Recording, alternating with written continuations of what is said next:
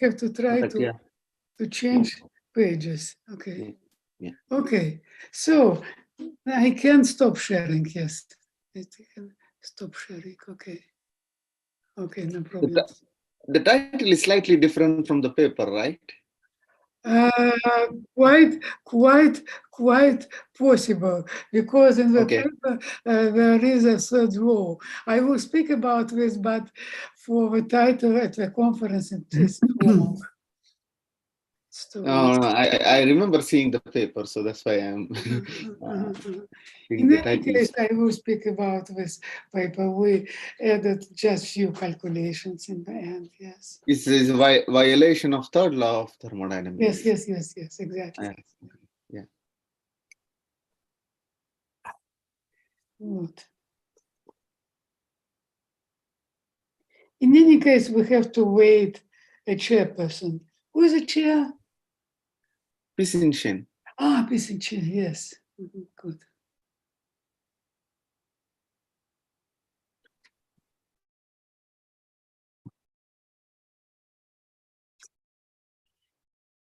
I hope Roger Penrose joined in this afternoon. Hi.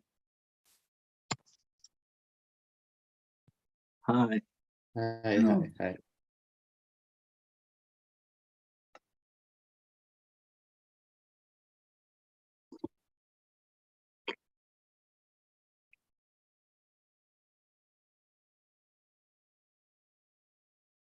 One additional thing preliminary, on June 8th, Daniel Litim will be able to come back to our seminar, because last time he could not, he felt sick, but he said now that 8th of June he should be able to.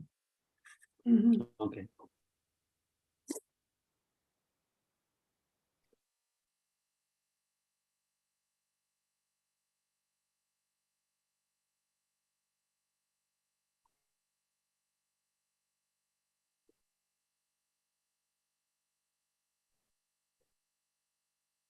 Alexei, and what time now is China? Is just a dinner, a lunchtime, something like this? It's 3:35. It's already 3:35, yes. We have 5 hours with Moscow. 5 hours, okay. So when we end around 7, we have 12 here. 12.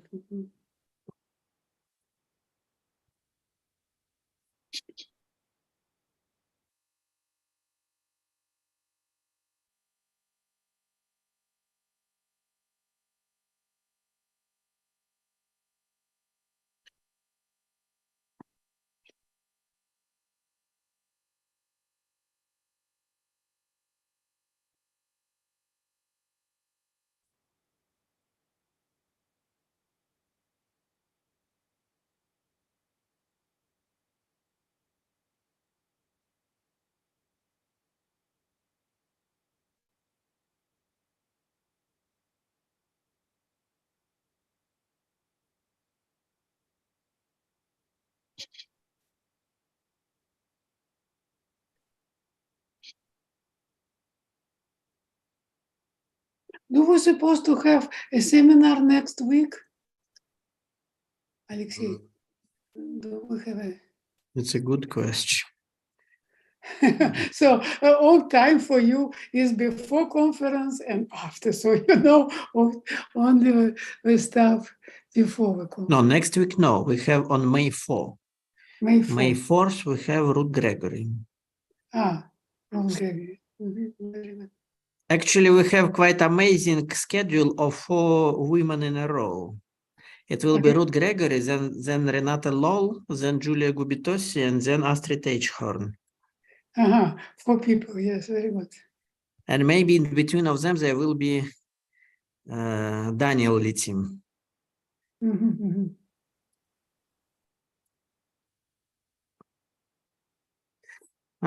Hello, Pisin. Hello.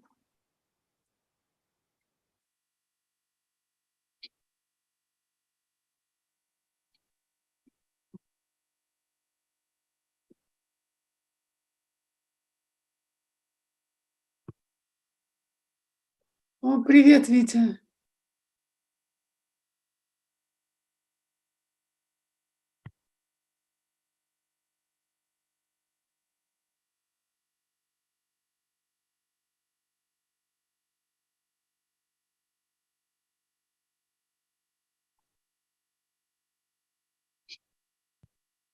Alexei, just for the case, I had sent you my presentations. Who knows what can happen with computer? That's okay. I will put it on the website in the meantime. Okay. I already started to do it slowly, so some 5 or 7 presentations are already there. So I hope they will come there. I would like to ask you, why you do not use the CERN possibility? Because they can manage any conference in the world. They have some I know my friends from St. Petersburg and also the people for Nuclear Physics Institute, they use this CERN possibilities. You mean Indico? Yes. Is this good or not? Difficult for me to tell. No, you see, first of all, it's not that much straightforward to make it such that you really can manage a conference. And I totally unsure that it is connected to Chinese universities. But I see. Even if it is, what I notice, at least from here, managing that particular system, because now Sravan knows about this, we are kind of co-organizing conference on dark energy. There is this Indica system totally established. First of all, it's very complicated, I can tell you, extremely complicated. Really? It's overcomplicated. Even to do a simple thing there is not that simple. Yes, but also, at least for me, editing something there from China is it takes time. I see. So it takes a lot of efforts. I see. By the way, you have to add 2 new names, and just to remind you. Yes, I remember. Yeah. I put the stars near this email, so I have to do it. Hello, Pisin. Hi. Nice to meet you again. Yes, nice to meet you. Hello. Maybe we're almost ready. Yes. 2 more minutes. Okay. I share screen. Yes, we are ready. Just let me check.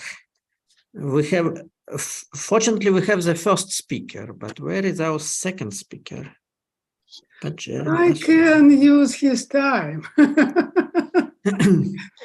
Yes, it's a good one, but he will not come. So for the moment, we have only the first speaker online, but we hope for the best. Yeah, we'll see. Let's take it easy. Yes, sure. Just go and see. But for us, it's a bit simpler because for us it's PM, almost 4 p.m.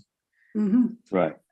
And for people in for me, Europe, this is a very good time. 10 something in the morning is working time very much. Yeah, for you, yes. Well, you are in the center of schedules. Yes. Yeah.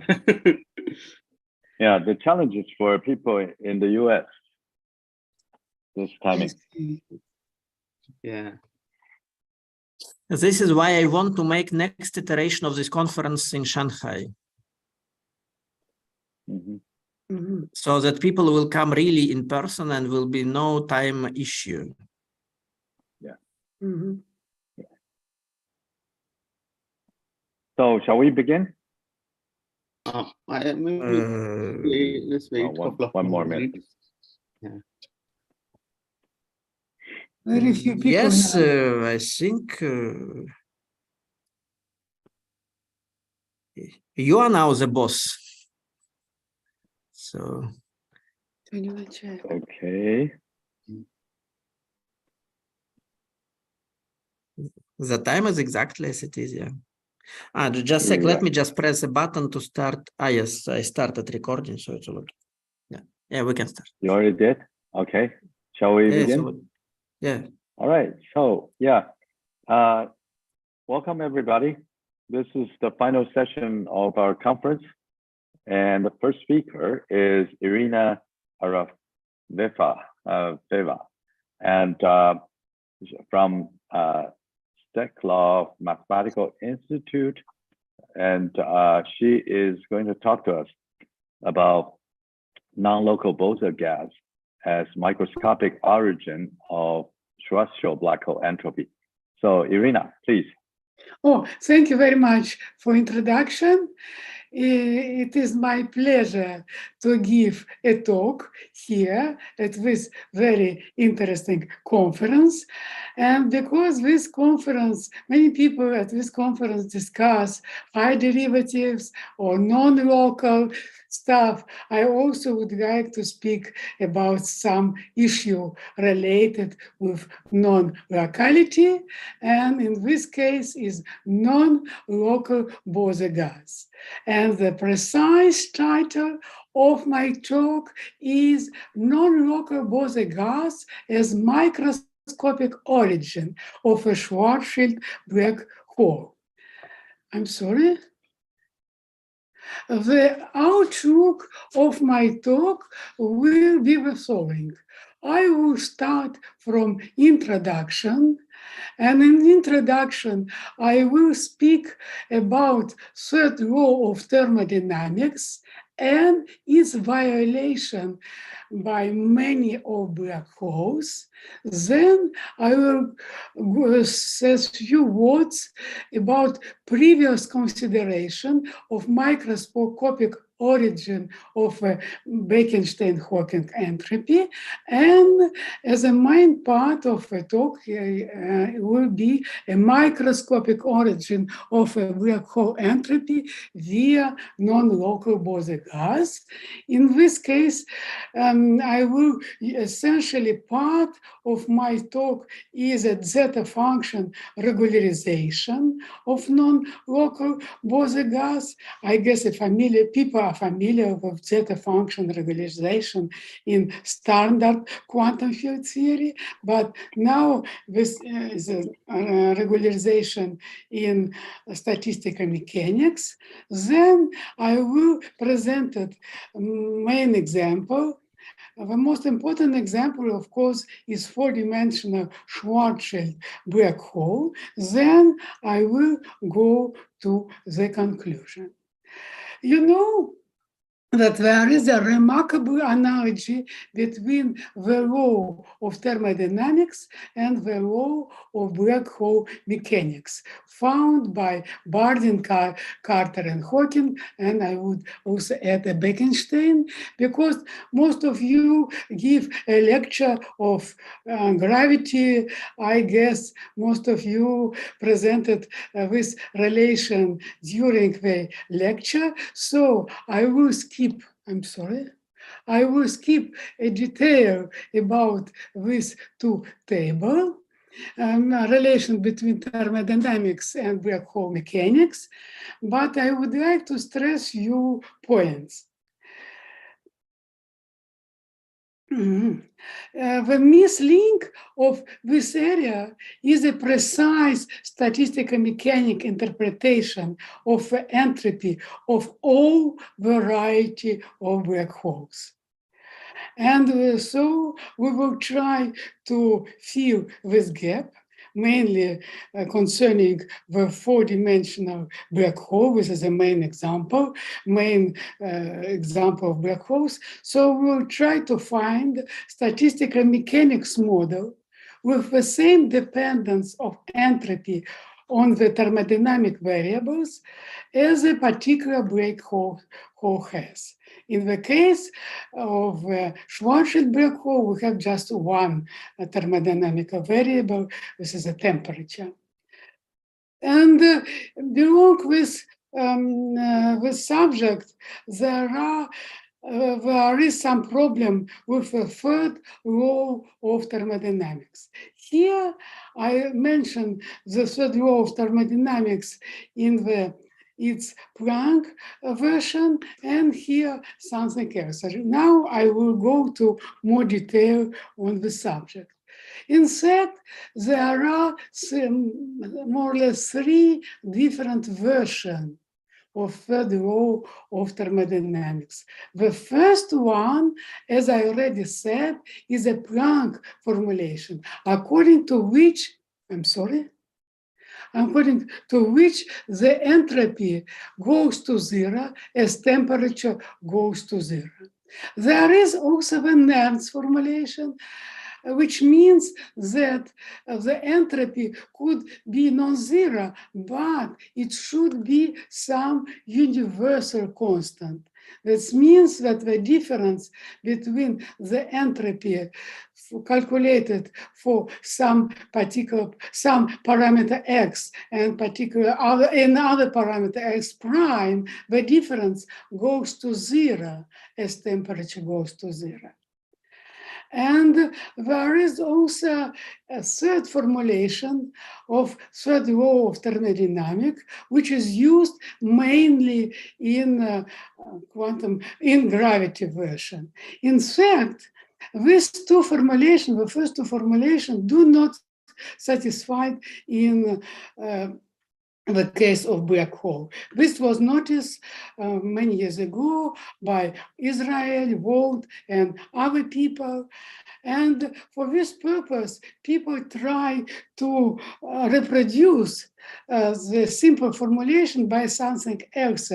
And people think about unattainability of this kappa equal zero situation. So just to avoid the problem with standard formulation, people think, oh, okay, t equals zero we can never reach t equals zero. And it takes some infinite time to reach it.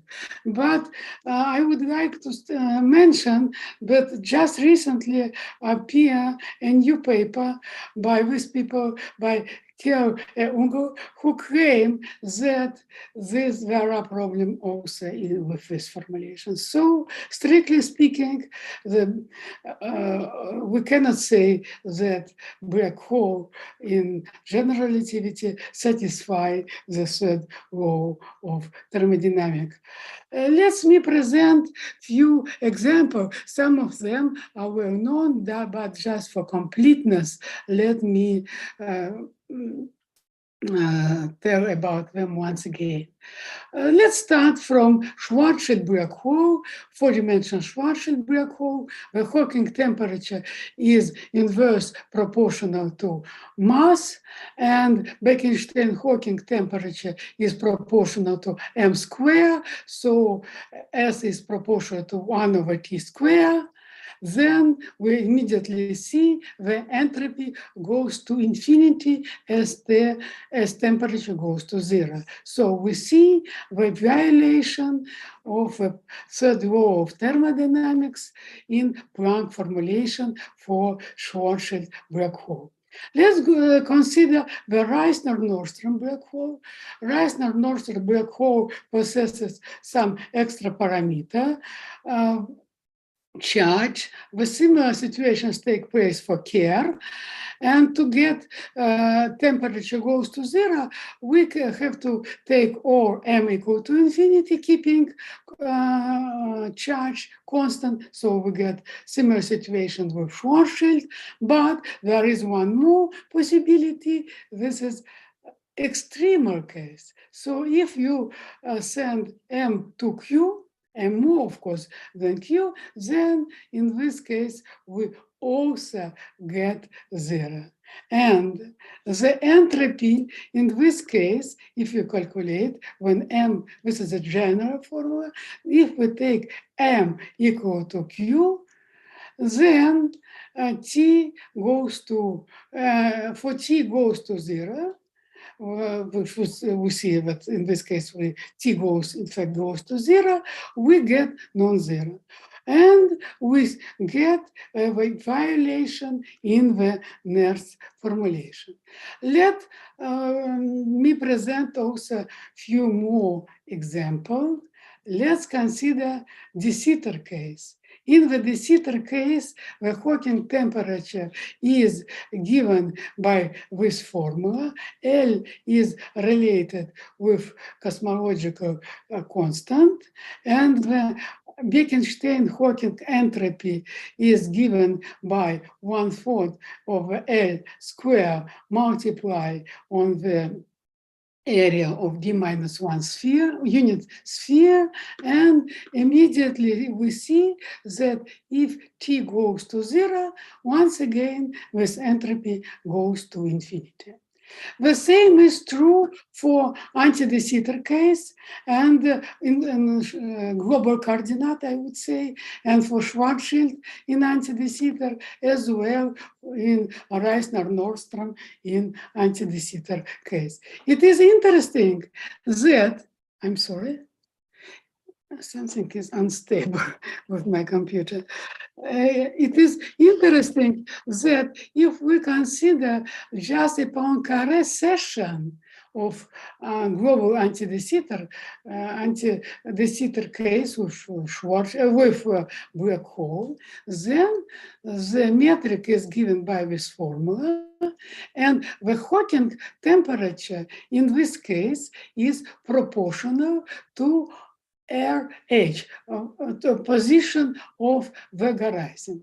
In this case, we deal with planar black hole, or black brain, you can say, and the Hawking, Bekenstein-Hawking entropy, better to say density, because we, in this case, the horizon is a plane. This density is given by this expression, and it is also goes to 0 as t go to infinity. There are, I'm sorry, it is very important in some sense, because in the sense of ADS-CFT correspondence, because this gives us the main example to produce some conformality theory in realistic case, and hopefully in this case we have no violation of the third law, because for most of example in quantum field theory and statistical mechanics we have no violation third law. But there are situations where there is a violation. Okay, let me just tell you one more example. The example related with so-called deformed Poincaré anti-de Sitter, or Poincaré anti-de Sitter with black holes. This is one of example. This is a matrix obtained by many years ago by Horowitz-Strominger, and space-time with topology of ADS2 cross sphere, a-dimensional sphere, has this form. And it is amusing that in this case, the temperature is proportional of parameter rho 0, which define the blackening function and define the position of black hole. So something very similar to this case. And in this case, temperature, the entropy is proportional to this power 9 divided on 5. So this is another example. It would be very interesting to find a classification of possible solution in general relativity for which there is violation in the sense of classical formulation of the third law, Planck formulation. Okay. Let's me discuss, tell you a few words about violation of the third law in a realistic system. I mean, statistical mechanics model in three-dimensional case. There is a big discussion by Eisenman and Lieb, a rigorous discussion of a situation. And there are also, so we classified some possible model, some simplest model, I would say. There is also some ICE model where people observe violation of a third law. This is experimental. You can, at experiment, consider this violation, and also more or less related with geographic duality. In fact, I learned this considering just studying some condensed matter physics, and there are so-called strange matter, and in this matter, the violation of third law also take place. So from general point of view, it is interesting to study the different subject, but in any case, definitely we can say, okay, since in black hole there is a violation of the third law of thermodynamics, we cannot expect that entropy of this black hole, it can be reproduced by the simplest statistical mechanic model. And as a short review on microscopic origin of a black hole, this is a list of well-known results, just me. Maybe I will not tell you any detail. I would just mention the first person who started to discuss this problem is Wheeler, and who considered he proposed to think about black hole interior as a back of a code. And there is a paper by Waffe Strominger in '96 where they propose D0 brane interpretation for some 5-dimensional black hole. The metric is presented here, and the bracketing function is here, and the entropy is given by formula, and they calculate the degeneracy of ground state on this of D0 model, and found the degeneracy is given by this formula, where C is a central charge, and this is a charge with related with some extra Maxwell field. Also, Hooft proposed to relate black hole entropy with entropy of thermal excited black quantum field in vicinity of horizon. And also, I would like to mention, in fact, this paper by Sundramanyan in his quarter is one of motivation for us. And in fact, what I'm going to tell you is just one part of our research, and the second part is related with gravitational shell, but maybe next time I will speak about this. So, and I also would like to mention just recent paper by Juan Modacena, who discussed the matrix model corresponding to black hole in the space-time with this topology. This is exactly for the matrix realization, exactly for this matrix realizations for this matrix. Okay, so to summarize a little bit long introduction, let me say that more important fact, which I would like to stress one again, that Schwarzschild black holes violate the third law of thermodynamics. The entropy of Schwarzschild goes to infinity, then T goes to 0. And we search, our goal is to search for quantum statistical mechanics with some exotic thermodynamic behavior. So we would like to find some statistical mechanics model that reproduce the dependence of Schwarzschild entropy on temperature. Okay, let me present our model. Our starting point, as a starting point, we consider the local log the standard Bose gas. For the free energy is given by the following formula. Here is the energy of corresponding model. For example, for standard case, alpha is equal to 2, beta is inverse temperature, lambda is a positive, this is important, lambda is a positive constant, and here is the volume of D minus 1 sphere. We consider spherical symmetrical case, so this corresponds to D-dimensional case.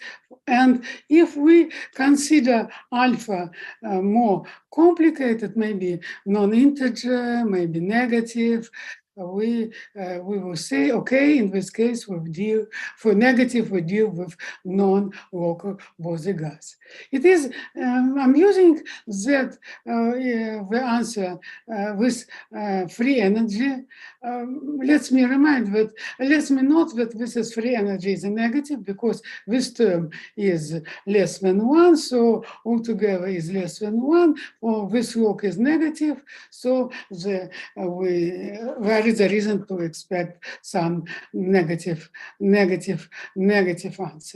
And we can calculate explicitly with integral, then it is convergent, then the answer is given by this formula.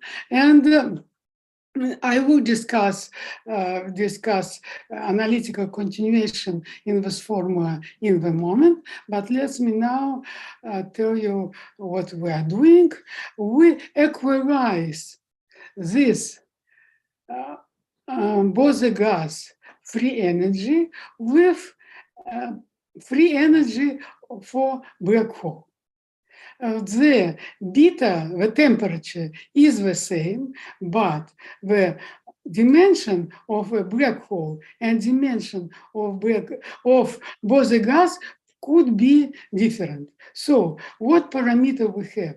Here, for black hole, we have just D dimension and temperature. For Bose gas, we have a little bit more free parameter because we can try, for given D, we can try to find small d. We have also alpha in our disposal, and we have a positive parameter lambda. Okay. To do with calculations, I'm sorry, the answer is written here. Where it is to make sense. This factor should be positive, more than 1. Positive more should be more than 1. And let me remind the main information about this special function, gamma function and zeta function. The gamma function is given by this representation, and this and this representation takes place for real S more than 1. And gamma S is meromorphic function in whole complex plane with simple pole at negative value of the argument.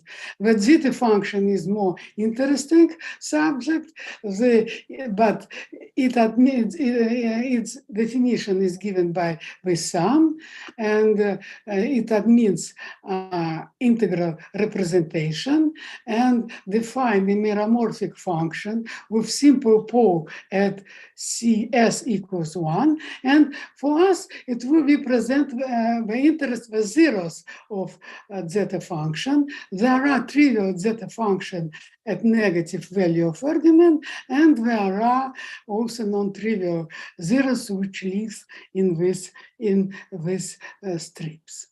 And we will use a foreign functional relation. Already this functional relation will have, you will see already from this functional relation then they will help us. For example, if S is related with space-time D, then we have a possibility to relate, to understand what means negative dimension. In this respect, let me remind, this is nothing new to consider so strange dimension, because in dimension regularization, also people don't keep dimension just equal positive integer by consider also positive non-necessary negative values. Okay. So this is a reminder once again for completeness of Schwarzschild. So for us, this formula is important. This is a linear dependence of beta. And let's make this simple calculation. Let's equalize the free energy of Bose gas with free energy of black hole. So we have to solve this equality. To fill this equality, first of all, we have to equalize the dependence on beta. Immediately, we see that to have this equality, we have to assume that D is equal to -4. If D is equal to -4, we get here -1. So this is a denominator, we get linear dependence. And now, let me take this. And in this case, for lambda square, I get this, if I substitute here -4 in this formula, I get the expression for lambda square. But as I said, for me, it is important to have a real lambda. So I have to guarantee that this term is a positive. But fortunately, zeta function calculated at -1 is equal to 1/12. So we'll get this answer. So what we have? Therefore, we obtain that thermodynamics of four-dimensional Schwarzschild black hole is equivalent to thermodynamics of Bose gas in D equal 4 special dimensions. And in D equal -4 special dimension, of course, minus. And we understand, let me stress, that we understand the thermodynamics of, thermodynamics of Bose gas and negative special dimension in the sense of analytical continuation of the right-hand side of this expression. So there is no problem to consider this expression for negative D. I think this is this is an interesting remark. And let me go further and consider D more than 4 Schwarzschild black hole. Here is the metric, and the formula for free energy is written here. So once again, we have a violation of the third law. And if we equalized with free energy of Bose gas, then we have to solve this equation. And D now is equal minus D minus 2 alpha. It is amusing that now there are two possibilities. We can try take alpha positive, in this case we get D negative. And we also can try to take alpha negative. In this case, we get positive D. This means that alpha negative is definitely non-local Bose gas in the standard dimension. And we can, how much time? Maybe I will try to be more faster. All this calculation are rather straightforward. And let me just say that to solve this equality, I have to assume, because I assume that lambda is real, I have fulfilled, I have satisfied with condition. This is the same what is written here.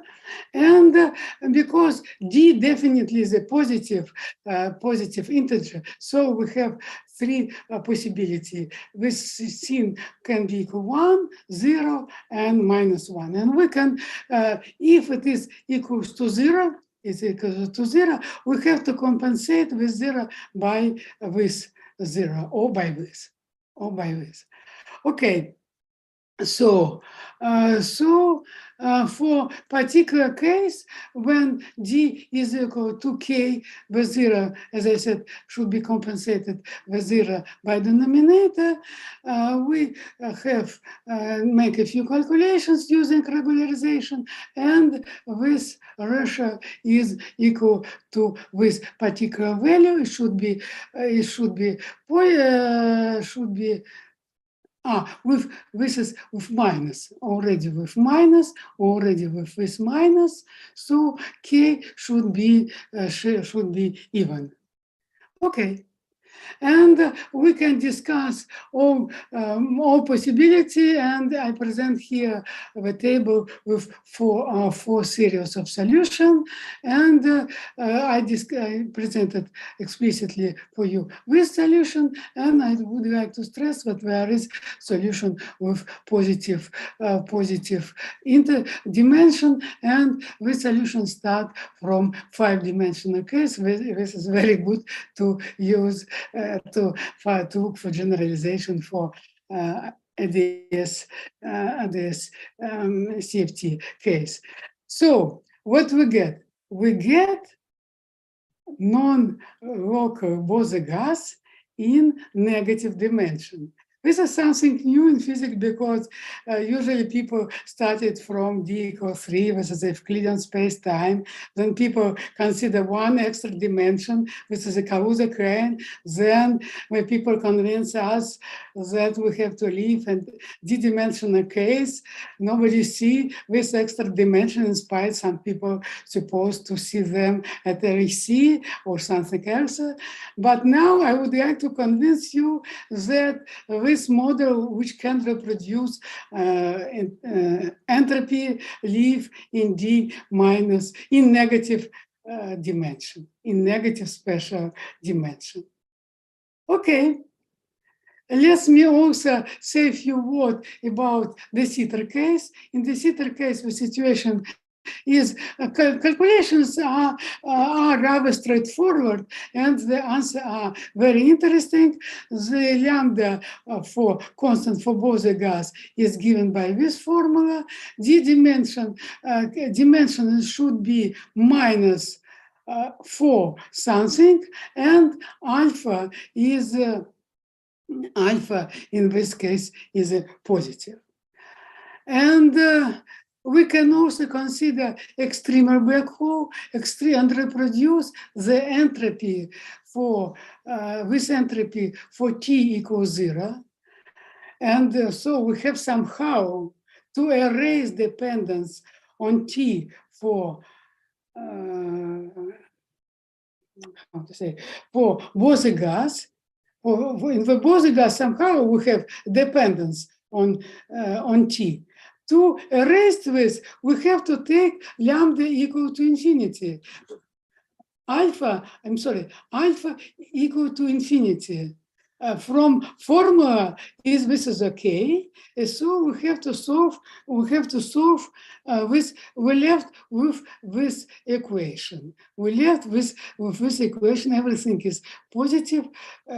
Only, I'm sorry. I don't know why it's so terrible stuff, my computer. But Xi at the pole at point 1 has a pole. So this is not very good to have this equality. So I have to compensate it by some infinite number, also by some pole at this point. So I have to assume here, once again, that dimension is negative.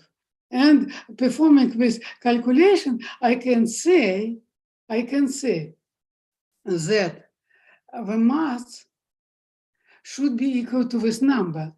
So this number, I put here all previous calculation were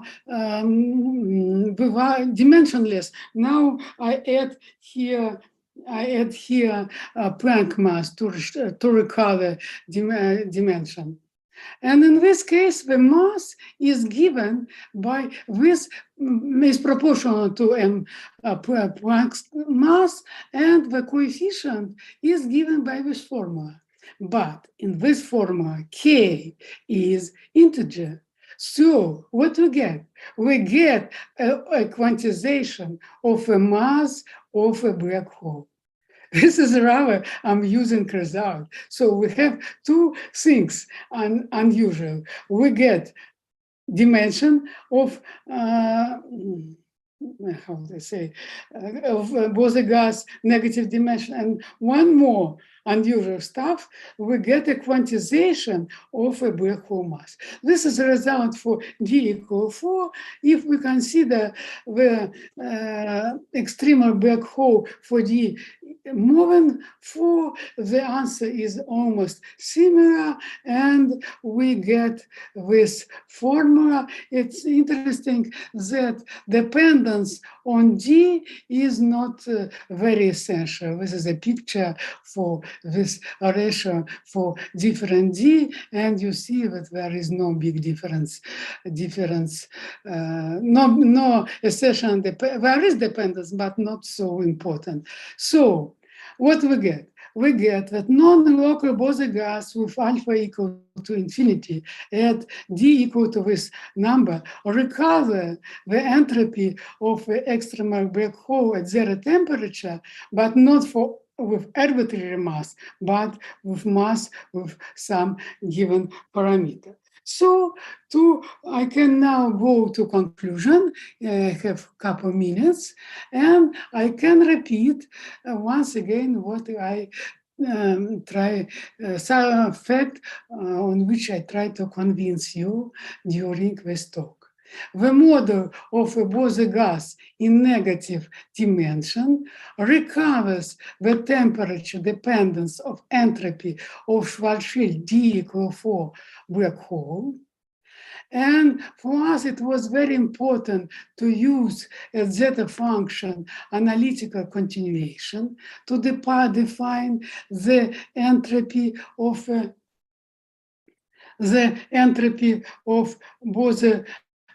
Bose-Gas. And for d more than 4, we get the similar result. And in particular, we have some interesting series of solutions which admit positive living for gas in positive dimension is given by this formula, but alpha is essential negative. In this case, is negative, so we'll deal with essential non-locality. Yes. Yeah, the similar result we also obtain for the Sitter space-time. In fact, there is no essential dependence on the time.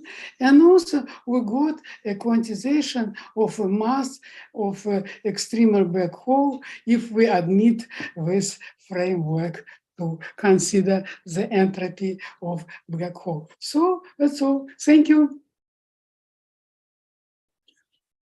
Thank you so much, Irina. Mm-hmm. Any question for her? Yes. Phong Vu, please. Yeah. Thanks for your nice talk. I have two questions. What is the interpretation of negative spatial dimension, and why you assume that the free energy of black hole is equal to free energy of boson gas. Yeah. Yes, this is first of all, how we interpret the Bose gas in negative dimension, just by the analytical continuation of formula for free energy. But so we take, let me start, I will go to the beginning.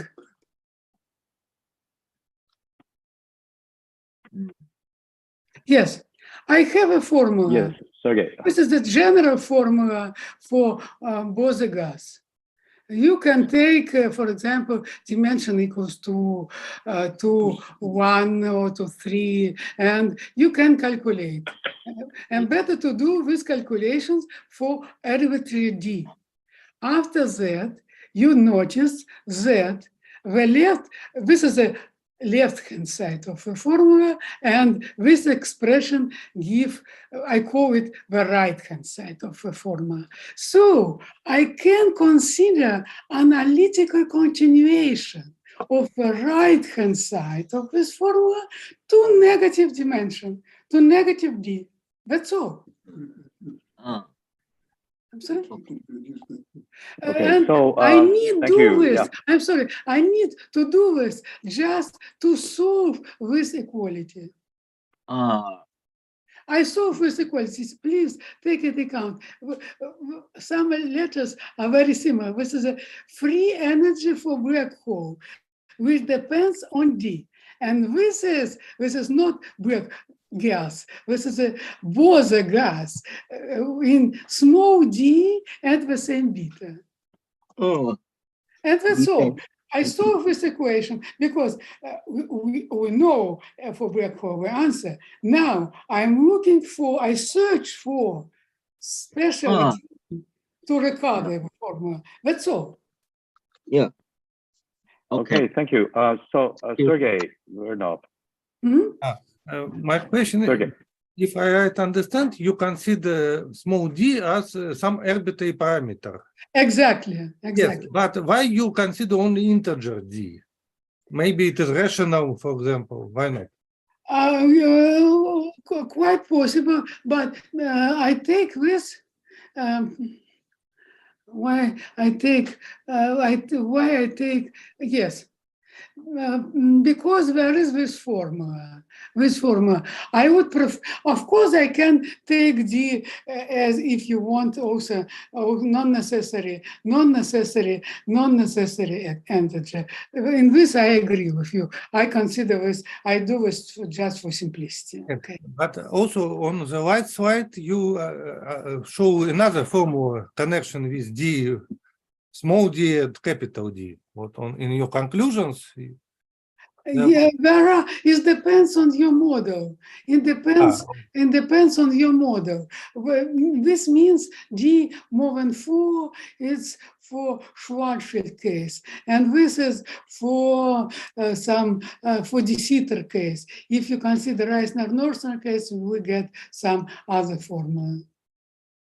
But generally why you can consider K for D is equal to 4 and K not integer, or such that for K plus 1 is equal to 4?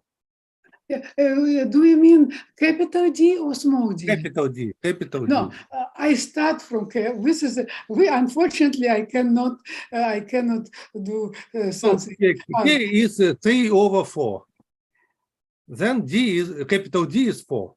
Capital D is all the time is integer because I would like to deal with standard black hole. It could be 3, 4, 5, and so on. Yeah, but for 3 and 4, K is not integer. And you, Yes, but in our paper, in fact, there is a small remark what happens with D integer. This is also we use more, how to say, I cannot say that is a standard, more, как бы сказать, not simple, but more orthodox way than Schwarzschild is considered in integer D. But of course you can say, okay, my Bose gas live in a realistic case, for example, D small equal 3. Let me consider black hole maybe with negative dimension. Negative dimension that reproduce the same form. This remark is mentioned in the discussion of our talk. My collaborator remind me about this, but we have to do this. I prefer today speak only in this first possibility. Thank you for your question. thank you. Thank you very much. So Irina, is your version of the black hole entropy, let's say Schwarzschild, agreeing with the Bekenstein area law? Yes, exactly. Exactly. Okay. All right. Very good. Any more questions?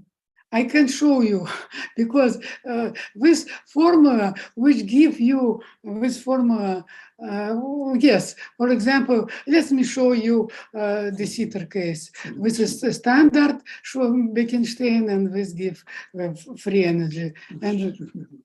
And the same for four-dimensional case, yes. Yes, this is a formula standard Bekenstein-Hawking formula for four-dimensional black hole. Yes, this is a okay. 1/4. So, yes. So what is the major difference between your entropy and the Bekenstein-Hawking? Is this the same? Is it absolutely the same? We start from standard Bekenstein-Hawking entropy or Schwarzschild black hole. No difference. So, we use a classical, I would say classical, orthodox Bekenstein-Hawking entropy. And we found that it can be recovered by Bose gas formula. This is the main idea. Your intent is to make sure that while the temperature goes to entropy goes to zero while temperature goes to zero. Is that what you're? No. This is because Bekenstein-Hawking entropy does not satisfy the third law of thermodynamics. Our non-standard Bose gas also is subject of a breaking of third law of thermodynamics. This is a reason why we use so exotic model. We cannot recover the Schwarzschild, the Bekenstein-Hawking entropy by non-exotic Bose gas, because Bose gas satisfy, standard Bose gas satisfies third law, but exotic Bose gas do not satisfy. Yeah. So where is the magic? You have broke away the one dictum of the Bekenstein-Hawking entropy in order to, to save the third law. And so I'm sorry that I was lost. So what essence in the physics that you chose to break in order to save the third law?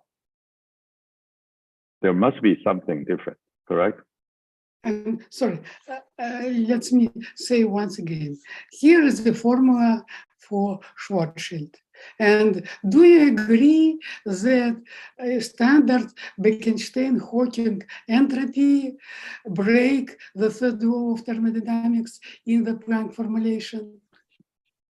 I do agree. However, I do not see that a severe problem, because black hole thermodynamics doesn't have to be the same as the ordinary thermodynamics. It doesn't have to. This is true. It cannot be the same as the ordinary thermodynamics. The Bekenstein. It doesn't have to be. Yeah, does not have to be. Yeah. It cannot be the same as for standard statistical mechanics, but it can be if we take a more exotic model. And I claim that with Bekenstein-Hawking entropy can be recovered by exotic non-local Bose gas living in negative dimension. Understand. Okay, well, in the interest of time, let's all thank our speaker, and let's move on. Okay, thank you very much for listening, and thank you for your questions. Okay, thank you. Sure. Sure. So the next speaker, just one quick second. Let me get my, sorry for.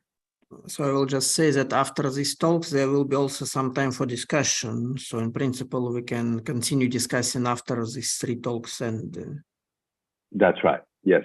So our next speaker is Paja. Are you on? Yes, I am. Yes, I'll share my screen. All right, great, wonderful. Right, please take away. Can you share screen? Yeah, can you hear it now? Can you see it? Sorry, yes. Can you hear me and see it? Yes. Perfect. Right, we can see it, and thank you so much. Please begin. Okay, thank you very much for the invitation and this nice virtual workshop on quantum gravity and cosmology. So what I wanted to discuss today is recent progress on a new set of ideas. It's a new program on trying to understand the natural observables of curved space-time, with particular interest in the signature that we see from the very early universe and from inflation, and with the hope to learn something about fundamental physics in doing this. I think so, if you want to see what this recent progress and this much of the development that has happened in the literature in the past 3 or 4 years is about, perhaps this slide is a good summary of the whole idea.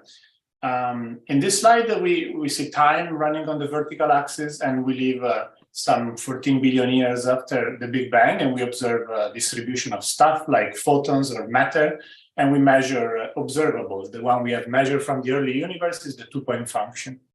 Our standard modus operandi to describe this system is to try to build a model, typically a Lagrangian with some fields, and use within that model, we compute observables. For example, 3 or 4-point functions. Those are the ones that we can then test in large-scale structure surveys or the cosmic microwave background. And in building those models, we always enforce a certain principle. We don't write random models. Since we are working in quantum mechanics, we want our model to be unitary, to respect some notion of locality, so avoiding interaction at distance. They have some symmetry. And more or less, this has been the modus operandi of the community for the past, perhaps 30 or 40 years.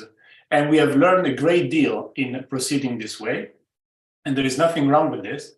However, after 30 or 40 years of building different models of the early universe, we learn a little bit less by building a new one.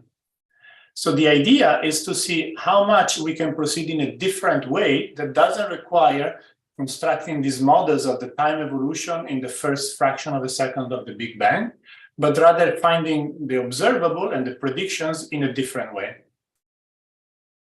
So the main idea is to see if we can impose these general principles, symmetries, unitarity, and locality directly at the level of observables without having to go through this loop of building a model. And if the observables that we are trying to predict are simple enough, actually these principles will constrain them And we don't even need to compute them in a model because their form is already fixed by general principles. We could compute them in a model, but we would always find the same result. In one slide, this is the idea. How far can we go proceeding in this way? And the way we will achieve this is to make a list of all the possible constraints that these observables have to satisfy in order for them to come from a theory that preserves probability, that is local, that is causal, and I will explain this in more detail. So this is the philosophy, what I'm trying to achieve. Before jumping into the details of this construction, I wanted to start with some general motivations. There are many talks here where people focus on different aspects of the physics. I'd like to describe my main motivations, and then discuss what the observables are that I wish to discuss, and then show to you how these are constrained by causality, locality, unitarity. And then at the end, I'll show you that these constraints, in certain cases, are so strong, so powerful, that the result is fixed. You don't need to write a model to compute it. It couldn't be anything else. And by the way, interrupt me at any point. Any comments or questions are very welcome. Okay, if I have to state what is my motivation to work on cosmology and trying to understand observables, in one slide, it would be this equation. Is the claim that if you go out in the sky and measure the distribution of anything you want on cosmological scales, whether it's dark matter, galaxies, photons, neutrinos, you would take some expectation value, compute 2 or 3 point function, actually measure them in the sky. And the claim, the promise of cosmology, is that this quantity is linearly proportional with some transfer function delta that depend on the observable, but that are understood, linearly proportional to a quantum field theory correlator in curved space-time that must involve perturbative quantization of gravity, at least. Okay, clearly this red object here, this QFT correlator, is of strong theoretical interest, and we haven't measured any other quantum field theory correlator in curved space-time. We would like to understand it, and this is giving us a direct observational probe of this quantity. And on large scale, these two things really talk to each other in a very simple way that we understand well. Okay, so for me, the goal of studying cosmology is to understand as much as we can about these quantum field theory correlators or quantum gravity correlators. And in this case, the relevant space-time will mostly be an accelerating space-time very close to de Sitter space-time. What are the goals of doing this? Well, we will learn about new laws of physics. In fact, we have already learned about the universe must have additional fundamental constants that are not in the standard model to explain the primordial perturbations we observe in the sky. Most likely there will be new degrees of freedom with new interactions. And so we already know that we will learn something beyond what we currently know from particle physics about fundamental interactions. We will be able to test the laws of gravity in a regime where they have never been tested at very short distance. And we can understand more general questions. For example, what are the quantum field theory that are consistent not in Minkowski, since we don't live in Minkowski, but in a curved space-time? Is it the same as the quantum field theory that are consistent in Minkowski? Is it a different set of them? And perhaps more ambitiously, and it will be much harder, we can see if we see any hints of any regularity or constraint that comes from the UV completion of quantum gravity. So these are the general goals and aspirations. I will not necessarily achieve all of them in this talk, but this is where the program is going. So I mentioned that so far we have been computing these observables that are measured in the data, and the main way of computing them is to write a model. But this comes with a series of problems. The first problem is that we don't know the model. Unlike the standard model of particle physics, where we have a very well-tested model that we have tested for 60 years, for the very early universe and for inflation that produces cosmological perturbations, we don't know what the model is. There are hundreds of models in the literature. So this makes it cumbersome to give prediction. What's worse is that many of these models give the same predictions. So we have two completely different set of particles and interactions and symmetries, and at the end, they predict the same thing. This is a large degeneracy that we encounter.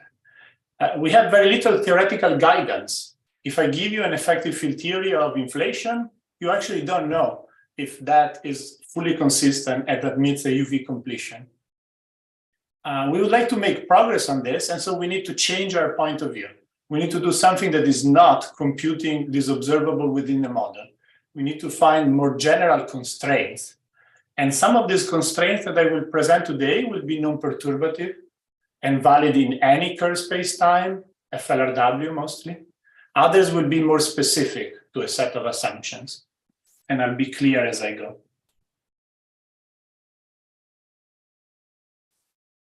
So the main focus of this talk is a set of observables. I claim these are the natural observables that we have of the very early universe. So let me clearly spell out what the observables are that I would like to constrain or compute.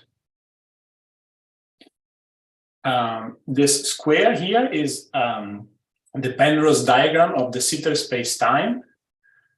For us, it will be relevant only the upper left triangle that describes the flat or Poincare patch of de Sitter. The green diagonal line represents past infinity, and we imagine that the universe started in some quantum state denoted by the wave function psi.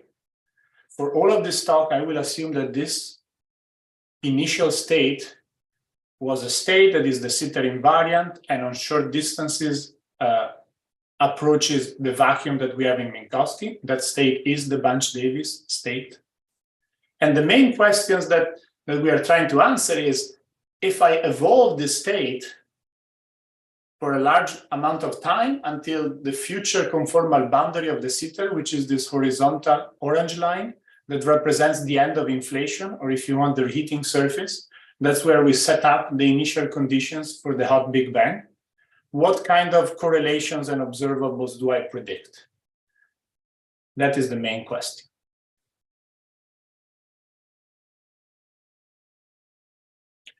So typically people are used to do these calculations in terms of computing correlators, but I would like to set up the problem from a Schrödinger picture of quantum field theory, in which we think of using the wave function psi, like we do in quantum mechanics. Typically, we don't do as much this in quantum field theory because in Minkowski, we like to preserve manifest Lorentz invariance. But in cosmology, there is no Lorentz invariance, it's always broken. So there is no shortcoming in using the wave function. So for this talk, I will describe the wave function of the universe. In quantum field theory, this is a functional, capital Psi, of all the fields in space. So phi represents collectively all the fields. And this is a big beast. No? It's a functional of everything that could happen. All the metric fluctuations, all the fields in the standard model, everything. So it's hard to compute. So we will cut it up into pieces and compute each piece one at a time. These pieces are these psi ends. So I'm expanding the logarithm of psi into all possible powers of these fields, phi squared, phi cubed, phi to the fourth, with arbitrary coefficients. This is still a very generic wave function now. And if I compute for you all of these coefficient psi ends, then I've completely specified the quantum state of the universe, and hence I compute any observables. If I give you the wave function, and observable O is just computed by the usual Born rule, integral over all the fields, psi star observable psi, just like we do in quantum mechanics. And indeed, these wave function coefficient psi ends are very closely related to correlation function. For example, psi2 is just the inverse of the power spectrum. The real part of psi3 is just the 3-point function, what cosmologists call the bispectrum. And in perturbation theory, there are this simple relation between the wave function coefficient psi ends and correlation function. All of my talk will be about how can we constrain these wave function coefficient psi ends. And once we know them, because they are constrained by some general principle, we can easily compute observables that we give to our colleagues that measure them in cosmological surveys.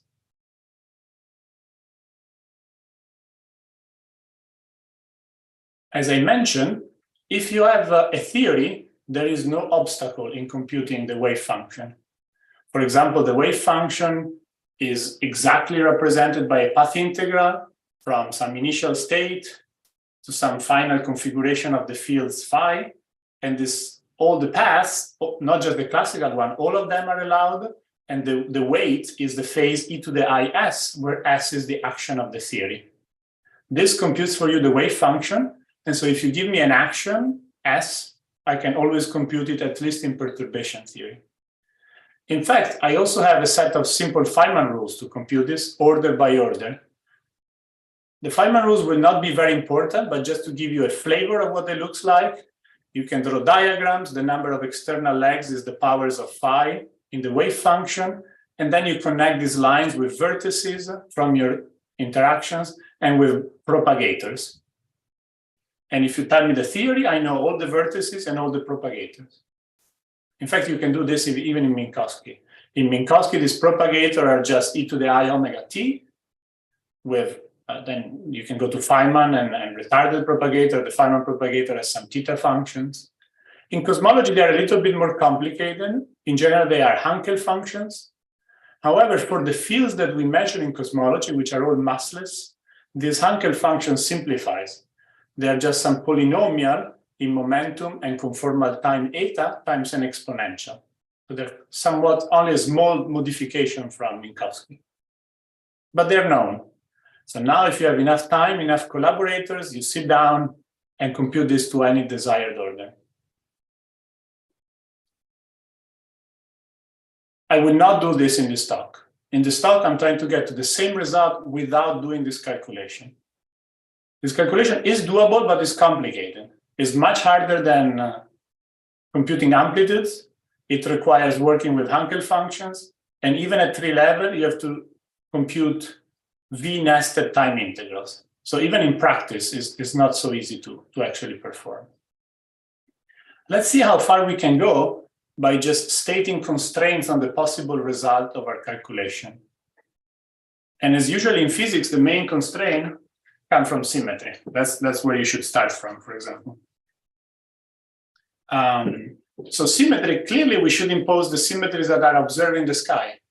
Our universe appears to be statistically homogeneous and isotropic, which means it's invariant under translations and rotations.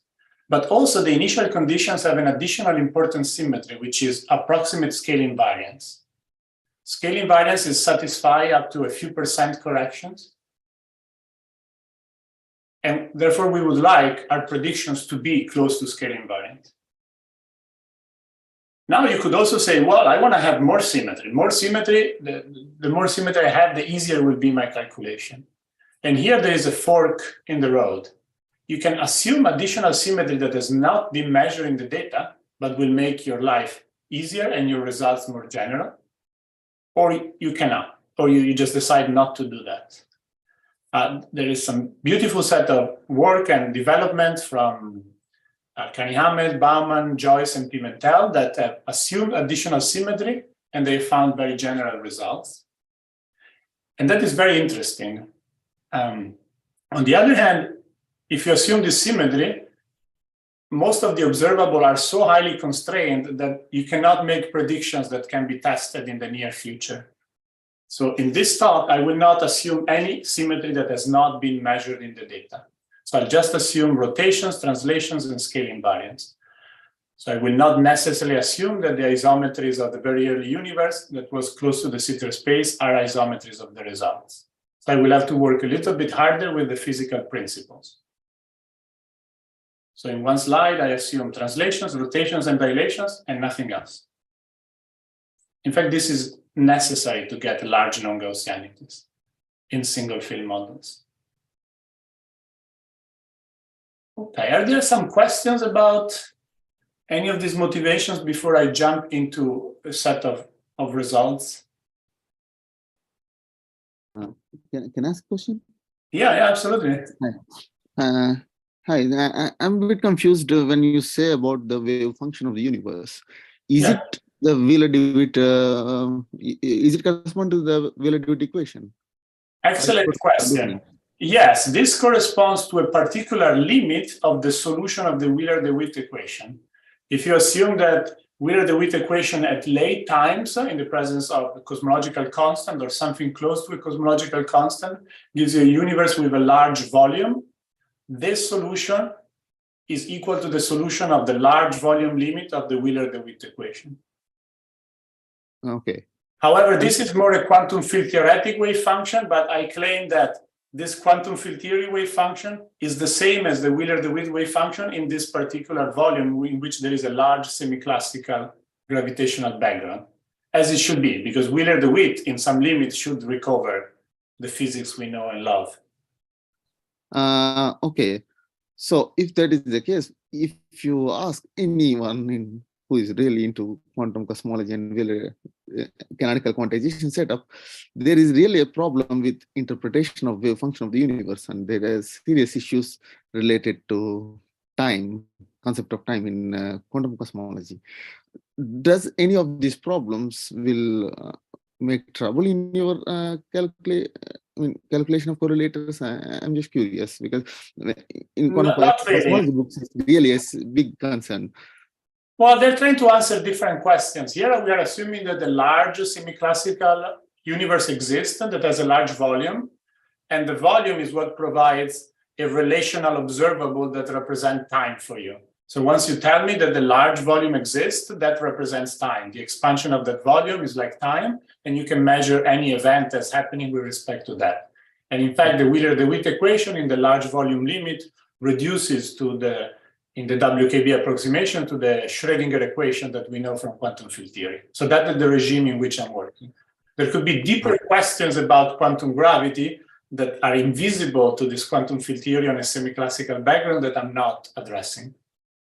Okay. Well, Shravan, I suppose your question or comment is relating to the Hartle-Hawking wave function in the Euclidean sense. In the Euclidean quantum gravity, then you do have to take care about the meaning of time, but in the Hartle-Hawking approximation to I'm sorry, Wheeler-DeWitt equation, and you're back to normal sense of time. I don't think there will be the issue, but anyway, it's just my side comment. Please continue. Okay, thank you. Can I ask a very, very short question? Yeah, sure. Like when you mentioned CFT here, is it the same as the ADS CFT, or it's a different CFT? It's similar to ADS CFT, although this is DS CFT, is a much more speculative assumption about a possible conformal field theory that is dual to some object in the sitter that has not yet been identified. And there has been about some 15, 20 years of literature, and we have only very sparse examples of cases that work. So far it's not very well understood, but at the level of symmetry, it's clear that at the future conformal boundary of the sitter, that the sitter isometry is reduced to the conformal group of three-dimensional Euclidean field theory. So that analogy is definitely going to go through. Whether this field theory, whether this conformal field theory has any of the standard properties of a conformal field theory, like a convergent OPE expansion, is far from established, and it's probably not true. It's probably also not unitary in the standard sense. So it is not as well developed as ADS CFT. Okay, thank you. Thanks for the question. So I will not assume any of that, although it's a very interesting direction for development. Okay, so the first set of constraints. So the name of the game is now I give you a wave function, or I give you some of its coefficients, and I ask you, did this come from the evolution of this initial state, of this Bunch-Davis initial state, via a theory that is causal, for example, or unitary? How do you know? Okay, if I give you the theory, you can check, but if I don't tell you the theory, how do you know? And now I'm showing you that just by giving you the result, you already have a large number of constraints that it must satisfy that you can check even without knowing the theory. The first constraint is causality. How do you know that it comes from a causal theory? Here is how you know.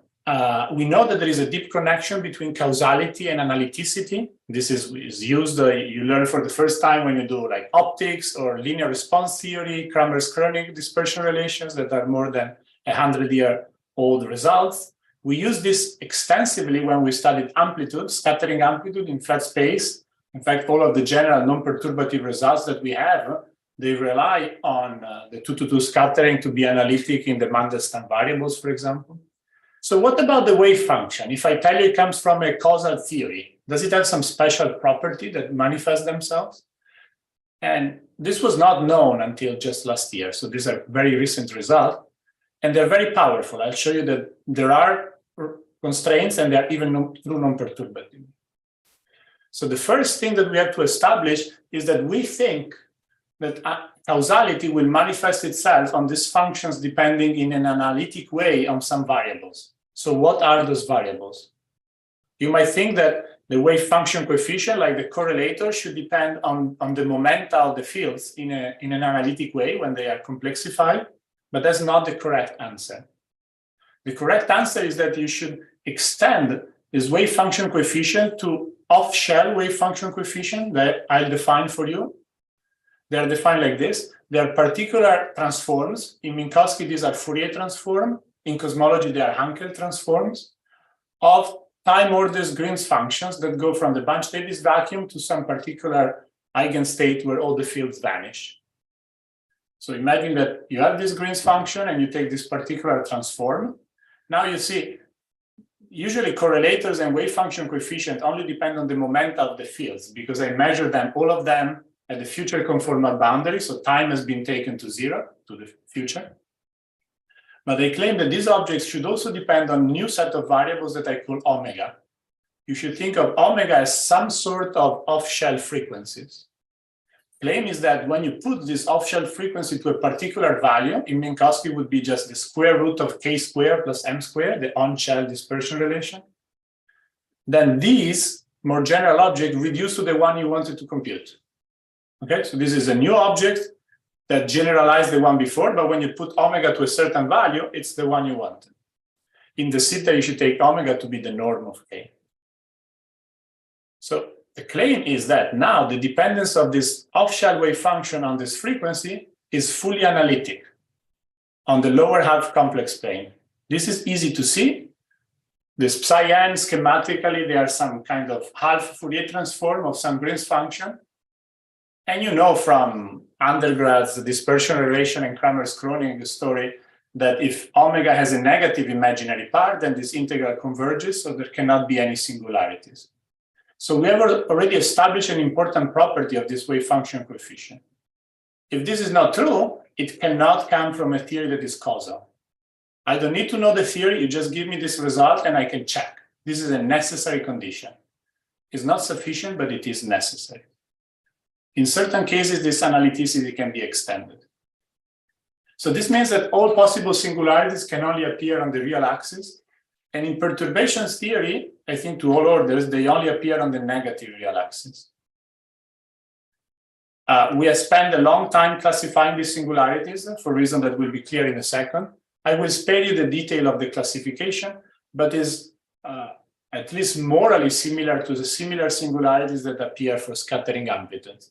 When you create new states, you have new singularities. If states appear at tree level, these are poles, and if states appear at loop level, these are branch cuts. And this is a list of the singularities on the negative real axis, but I will not discuss in detail what they are.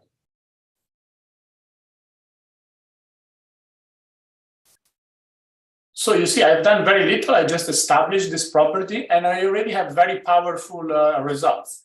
For example, if I want to measure this wave function coefficient at any, let's say, maybe small value of frequency and momenta, I can use Cauchy theorem and to blow up the contour to infinity, and I'm going to pick up the discontinuity across these singularities.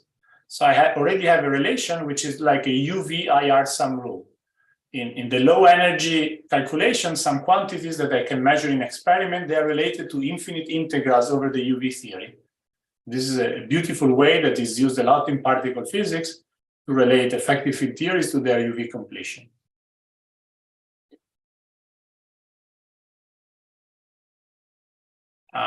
Okay, I have an example, but I'll skip the example. Let me mention another thing. Not only we know the position of the singularities, but we pretty much know how strong these singularities are. For example, at tree level, these singularities are just poles, and we know the residue of all of these poles. In fact, the residues of all the poles when the sum of the norm of the vector goes to 0, that I define kt, that's the sum of k1 plus k2 plus k3 plus kn, the residue of that is just the flat space scattering amplitudes in Minkowski. So we have this beautiful relation between an object that lives in curved space-time and something that we can compute in flat space-time. In some sense, the wave function includes the information that we have in space-time, but knows more about it because it has additional coefficients away from the pole. So this necessarily relates our understanding of cosmology to our understanding of particle physics, but we will have to do more work. And we know how this appears precisely. We know what is the exponent of the singularity. Very good. Let me show you another constraint that I'm going to put on locality, and then I'll give you one example in which I work this all out and show you how you can use this constraint to compute something. I realize this is a little bit formal at the moment. I have some formal property on this object, but I'll show you in a second how you can use them to compute the object and then fit it to the data. Locality, usually in Minkowski, colloquially is the notion that there is no action at distance. In Minkowski, we impose locality in quantum field theory, assuming that there is some form of cluster decomposition, that when you take a correlation function of n fields and you separate them in space, that factorizes into the product of correlation function in a particular way. In cosmology, we don't really have this notion of cluster decomposition because the universe expands. 2 points that are very far away today, they could have been arbitrarily close to each other in the past. So there is not such notion. So what notion of locality should we use? We're going to use here a simple notion, which is the one that pretty much all of us are using on a daily basis when we study models. The notion of manifest locality. A model is manifestly local if all interactions are the product of fields at the same point and their derivatives. Okay, we don't write interaction phi of x times phi of y with x different from y. We know that would give us non-locality. This is a sufficient constraint for locality, but it's not necessary. But it's typically what we use. Now I claim that if a theory is manifestly local, even if I don't know the theory, then the wave function coefficient, and hence the correlator that are the observable, will satisfy a very simple property as a consequence of this. That the derivative with respect to any of these off-shelf frequencies, when that frequency is set to 0, must vanish. I'll show you the proof in a second, but this is a simple differential constraint. So you give me a wave function coefficient, I check if this is not true, your theory was not local. The derivation is pretty simple. Omega only appears in this mode function. We know what the mode functions are, and you can take the derivative and check that it is 0. So this is actually a non-perturbative constraint at this level. Very good. So we have already 2 powerful constraints. Let me just, as a side remark, mention this is valid for any effective field theory that is local. It doesn't have to be Lorentz invariant as long as the interactions are the products of field at the same point. Phi dot cube, d phi to the 82, you name it. But if you put inverse Laplacians or non-local interactions, it will not be true. This property is true for pure gravity, it's true for fields that do not back-react on the metric. It does not apply for specific cases of field back-reacting on the metric because solving the constraints from general relativity induces some non-manifestly local terms, even though general relativity is local. But it applies very generally. Okay, so all of this formal result, what do I do with it? Now I'm going to show you that you can use all of this to just compute the main observable that we have in cosmology. And I'll do it in the simplest possible toy model that I can think of, which is a scalar 3-point function. The 2-point function is fully fixed by symmetry, so it's boring to compute. It's always some scale invariant power spectrum. But the 3-point function is non-trivial. And in fact, the past 20 years of cosmological surveys have been partially devoted to detect the 3-point function from the early universe. So far, we haven't seen it. There are only bounds. So what's our prediction here? Well, this is how you would do the calculation. In the standard case, you would need a model, and then you would need to calculate it. Here, I'm not going to invoke a model. Let's say that we desire to have the result only at 3 level in the system, the lowest possible order. Then I claim that this wave function coefficient for 3 fields, so because it's a bispectrum, a 3-point function, must be a rational function.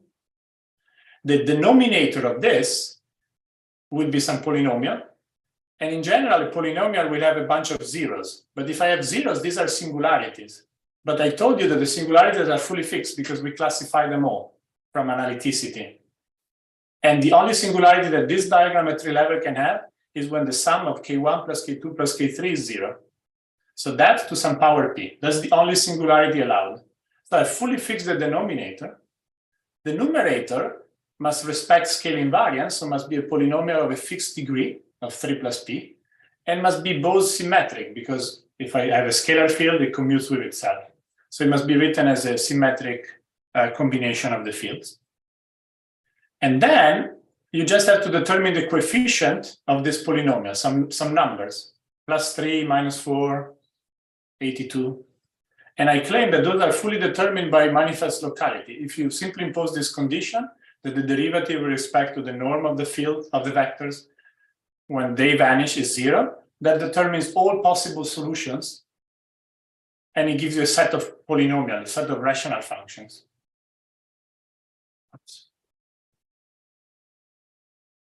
And in fact, we computed, those rational functions, and we proved that those are all the ones that you would obtain by writing down all possible models, for example, in the EFT of inflation, writing down all possible interactions, removing interactions that are degenerate with each other, counting, and the number is the same. Except that there are always many interactions in a Lagrangian that correspond to a single observable. So the relation between Lagrangians and observable is many to 1, as it is always in physics.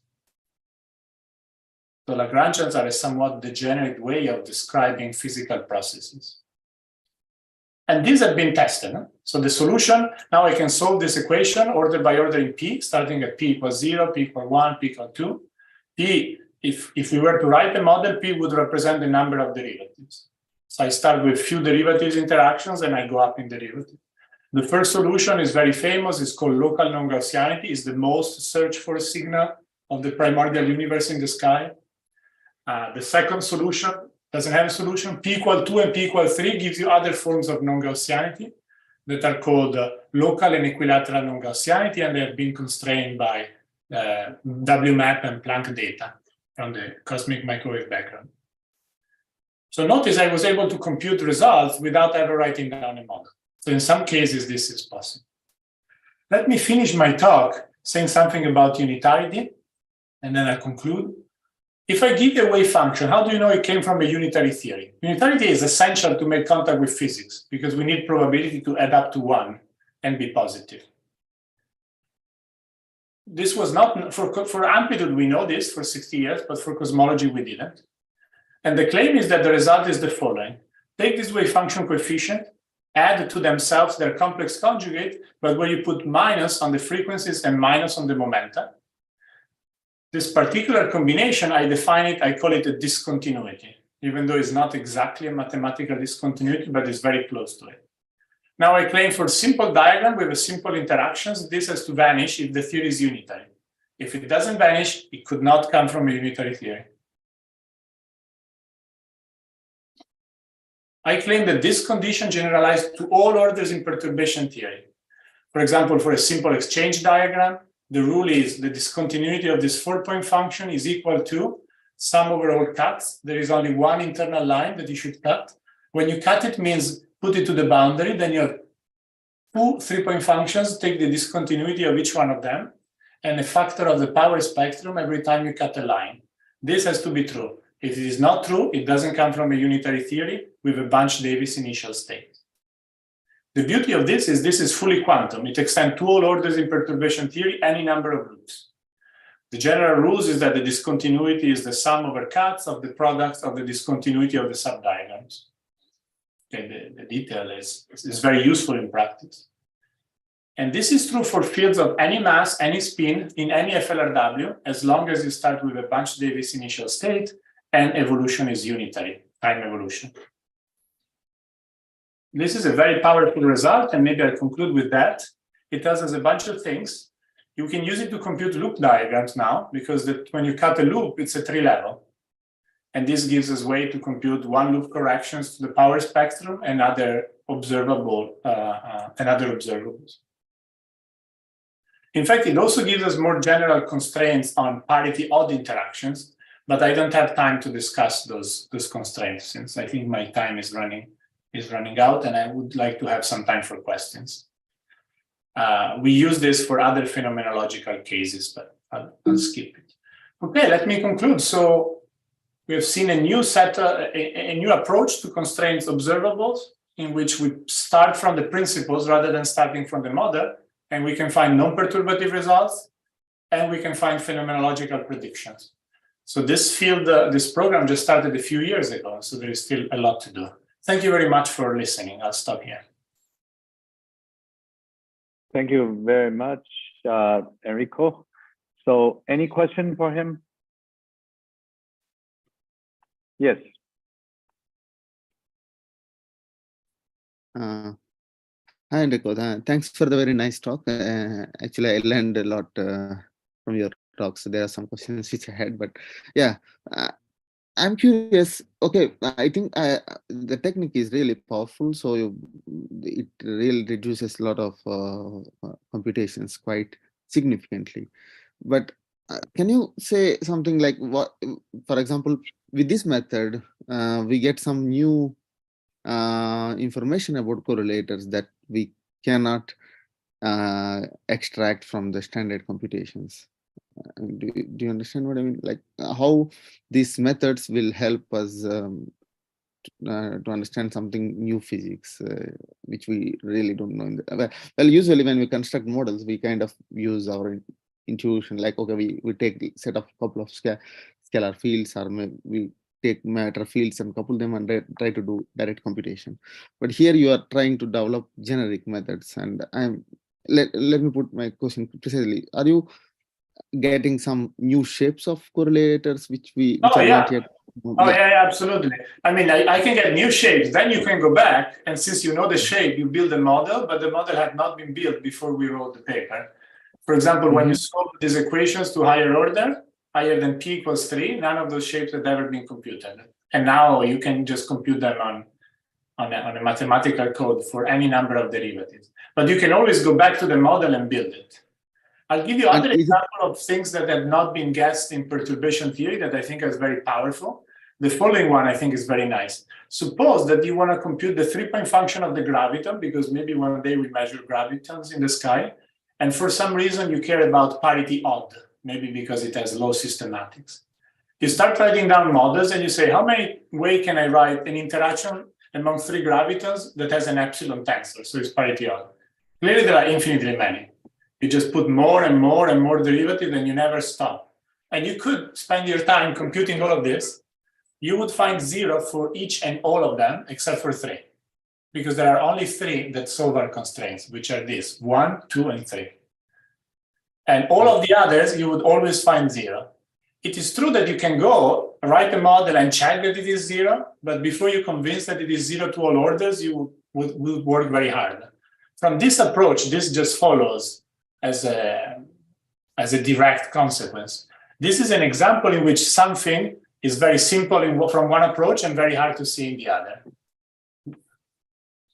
And another question. Thank you. And your approach, okay, sorry. Yeah. Thanks for your nice talk. I have a question, basic question. What is the book and the boundary in DSCFT? What is the boundary? Yeah. Is the boundary and the book. Well, so the SCFT is not really an established framework, so there are only proposals. Most people are trying to put the boundary at the future conformal boundary of this diagram. So when time goes to infinity, so this is a space-like boundary at future time, which is very different from the ADS boundary, which is a spatial infinity, and it has a time-like direction. So whatever theory here exists on the boundary is a theory that doesn't know about time, is a Euclidean theory. While in ADS CFT, the CFT is a standard CFT with time. Yeah. This is the main proposal. Okay. Any other questions?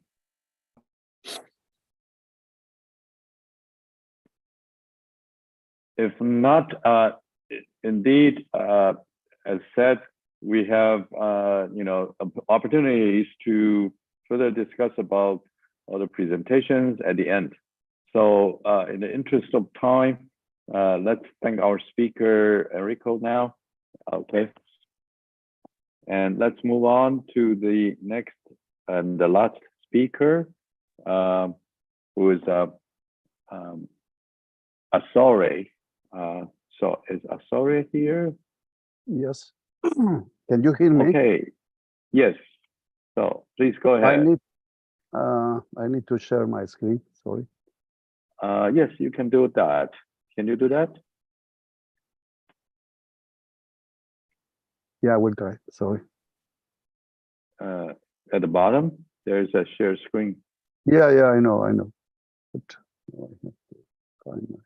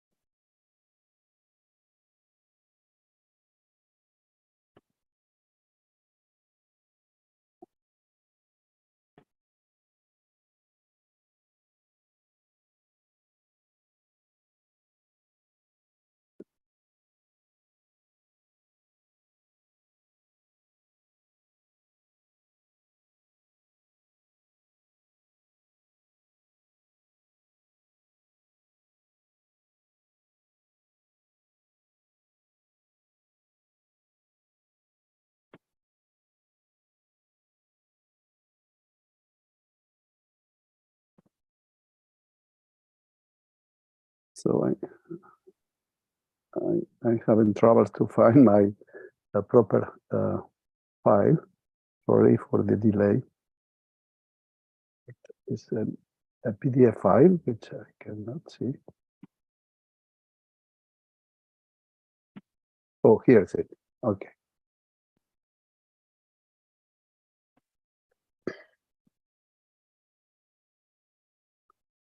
So I'm not allowed to share. Sorry, there is something wrong. Everybody is allowed to share. Okay, please.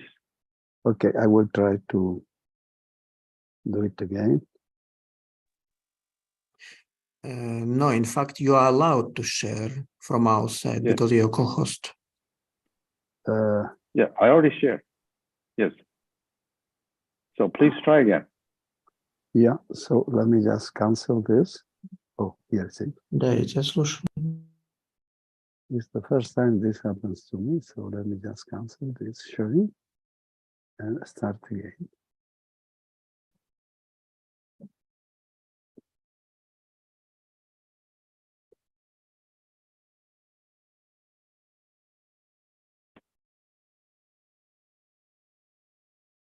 Oh.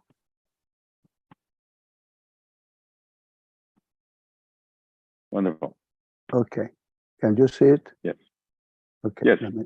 Let me go to the beginning. Okay. So full screen now.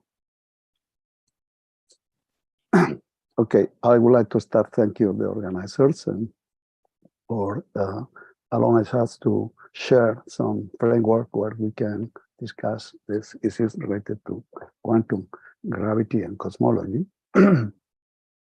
The subject I wanted to show you is a subject which was done in collaboration with Guarno Silva, Ilya Shapiro, and Publio Dovale in a recent paper, which is already published. So the idea is to, concerning these non-localities, which are very widely discussed in this meeting, we'd like to show which kind of non-localities arise from normal theories as effective action of, let's say, renormalizable theories. And of course, you can go beyond that, but before going beyond that, you have to know which are the ones which come from standard quantum field theories. The point, which is the new aspect, this is a subject which is well known from the past, is that nowadays we have only two fields which spread all over the universe.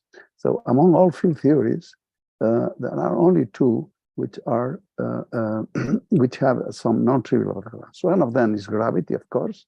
We live on gravity, even inertia is part of it.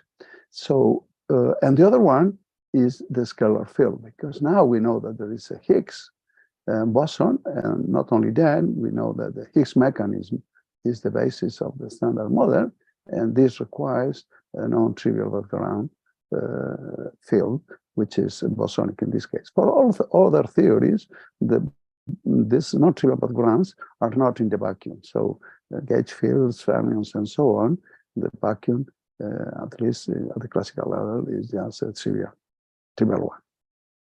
So we have to describe what could be the effective action of this joint metric scalar background. And this is the subject of the talk, and especially which kind of non-localities appear in this metric scalar effective action. So to start with, let's consider a very simple theory. It's a kind of toy model, which is just a Yukawa-like model, which is a spinor scalar theory. But you have one Dirac spinor plus bosonic scalar, and you have the coupling of both to gravity. And so you have also this non-trivial coupling of the scalar to gravity, the R phi square. And also, for completeness, we have self-interacting scalar. It's not pure Gaussian theory, but you have this scalar theory. And also for completeness, for achieving the normalizability of the theory, we include this pure derivative term, box 5 square. Okay, this theory is conformal invariant at the classical level. And if you perform a Weyl transformation, like the one which is here, the standard one, where the scalar has dimension -1 and the spinor -3/2, and you adjust the coupling here to be 1/6 in 3+1 dimensions, in this case, the theory is classically conformal invariant. So, but we know since long ago that there are anomalies, and there is a conformal anomaly or even trace anomaly, which is means that to renormalize the theory, we need to add some terms to this action, which absorb the divergent contributions from the at least one loop corrections. And this requires, from the gravity viewpoint, to add some new terms to this action, which are the vacuum terms, which depends on the quadratic powers of the curvature tensors, like the Weyl tensor square, the Euler tensor, or Gauss-Bonnet density, which gives you a cosmological term, and the box R, which is a pure derivative, but it's also required to be added to renormalize the theory. Of course, these terms have arbitrary coefficients, and the coefficients will be adjusted to cancel. So you have to adjust to the theory under consideration. As I said, all this theory at the classical level has a trace of this energy momentum tensor, which vanish. And if we expand the theory to include vectors, so means gauge fields, you have an extra terms contributing to the trace, but nevertheless the theory is still traceless at the classical level. You see here, this one is the dimension of the scalar field. These 3/2 is the dimension of the fermion field. And for the gauge fields, you have an extra term, which also is has to be included. So one loop calculations give the standard anomaly for this theory, which is written here in this slide. And you see that there is a term. So this is the divergent part of this effective action, and this 1/epsilon is the the divergent part, because epsilon should be 0 in four dimensions. And you have a biterm square, the Gauss-Bonnet term, plus some terms which are kinetic for the bosons, the coupling of the boson to curvature, and also some extra terms, which are the 5/4, the self-interacting term, which also acquires corrections, which are divergent of this type. And also you have pure derivative terms, which in this case, metric background and scalar background has a box of R and box of phi square. Of course, the full effective renormalized action has a classical part, the vacuum part, which I already showed, this divergent part, the finite part, which we have not computed, and this is one of the relevant things to find, and these extra terms, which include the contour terms, which have to cancel all these divergent parts, which are described here. Okay, if you have expanded theory to consider a more general theory with not only scalars and spinors, but also gauge fields, as I mentioned, you have more terms in the effective action. Of course, also you have to renormalize the gauge field, but if we do not look at this extra terms, we have a modification of the metric scalar background. So you just consider, you integrate out all these vectors and extra spinors and extra scalars, and the background effective action is this one, where you see is the same one as in the Yukawa model, but with different coefficients. Now the coefficients of the local terms here do depend on the number of scalars you have, the number of fermions you have, and the number of gauge fields you have. And all these three coefficients over here are well known and described since a long time ago. The new terms, which imply the scalar field, are the kinetic part, which acquires a coefficient, which is non-trivial due to one loop corrections to it. And also there is a correction which is of the same type to the divergent part of the effective action, which is on the same ratio with the kinetic term as in the original Lagrangian. And then you have a correction to the 5/4 interaction, which means that the normalization of the coupling constant, plus some extra term, which is a pure derivative, which also appears in one loop calculations. The coefficients of this last scalar part terms are given here. You see they do depend here in this formula. We have only considered the part coming from fermions, let's say for the Yukawa model. And you see that they do depend on the Yukawa coupling, the number of fermions spinor half you have. And for the lambda 5/4 term, you have also corrections which depend, of course, in lambda square, but also in the full power of the Yukawa coupling. And so this is the full result for the effective action, the divergent part, which allows you to compute the trace anomaly in this case. And the trace anomaly is also well known. Is just, it has the, let's say, the gravitational, standard gravitational part with the same coefficient as in the divergent part. And then you have the normalization of the lambda 5/4 term, and renormalization of this box phi square. This is why I included in the original action. And then you have the kinetic term plus the coupling R phi square term. So this is how do you derive the trace anomaly for this theory. The question is, does this result allows you to compute the effective action of the theory? And the answer is also known, is yes. And in this case, you have extra terms which are of this type. Let's show how this integration proceeds. We split the terms in the effective action here, in the trace anomaly, in several parts to integrate out. One is this gravitational part here. Another one is this kinetic part, which is, as you see, is always of this type for any theory. And then we combine this scalar part with this box phi square. And so we have these three components. The pure scalar part, as I said, kinetic part plus the conformal coupling to R. The bosonic part, which is includes the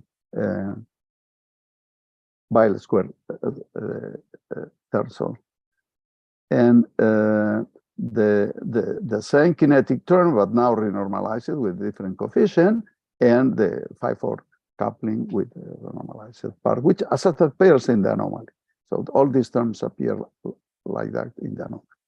Then there is an extra term which has to be considered separately, which is this Gauss-Bonnet term, and finally all the pure derivative terms which appear in the anomaly, box R and box phi square. So the treatment of computing the effective action for all these three pieces of the anomaly is different. So in the case of the pure derivative terms, the integration is trivial. So this box R term can be generated by including in the action one R square term, which is a local term and which due to the renormalization scheme can be modified at will. The other term, which is the box phi square in the anomaly, so the pure derivative term too, can be derived from this conformal coupling of R phi square.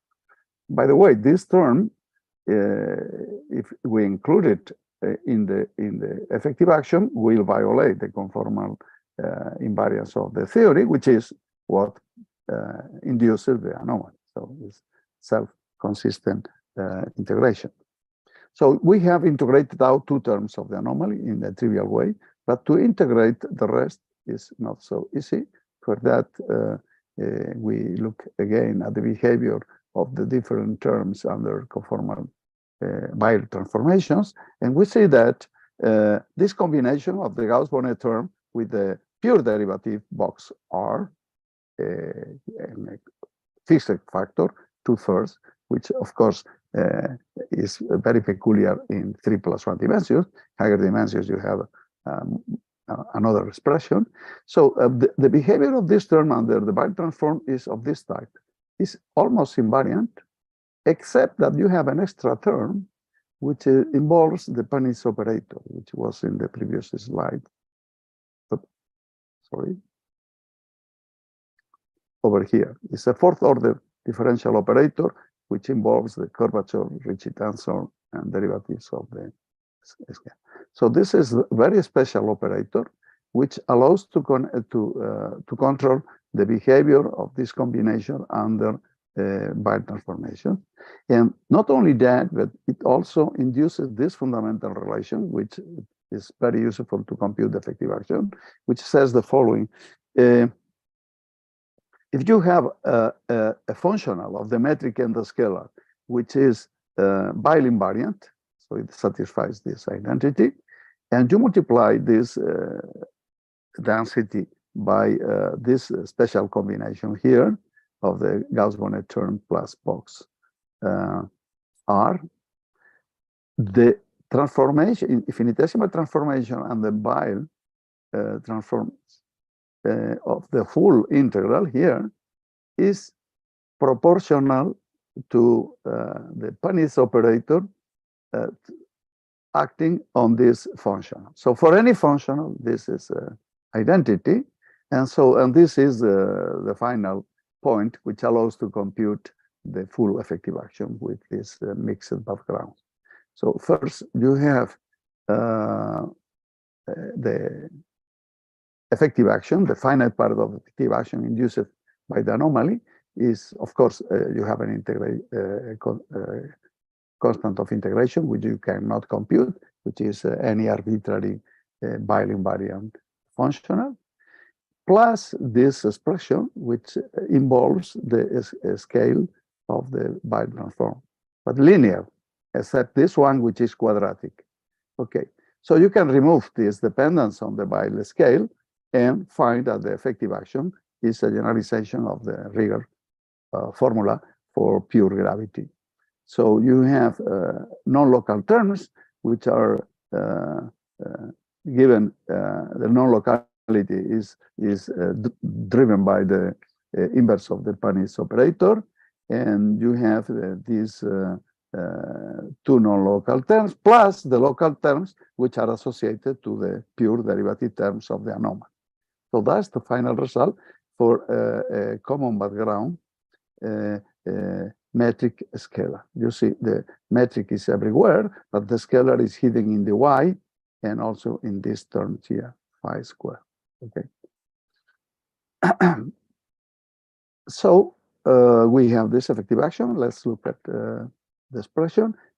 Since it's non-local, we can localize it by introducing two extra auxiliary fields, phi and psi, and in terms of these fields, the action becomes local. And you exchange the non-locality, you trade the non-locality by the two extra fields, which allow you to write it in terms of a local action with two more fields, which are not in the beginning, not physical. So the point is that in this effective action, you have many coefficients here, okay, of the different terms. And these coefficients are of three types. One are, as I said at the beginning, the real conformal terms, which are the first one. The ones which involve the Gauss-Bonnet, which are universal. This is more easily seen in the anomaly expression than in the effective action.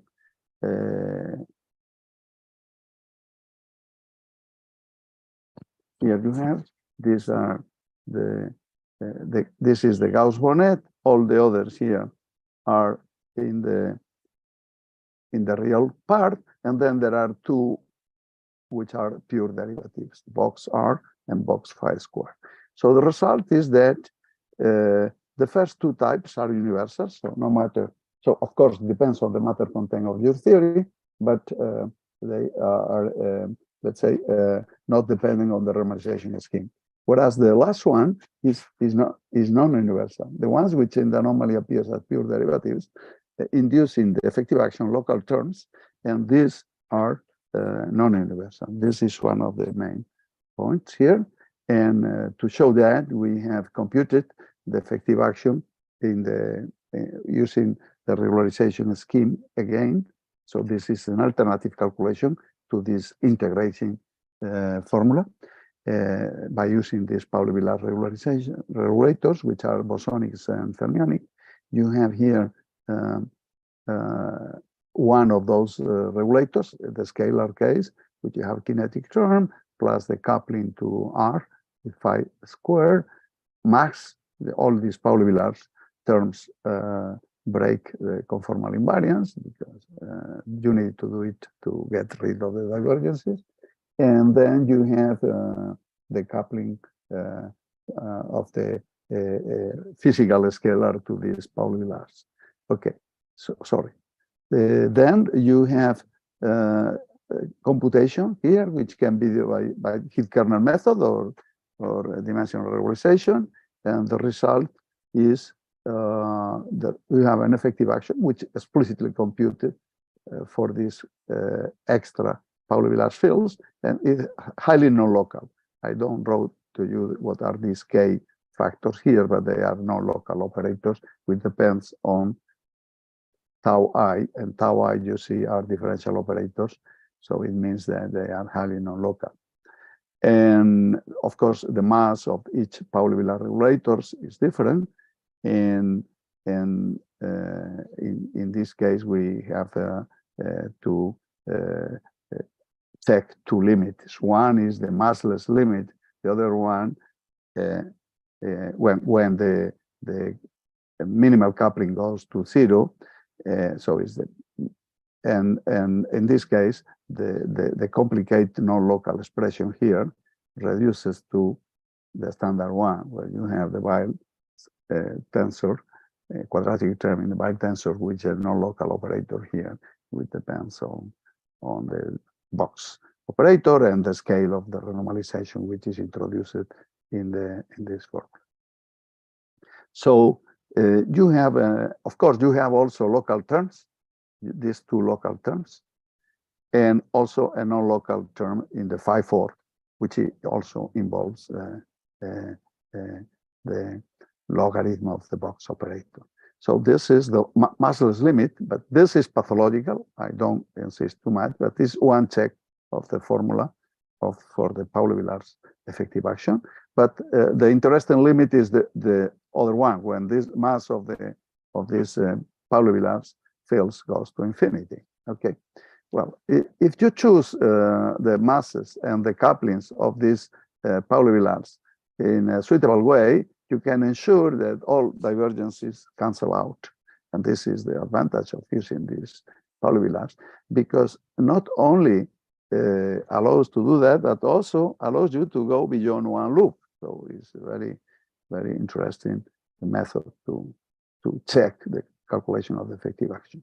So in this case, we have to ensure that all Pauli-Villard's satisfy these conditions, which involves the masses of the Pauli-Villard's and the couplings of the Pauli-Villard's. There are 5 constraints, and to show that this is not an empty set, we have one example with 5 types of Pauli-Villard fields, which here you have the choice of these parameters of the Pauli-Villards, which guarantee that the theory is finite, and this is the case. But if you compute the trace anomaly, which results of this finite theory, you get that apart from the terms you have in the previous calculation, which we took for granted, you have 2 extra contributions, 6 delta and 3 rho, both in the pure derivative terms of the anomaly,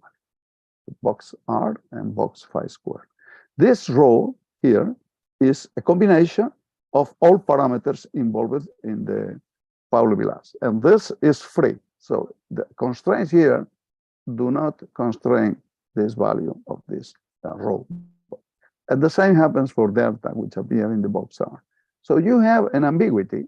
So the coefficients you get in the trace anomaly out of the effective action derived by the Pauli-Villard's method, you have that the anomaly is not well fixed in this part, which is physically not very relevant, as we will see, because this can be absorbed in the extra terms in the effective action, which are local, R squared and R phi squared. Since they are local, any scheme allows you to modify these values. So here you got a precise value, but for other schemes, you can get different values of this. Okay, of course, different schemes is different Pauli-Villard's also. So it means that you can have within different schemes with Pauli-Villard's different values here. But what is relevant is all the standard methods in the literature obtain the other value. So these red numbers are put it equal to 0. All of them, so more than 10 different methods of computing get non-trivial, so get the trivial value for this delta and rho. This is quite remarkable, but anyhow, this should be possible, and we have pointed out explicitly that this is the case. So let's come now to the last part, which is just the application of this effective action to to the physical derivation of physical potentials of in the theory, and we left the cosmological applications for another paper. But here, I will focus on the way we obtain the low energy effective potential of these theories by using the following arguments. So we are now interested in a region of energies which is between 10 to 10 GeV and the Planck scale. Why? Because in Planck scale we need to incorporate quantum gravity, and we have in this scheme we have not done it.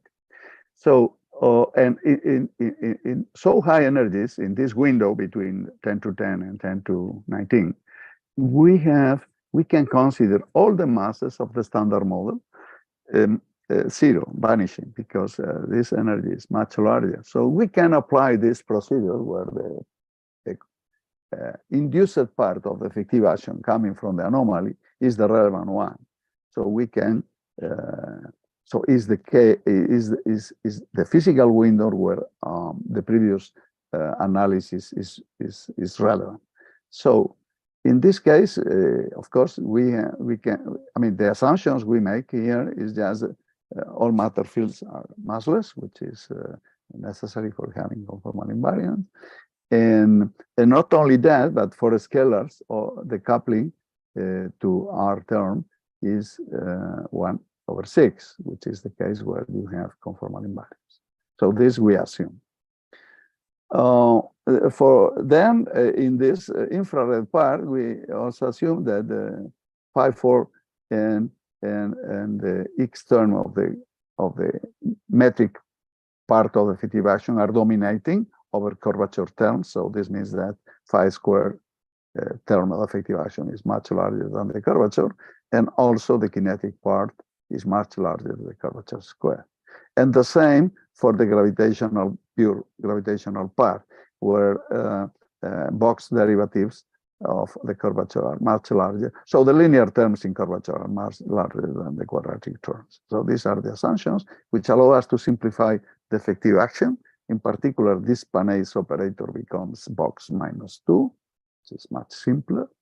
And the leading terms of the expression of the Gauss-Bonnet term, this combination, which was the one relevant for derivation of the effective action, becomes much simpler. So this term is preserved by the other ones. Now, well, this is exactly the same, but with this renormalization coefficients here. So final thing is that the induced action in this limit infrared, it has these two pure derivative terms, which are, let's say, exact. Here we don't make any simplification in the infrared, but for all others, you see here, you have 1 over the no-local part is simplified. So this box -2, which is the Panay's operator, which box R cancels one of the boxes, and you get a non-local term, but much simpler. So if you focus on just this term, which is in the scalar part, you can use this argument used by Motola and Pauli in a paper, where this non-locality, well, here is can be further simplified by using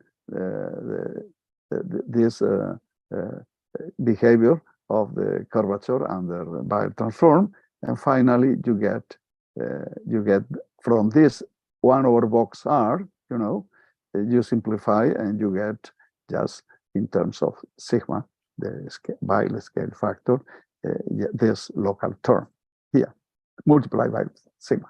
So if you take the linear part in sigma in the effective action, okay, you have this first contribution, which is linear in sigma, and replacing in the scale phi var, which is by transformed by 5, and sigma by log 5 over mu. So log 5, you see 5 has dimension 1, so -1. So this is is the natural relation. So you end up that the effective action reduced to effective potential because it's local, no derivatives, okay? And the effective potential gives you this expression in the background scalar metric. This part is the Coleman-Weinberg. So the Coleman-Weinberg can be derived directly from the effective action in the infrared. And you have also this correction to the coupling of the curvature and the phi square of the background field. So this is just one example of how this effective action can show you how the theory recovers the physical behavior at low energies. Of course, there are other implications, especially in the cosmological sense, which will be interesting.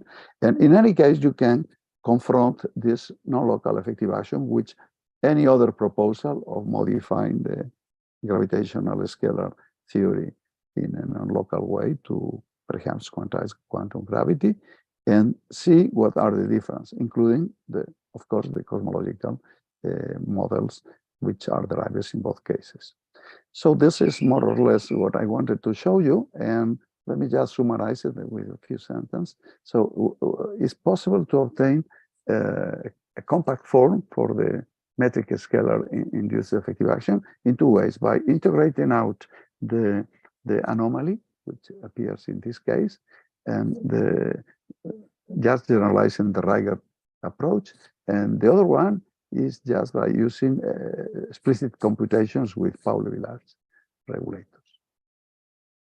So the non-local terms of this effective action are universal, and we have shown explicitly in the Pauli-Villars general formalism that they are so they do not depend on the details of the Pauli-Villars regulators.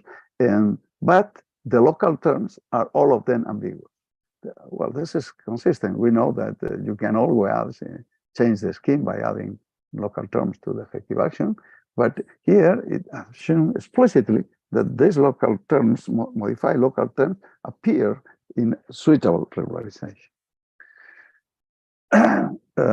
This is what I said, and the ambiguous terms correspond to pure derivative terms in the anomaly, which is, and of course there is a conjecture that this happens in any dimension. In 6 dimensions, we have explicitly checked that this also happens, but we conjecture that this happens in any dimension.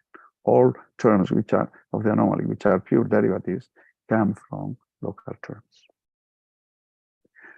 For metric backgrounds is quite trivial, but for metric scalars is not so. So you have to have mixed terms between the interacting between the metric and the scalars to include them are necessary to get all the pure derivative terms of the anomaly derived from local terms in the effective. And finally, we have shown that at low energies, low with respect to this scale, which is in between grand unification scale and the Planck scale, low energy with respect to that, we derived in the effective potential, the Coleman-Weinberg effective potential formula. And finally, we conclude saying that beyond one loop, the situation is less clear. We have explored this case, but there are difficulties. So at the moment, it's not clear what will happen. Thank you very much. Thank you very much, Manuel. So any questions for him?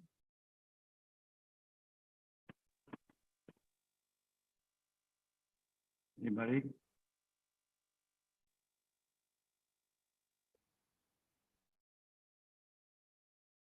Okay, so Manuel, do you have any additional remarks to make, if you wish? Yes. Well, this formula, we try to make it for fermions and so the effective action for having some non-trivial background with fermions, and it's also possible. So the mechanism is involved technically, but there are no difficulties. But physically speaking, it's not interesting in that case because, as I said, non-trivial fermionic backgrounds are not physically acceptable. So only this scalar thing. And the point with the scalars is that they are pathological because even if the theory looks to be renormalizable in perturbation theory, beyond perturbation theory is not clear how the theory can be stabilized. And the discussion here is also relevant for the stability of the standard model because the inclusion of the Higgs into the standard model provides that the vacuum is metastable. So the stability depends very much on this kind of calculations follow the same scheme we have developed. Okay, thank you. Oh, okay. So, Ilya. Okay, thank you very much. Manuel, what do you mean by beyond one loop, the situation is less clear? Could you elaborate, please? Yes, I mean, you know that once you have these new terms, which you computed by one loop, you can, there are two ways of, I mean, you can start from scratch doing two loops, but if you have these extra terms, you start from now, so you compute first one loop and then you consider the one loop effective action and compute one loop beyond that, okay? Then both procedures in some cases do not lead the same conclusion. Okay. Thank you. And Anna. Hello. Anna? Thanks Yes. for a nice talk. I just got confused with your remark about stability of standard model Higgs field because it's not the scalar, the presence of the scalar, which makes it unstable. In this case, the fermion contribution drives the potential to unstable, well, actually leads to an appearance of unstable region. What is the source of instability in your? You are right, but you see the stability in the potential of the scalar, on this effective potential of the scalar. You know. Well, I mean, if you just don't introduce fermions, you consider only scalar and gravity. I don't see how would you get this kind of instability. No, of course, it depends on how many fermions you do have in your theory and the couplings of these fermions. But the way of looking at the instability is that the vacuum is unstable, right? And the vacuum is fixed by this effective potential you obtain in the scalar sector. Okay. Even forget about gravity because the metastability it does not require the presence of gravity, but the presence of the effective potential for scalars are dependent on the number of fermions you have and the matter content of the standard model. So, and this is there where, I mean, many people have computed the behavior of this effective potential and to find instabilities or metastabilities. Okay. Yeah, still you can have a stable region where you do this true vacuum doesn't appear at high values of fields. Yeah, so you can just tune the parameters even in the standard model. It's still allowed. Yes, no. If you tune the parameters, you can find domains of stability. Yes, but the problem is the phenomenology. So you have these parameters have to be fine-tuning with observations. And well, otherwise you can just add some heavy scalar and no yes problem. So. yes, I agree. It's not like a really fine-tuning. You can just add some new scalar. And... Yes, by doing that. But this is an artifact, no? Yeah. So you can always add two models. So some heavy particles do not produce effects of low energies. Okay, thank you. And so next, Roberto. Hi, Manuel. Hi. In one of your early slides, I think I saw the statement that the Gauss-Bonnet term is not Weyl invariant. Is that correct? No, you are right. It's written, but you have to take it in the following way. The integral of that is of course is topological, so is no matter. But the density is not. Oh, okay. A derivative. Yeah, this is a trivial remark, but it's what is meant is. Okay, thanks. Okay, very good. Thank you. And any other question? Any other question from Manuel? All right. If not, let's thank Manuel. Thank you very much. And so now let's now begin with a general discussion. Please raise your hand if you have any comment or question to any of the three speakers today.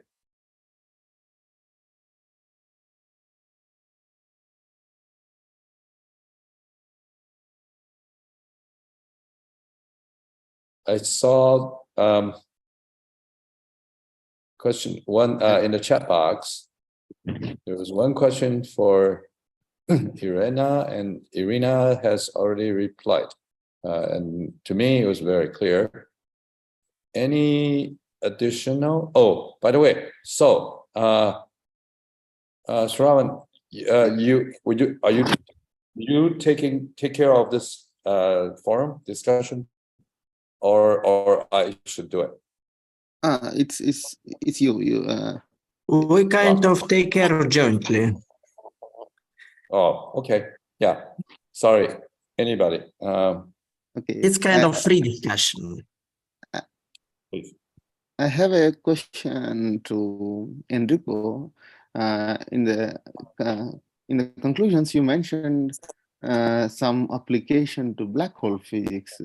Can you elaborate a bit? Because in black holes, we do not have anything like correlations. And also, how do you apply your bootstrap for black hole physics? Oh yeah, that was more of a wish list rather than an actual result. And the idea is the following. To some extent, what has driven a lot of the work on quantum gravity has been various forms of paradoxes related to black holes that really force you to understand aspects of quantum gravity. For example, you have some idea of when unitarity is violated by irradiating black holes, and you know that when the entropy of radiation is too much, at some point, it means that your perturbative calculation that ignore quantum gravitational effect must be wrong. I guess it's a good result because it's non-perturbative. It tells even if you don't know quantum gravity, you know you're making a mistake, and so you know where to look for. It would be nice in cosmology to have some similar sort of result in which we know the general expectations from unitary evolution, and we use those to detect when perturbation theory and expansion in G Newton around zero necessarily has to break down. It's not going to tell us the theory of quantum gravity, but it tells us where to look for effects. And so far people have tried, but nothing similar to an information paradox has been developed for cosmological space-time, and that will be very useful. It would tell us where perturbation theory has to lead to new ideas. So that was the motivation. And part of the hope of my work was that by formulating the constraints from unitarity will allow us to tell us something non-perturbative, even for a theory that we don't know. Oh, okay. And in your works related to cosmology, you really heavily rely on de Sitter symmetries. But how do you handle situation where you have large, I mean, where you have less symmetries? So as I was trying to emphasize at some point, I do not rely on de Sitter isometries. I only assume invariance under translations, rotations, and scale invariance, but I do not assume the de Sitter group. In particular, the de Sitter group, SO1, D+1, has also de Sitter boost. And I was not assuming anything about those. In particular, all the results that I presented on analyticity and unitarity are valid in any FLRW space-time, could be radiation domination, matter domination, and most likely for the early universe would be some small slow roll perturbations around de Sitter. So those results did not rely on de Sitter boost, so not on the full isometry group of de Sitter, but they did rely on scale invariance. That means you can apply your results even for the case of for the alternative frameworks of inflation. Yes, yeah, I think they would work as long as you start with the same state. I mean, you have to tell me something about what state you start from for me to constrain where you end. But yes, I think that bouncing models or other ideas would also be constrained by these results on unitarity and analyticity. That's correct. I think so. I haven't done, no one has done it. This is very recent. So if someone looked at it, it would be interesting. Okay, okay. Thank you. By the way, I see that Igor raised hand. Thank you. I have Igor. a question to Irina. Irina, I think people don't believe that the Schwarzschild black hole violates the third law of thermodynamics. Could you explain once again? And also, how do you get negative dimensions? Okay, thank you for your questions, but I guess you understand, but let me try to to show once again. First of all, I would like to say that we are not the first people who observe this, but okay, let me show you. Have you seen my picture? Igor, видишь? Okay. Yes, we see it. Okay, let me go to the suitable page. Yes, this is standard formula for de Sitter. Let me try once again. Yes, they are. No, I'm asking not about de Sitter, but about Schwarzschild. About Schwarzschild, yes. Sorry. Yes, here is a standard Schwarzschild formula. Everybody knows that the temperature, the Hawking temperature for Schwarzschild black hole is proportional to 1/m. So temperature goes to 0, then mass goes to infinity. This is a good limit. We don't need to use any quantum theory. So everything is okay. This is a pure classical region.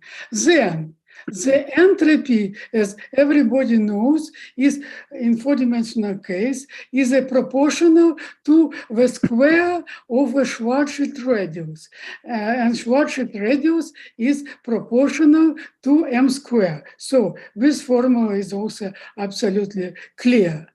Then if we substitute m from this formula, we get that here we get S proportional to beta, or S is inverse proportional to T squared. So we immediately see that S does not go to 0 then when temperature goes to 0, or when beta goes to infinity. Is it clear? I think this should be clear. This means that the third law of thermodynamics is not satisfied for standard Schwarzschild black hole. Is it clear? I think this is clear. Another question is about about the question which was in chat. But this is a good question. Let me thank our chair for asking me this question. This is a very, very, very good question. The question is, what is a sign of a standard classical classical Bose gas for free energy? For free energy, we get a negative sign here. Why? Because for standard Bose gas, for example, take alpha equal 1 or 2, does not matter. When D more than 1, 2, 3, and something else, then all these guys here are definitely positive defined. We have just 1 minus. And so this is matter of fact that free energy for standard Bose gas is negative. And if I calculate the entropy for standard Bose gas, of course I get a positive. I get a positive answer. Okay, but what happens when I consider the negative D? So why it is interesting for me? Because for sure I know that the free energy as well as the entropy for black hole are positive valued function. But if I consider this for different alpha, then I will immediately see that we get a different answer. Let me show you. I made this calculation during, I will try now to show you how I can do this. I don't know. Let me share screen, but let me share screen with some other. But even without calculations, you could equalize positive entropy for Bose gas and positive entropy for black hole. Let me show. Yeah, this is just the answer to this. Is I have to erase this. I have no time to calculate the entropy. So if I do calculation of this quantity minus and what is written here, then I will immediately see that this free energy is negative here, but it could be positive for different value of D. I took here alpha equal to 1, and so on. So there are different possibilities for sure, and definitely as our chairman noticed that for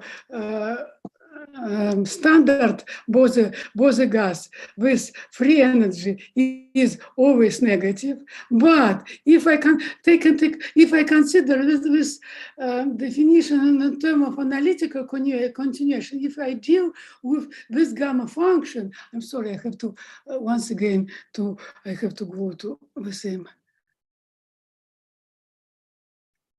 If I deal with this formula only, then I will, for some, depending what I have here, depending on this D and this alpha, I can get positive and negative answer.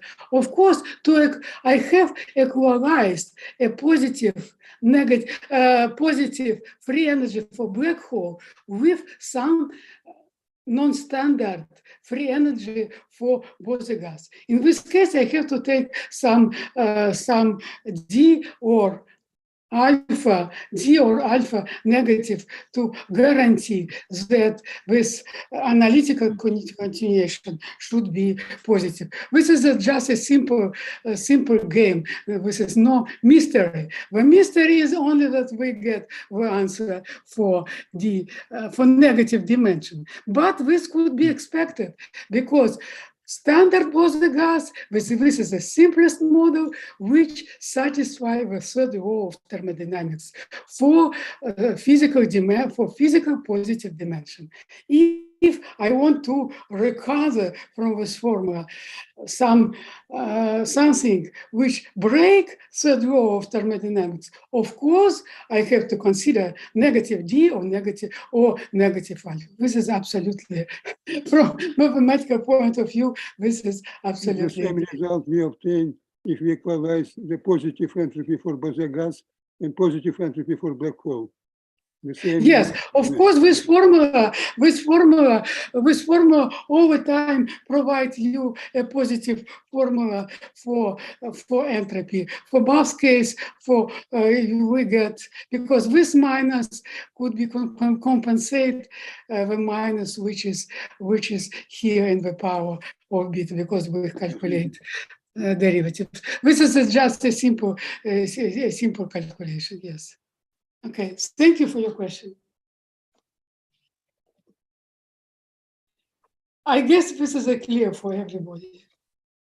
It was, in fact, a big surprise for us when we found this result. But the explanation now, seems to me very, very, very clear. Thank you. So, Hongwu, you have a question. I have a question for Irina Arefeva. Okay. Okay. In black hole information paradox, after space-time, the entanglement entropy of the black hole decreased. But why this is decreased? The cause, because I read and see to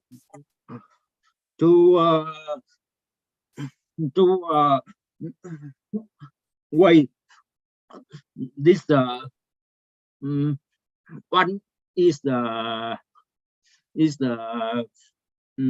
practical hole dominate, and two is quantum extremospheric dominate. Yeah. I cannot say that I totally understand your questions, but let me rephrase maybe your questions in context of our talk.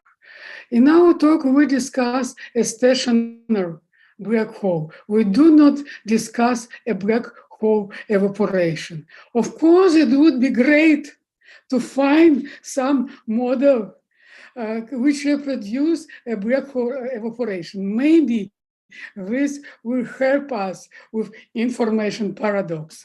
So in any case, in the information paradox, you have taken into account the black hole itself as well as the entropy of radiation. I don't think that we have to change somehow the model for black hole radiation, but it would be nice to try to get the analog of our model which discuss black hole evaporation. But this is an open question. So thank you for raising the questions, but the answer is not yet clear.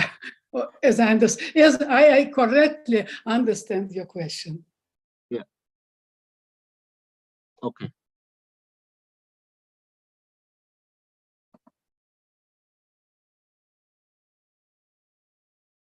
This is not mine screen.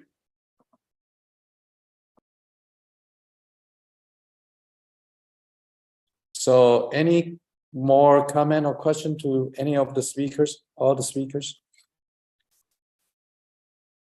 Okay, Anna. I have a question to Irina, whether this analogy between results for black holes in 4 dimensions and -4 dimensions, whether this is fruitable for some computations. Will it help to compute something new? We hope so. This is the reason why we start to discuss this. You know that there was a lot of attempts to get a microscopic description of just four-dimensional black hole. So this is the first result in this area. So to do some realistic calculations in the sense of black hole evaporation, we need also the model which take into account the changing of mass. Maybe we have to change the parameter of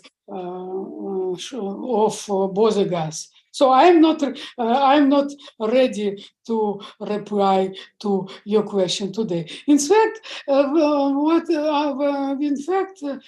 such kind of question can help us to search the graphic model, because, for example, it was a big surprise. I worked last year mainly on graphic approach to the heavy ions collision. And we used some particular model which include diaton field and so on. Very rather complicated model. Then we found that the third law is breaking. For simplest case, immediately I started to check what happens in all this solution, which was constructed in our group also by many people. And with big surprise, I found that in the most part of this solution, the third law is breaking. So in some sense, it means some kind of thermodynamical instability of the model for quark-gluon plasma or something like that. Maybe along with model there are some stable, but we have to search. There are very few models.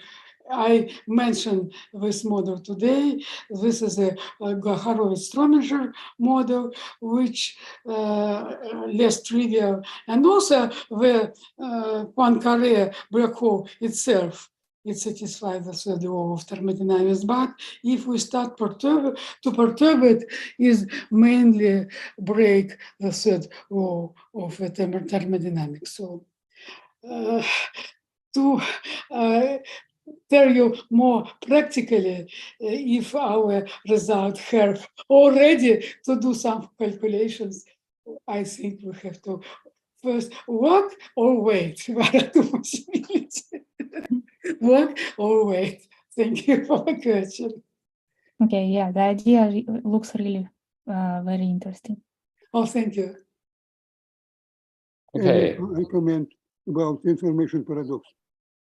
Usually people start from assumption that we have a pure quantum state which collapses to form black holes and Hawking radiation and so on. But let me stress that already the first assumption that there exists the collapse of pure quantum states is not proved, is not considered seriously. So my conclusion is that Fermat's information paradox is not well posed. It's vague, strange claim.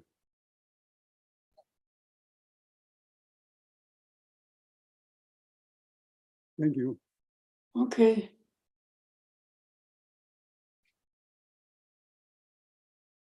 Okay, now Alberto Sabio. Yes, hi. I have a question for Enrico. Hi.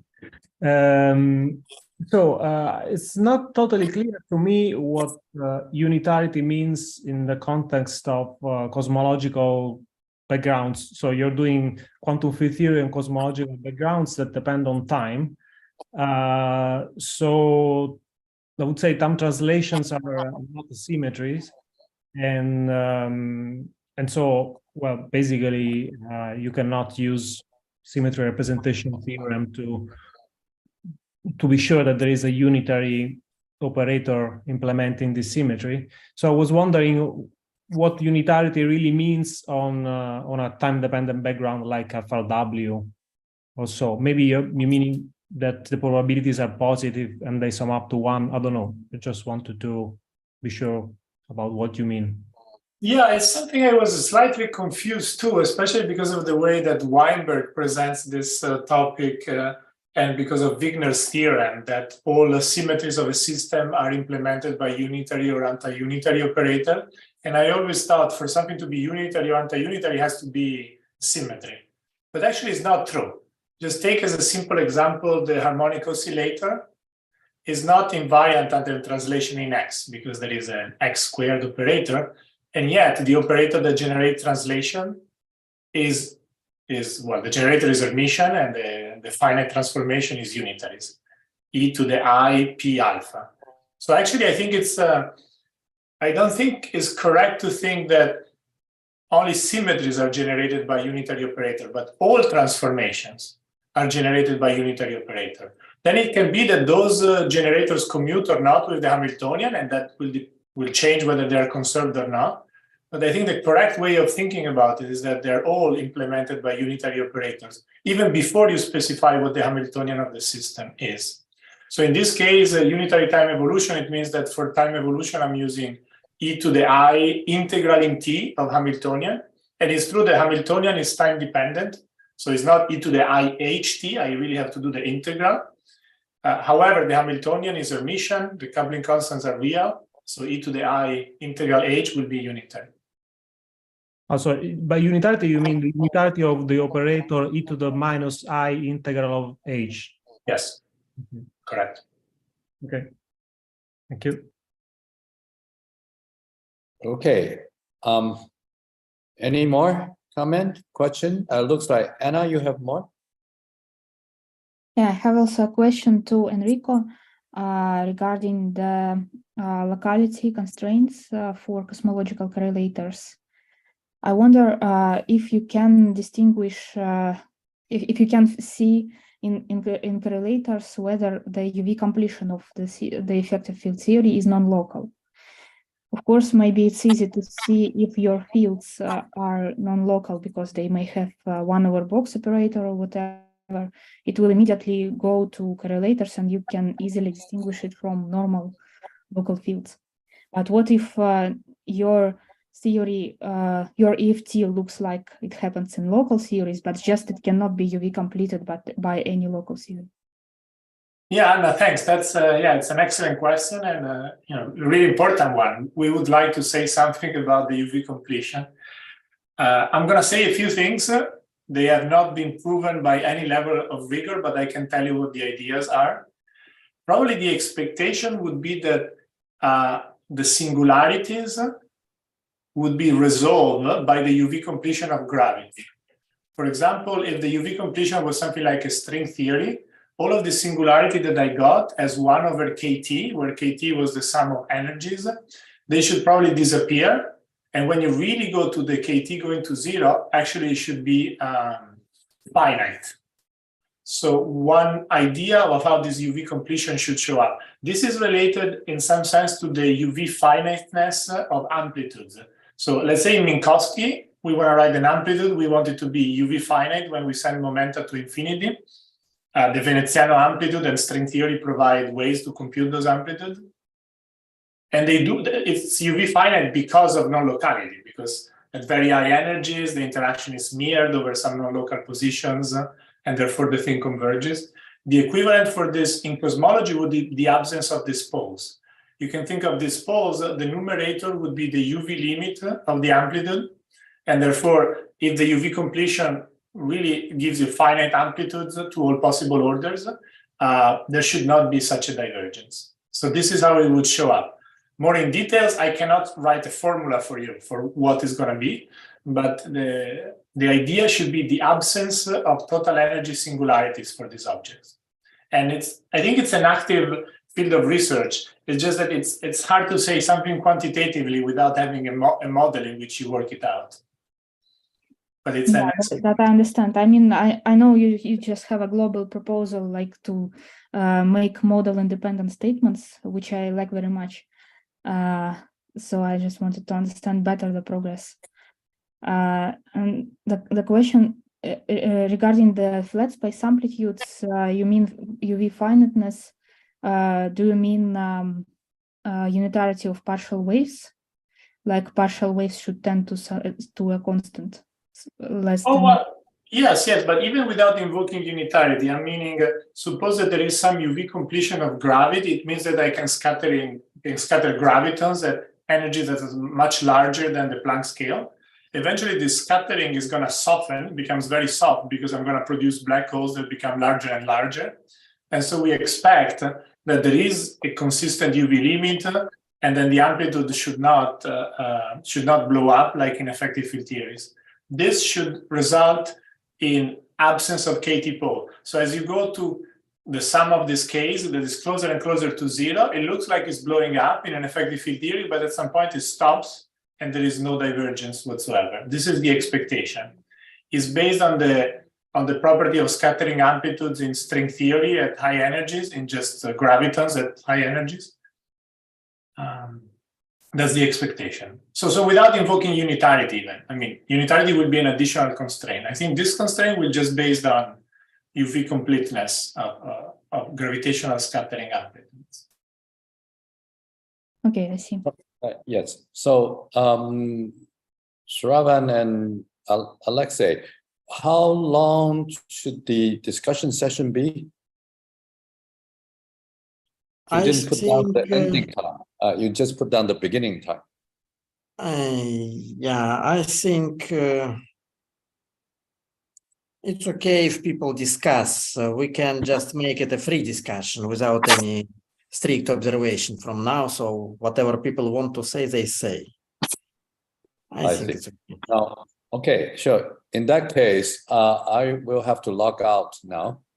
And I understand. Thank you all. Yeah, we will take care of this, and thank you very much for sharing us. Well, I made a small mistake by saying that this was the last session. I just realized there's one more session later. Yeah. So sorry about my mistake, and thank you all so much. In 1.5 hours, we'll next set of talks.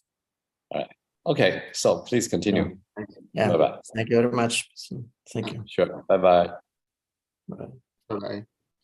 I have a small comment in follow-up to Anna's question to Enrico. Actually, we with Alexei Koshlev and Stravinsky, we looked into inflationary correlations in the context of non-local gravity.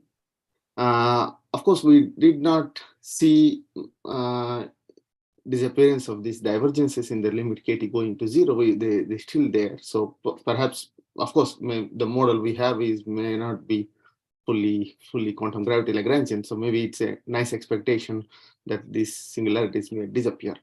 But on the other hand, there is another effect which appears in the non-local gravity. It's not there in the local theories.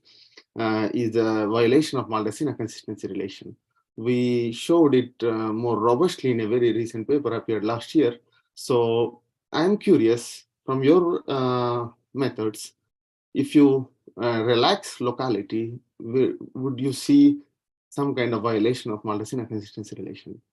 Because in our calculation with a brute force calculation, we clearly see it and we reported these results. And I'm curious if your methods can be applicable in some sense and see this effect.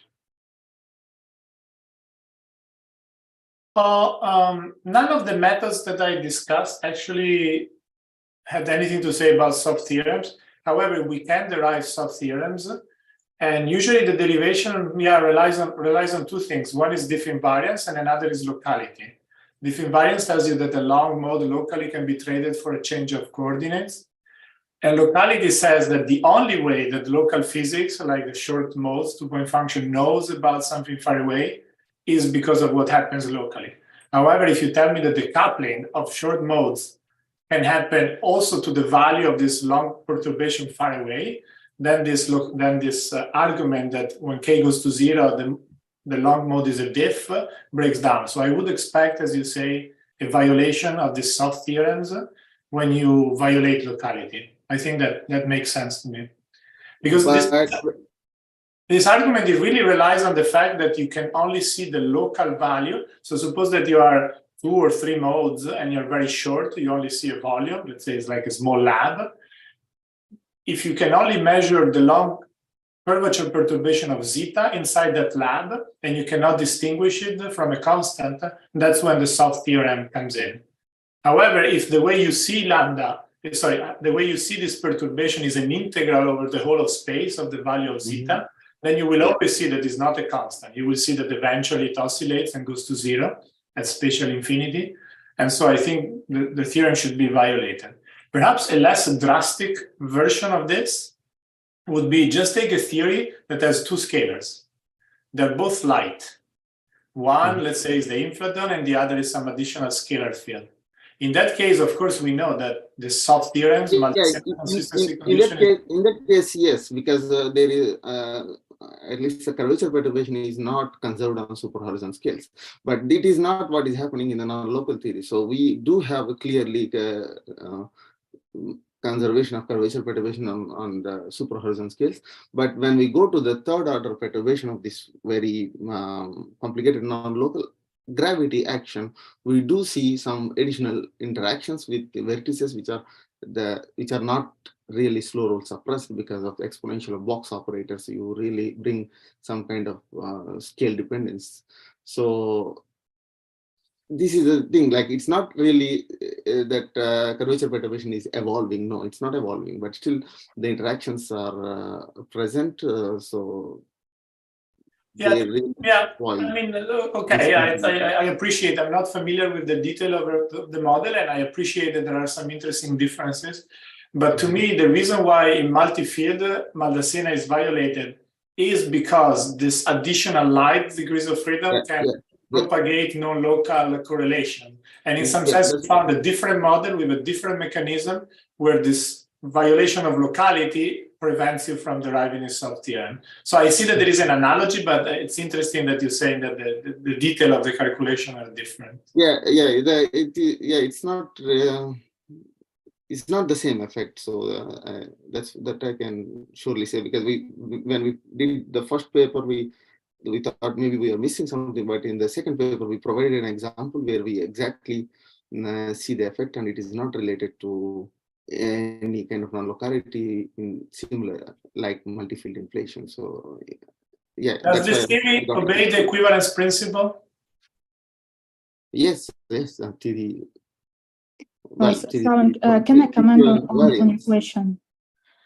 I think that in the feature of this non-local theories about which Shravan is asking is that they have infinitely many extra degrees of freedom on top of the sitter and on top of FRW universe. And this may be connected to the fact that there are some there is a violation of principle valid for in the calculation there is only one. So you cannot avoid the modes which appear on top of backgrounds. I understand what you're talking about. You're talking about you can fix only on top of one background, and you do it on top of flat space. That's what you actually do. And the rest, so you do a computation perturbatively, so you see some kind of a sum of the effect, how to say, average effect from these modes. You don't treat them as extra fields because you don't compute a propagator for them and whatever, but still their effect can be seen in non-Gaussianities or in all these computations. I mean, this is a bit of speculation. Surely we put whatever this extra mode which seem to appear like they are not real modes corresponding to the real poles. They correspond to complex conjugate poles. So of course we put them to 0. If those are the ones that you are referring to. This doesn't mean that they don't contribute. No. If those are the one you are referring to, yes, we are assuming them to be 0. And of course, if you can argue that it doesn't mean there are no other modes. First of all, calculation wise, it is straightforward. We assume all the other modes to 0, and nothing get excited. You have non-linear vertices which are related to these modes actually. In fact, it's not a single field. It's not the same as single field inflation. No, I don't think so, because even in a different work, I will show exactly, even without any additional poles which appear in particular model, still you see the violation of consistency relation. So I don't think the effect is due to some spurious modes, not at all. Well, I mean, I think the effect is connected to infinite number of derivatives, and you can just interpret it in different ways. Yeah, so sure, you're right. You can either solve the full problem, which is extremely complicated, because first you have to prove the very stability of the system. Some of these. I understand. There are other issues. What I'm pointing is a different question, actually. It's indeed a totally different question. So what I'm asking here. So of course I understand what you're saying, but well, effect is of course due to infinite derivatives. But yeah, there are questions. I admit. Okay. Well, let's see. Well, my question is related to the brute force calculation. I see some result due to non-locality, and I'm asking a question. Okay, in a different method, if the same effect appears, good. Then something, it's a indirect verification of my brute force computation. So this is what basically I was referring to Enrico, because he presents a totally different method of calculating, which is model independent. So yeah, I'm just curious, if you relax locality, what would be the effect? But, yeah. Also, that's in indirect check to my calculation also, in a sense, if I'm missing any additional modes. So this would be, I don't know. I think this is what exactly Anna is saying, that whatever non-locality is, it can be effectively replaced by a number of extra fields. And even though we indeed put their initial conditions to 0, the effect from 3-point vertex cannot be put to 0. It's like, how to say this? It's like you can put Christoffel symbol to 0, but not its derivative. It's the same effect here. Second and third variations, they are different. And since we already wrote this in our paper with Alexis Starobinsky explicitly in one of them, I think this is exactly what Anna meant when she commented. Yeah, sure. I understand this, but I would, at least it is now, of course, we wrote this line. But what I agree completely is that the method of Enrico is somewhat different, so it may be used as a cross-check verification of different approaches to this higher derivative series. Yeah. Well, in the result that I presented, I didn't assume that the scalar field of which I was computing the 3-point function was necessarily curvature perturbation. If you tell me that you want curvature perturbation, I have to add additional constraints. In the standard it's the locality. Actually, I'm sorry to interrupt, but it's a locality. You assume locality, right? So that's what the question is. If you relax locality, what would be? I'm saying that a general scalar field does not obey Maltasian consistency condition. It's only zeta that does. It's only curvature perturbation. Yeah. You have to tell the calculation that you're talking about zeta, not about any scalar field. No. Yeah. Sorry, maybe I was not clear. So yeah, I'm talking about zeta, curvature perturbation. Yeah, you are. Yes, but in my talk, I was never specifying to zeta. I computed a 3-point function. All the results that I specified are valid for any scalar in the system. Okay, I see. If it is zeta, you have to tell me a little more information. And in single field with local interactions, the additional information would be the soft theorems. Okay. When you say violation of locality, do you mean 1/box non-locality? Because actually what Sravan and Alexei and we were trying to discuss was connected to having exponent of box non-localities. They should behave a little bit different. Well, my intuition is kind of, my intuition of the soft theorems or the derivation is very simple. If you only know the value of any component of the metric in a small region, and the metric in that region is approximately constant, you can always trade the metric for a change of coordinate. However, if you're saying that you know the value when you Fourier transform your interactions e to the minus box is a formal expression. What you should do is you go to Fourier space, you write e to the minus p squared, and Fourier transform back to position space is going to be an integral in x1, x2, x3 of fields in space. And the kernel of that integral is not a delta function, or the derivative of a delta function is going to be some smooth profile. That's what non-locality means. When that happens, it means that you are in your small lab, but you know the value of zeta in another part of the galaxy at the same time. That's what this interaction means. When that's the case, you can see that even though zeta, or the metric, was very constant inside this box, actually it is oscillating at very large distances. And that always invalidates the derivation. So I expect that most forms of non-locality will invalidate the derivation of the soft theorem. Because the soft theorem is really a local property. Is the fact that we cannot measure g, mu, or g prime. We only measure second derivative of g. So you have to see g over a larger distance to realize it's a fluctuation. So it's not, I'm not disagreeing with you. I'm saying if you ask me, any form of non-locality will invalidate this. I think similarly it would invalidate Adler zeros for the pion Lagrangian. As soon as you have non-locality, you cannot trade some local perturbations for a symmetry, because that happens only at zero momentum. That's my expectation. Okay, that's really interesting. Thanks for your comment. Well, I myself have to go, but thank you very much for the interesting question. Thanks a lot. It was very, very useful. Okay, thank you. Bye. Bye. Bye. Okay.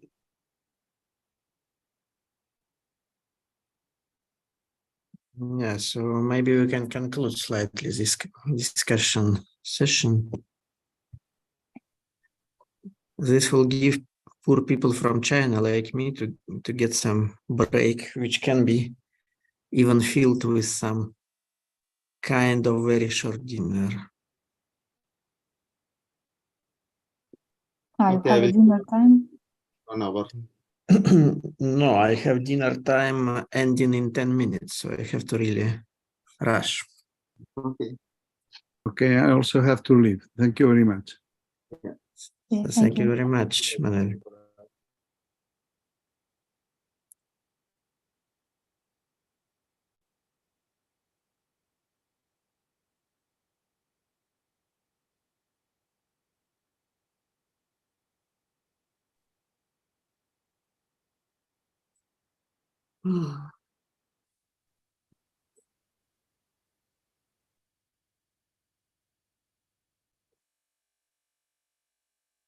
And then see you roughly in 1 hour.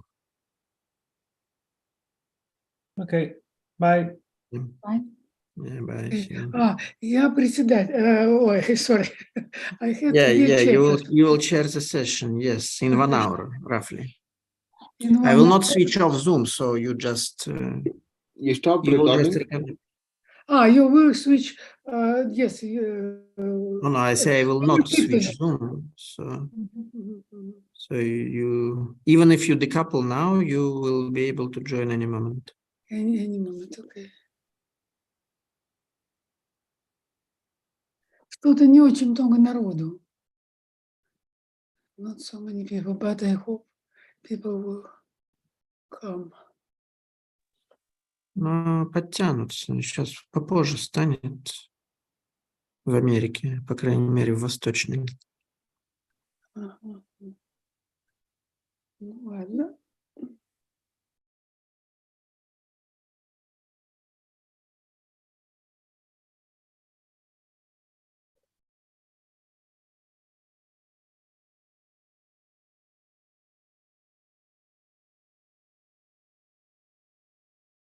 Ну ладно, я пойду погуляю и, наверное, приду минут через 50.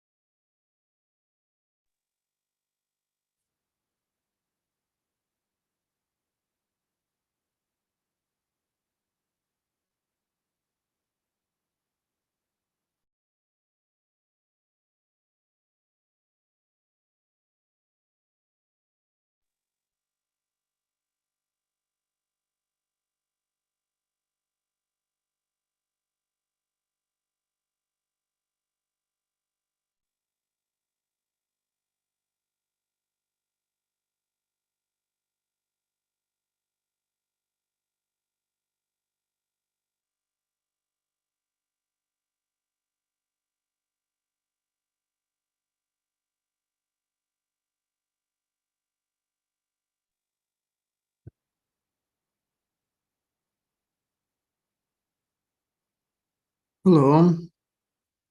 Alexey Alexandrovich, do you hear us? Здравствуйте, да. Здравствуйте. Hello, Срава. Hello. Hello, Alexei. Hello. Maybe you want to try to share slides just in case. Okay.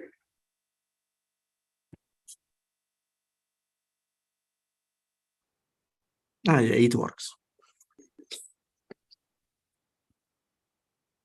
Yeah, great. It works.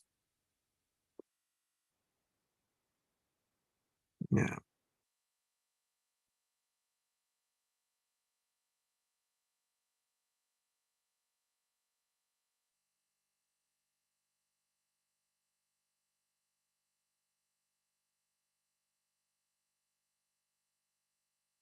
Yeah, so we see them perfectly. It's very good.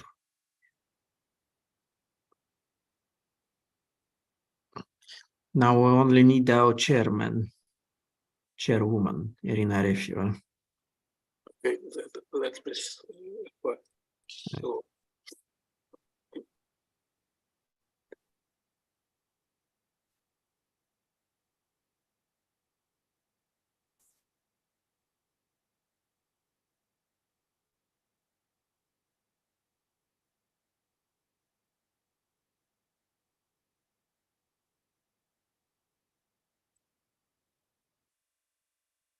So this time it's written of International Virtual Conference. Next time we will try to make it real. International Shanghai Conference. Yeah. Next time we will try to make it real in Shanghai. I'm looking forward to it. Will it be in China? Sorry? Or what did you say? Where? Yes, I say exactly what you heard. Yes. We will try to make it in person. I don't see anything what can stop me for the moment. Mm-hmm. At least, let's say how to say the big people here who are in charge of how to say this, not really organizing. So the people whose support is required to organize this, they are in favor of this. So it's all okay. I see. Hope we can all meet. Sorry? We will all meet in China. And have the famous drink there. Vodka. Actually, next week it will be here quite a small workshop, I would say. And surprisingly, already few European people. One of them is Manus Saridakis. You, Sravan, should know him very much. Yeah, I know. Yeah. I was kind of surprised that he is coming here, but anyway, because it's like 3-day meeting or whatever, but still. What is the workshop is about? It's practically about everything. I can tell you. Dark energy, dark matter, new theories, whatever. I can send you some link about it, maybe, okay, if you're curious. I don't know, I can ask, because some talks will be virtual, so maybe they have some broadcasting or maybe Zoom attendance, I don't know. I also don't know virtual, what does it mean? Because in China, using Zoom in China is not, let's say, a canonical tool. Well, in our conferences in our field, Zoom is canonical. At least most of the conferences I see. Sorry, say it again. Most of the conferences I see in our field use Zoom, so most likely the if it is cosmology or any high energy physics, Zoom is canonical. No, I understand what you mean, but in China, what I say, in China, it's not the most straightforward, and they have other platforms to do meetings, okay? In principle. Yeah, but be used by people outside of China. No, they can be easily used. They're just, it's like they're not very popular. I mean, they're not very popular because they started in Chinese only language. So you kind of have to know where to press what. That's very difficult. That makes it difficult. I mean, if you should read everything in Chinese. Well, our Chinese colleagues over the last few years, how have they been following virtual conferences if not on Zoom? I mean, they must have been using Zoom. What else could they do? No. You see, I'm using Zoom. So yes, it's possible, but I just say that sometimes, but for example, I cannot reimburse, if I pay for Zoom, I cannot reimburse here. It's like strict prohibition, for example. Okay. For example, but it's not the only. Also, there are some technical issues, for example, even login to Zoom initially to start a meeting. It's not like you can do right away. It's you have to figure out how to do it. So I mean, okay, but if you're living there, you only have to learn once. Yes. If you live here, like I now live here, I learn a lot of tricks how to do this and that. They all exist. I mean, you are doing good job so far. No, but I mean, it's very much straightforward at this stage. Alexei, this conference has been running so smoothly. And if you're the person, if you're the mastermind behind the Zoom, then you're doing a fantastic job. Yeah, it's Alexei, all the technical things. Yeah, I mean, it's gone very smoothly, and I've not picked up any issues whatsoever. I think it mainly depends on Zoom. So it's okay. Yes. There were a couple of times when a speaker lost the sound for a few minutes, but that was negligible. Very well.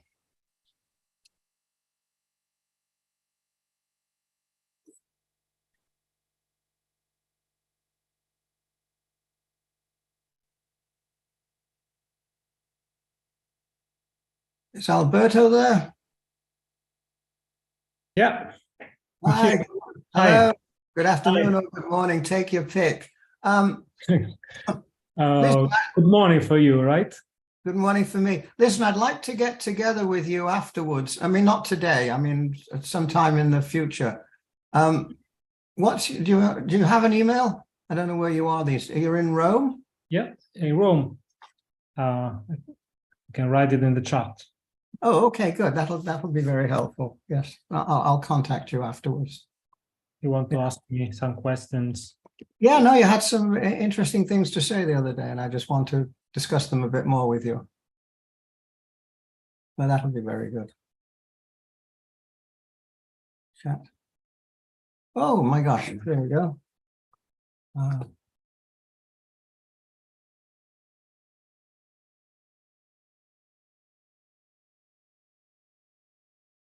Figure out where to put it. Roma 2. What's Roma 2? Roma 2 is the university where I see. I see. Yeah, I see. Now it's rather called Tor Vergata, but in the mail still they write Roma 2. Yeah, it's like in Paris. It's Paris 6, Paris 7, Paris 8. Right, it's the same thing. It's also Rome 3. It's also Rome 3. Rome 3. Oh my gosh. One, yes. Wow, that's amazing. Albertus. So when we say when in Rome, how do the Romans do? We have to know which Roma to be in. Yeah. Anyway, there we go. I've got it down. Roma 2.infn. And what is INFN, if I may ask? Institute for Physics. We still have 2 minutes. Yeah. Istituto Nazionale Fisica Nucleare. Ah, yes, nuclear physics. National Institute for Nuclear Physics. Yeah, no, very nice, very nice. Good. And Shravan, you're in Portsmouth? Yes, I'm in Portsmouth now. Wow, good for you. You have to drive on the other side of the road, you know. Yeah, well, I don't know driving, so it's okay. I use public transport. When I visit England, the hardest thing is walking across the road, because you're so used to looking to your right first, but in England you have to look to your left. But are you from England or from well, I grew up in England, but I left England in 1964. Okay, so and I've been in the normal world where vehicles drive on the right side of the road for almost my entire life. But my early days were in England, and long before I learned to drive, I had to first learn to cross the road on foot. And that I find very difficult to do when I come back to England. Driving in England. In India is the same. So India is the same, yes, in Australia and New Zealand. I find it fairly easy to drive in England because, fortunately, you go where the steering wheel is, and that tells you which side of the road to be on. Okay, dear friends, it's the time to start the afternoon session. Let me just check if the speaker is here. Alexei, are you here? Yes. Do you want to start now, or we can wait maybe 1 minute to... As you like. Because some people arrive just last moment. Maybe we can wait a few seconds, I would say. Okay. Because I see people still coming. By the way, many people are listening by YouTube. In fact, all my students told me that they listen the YouTube.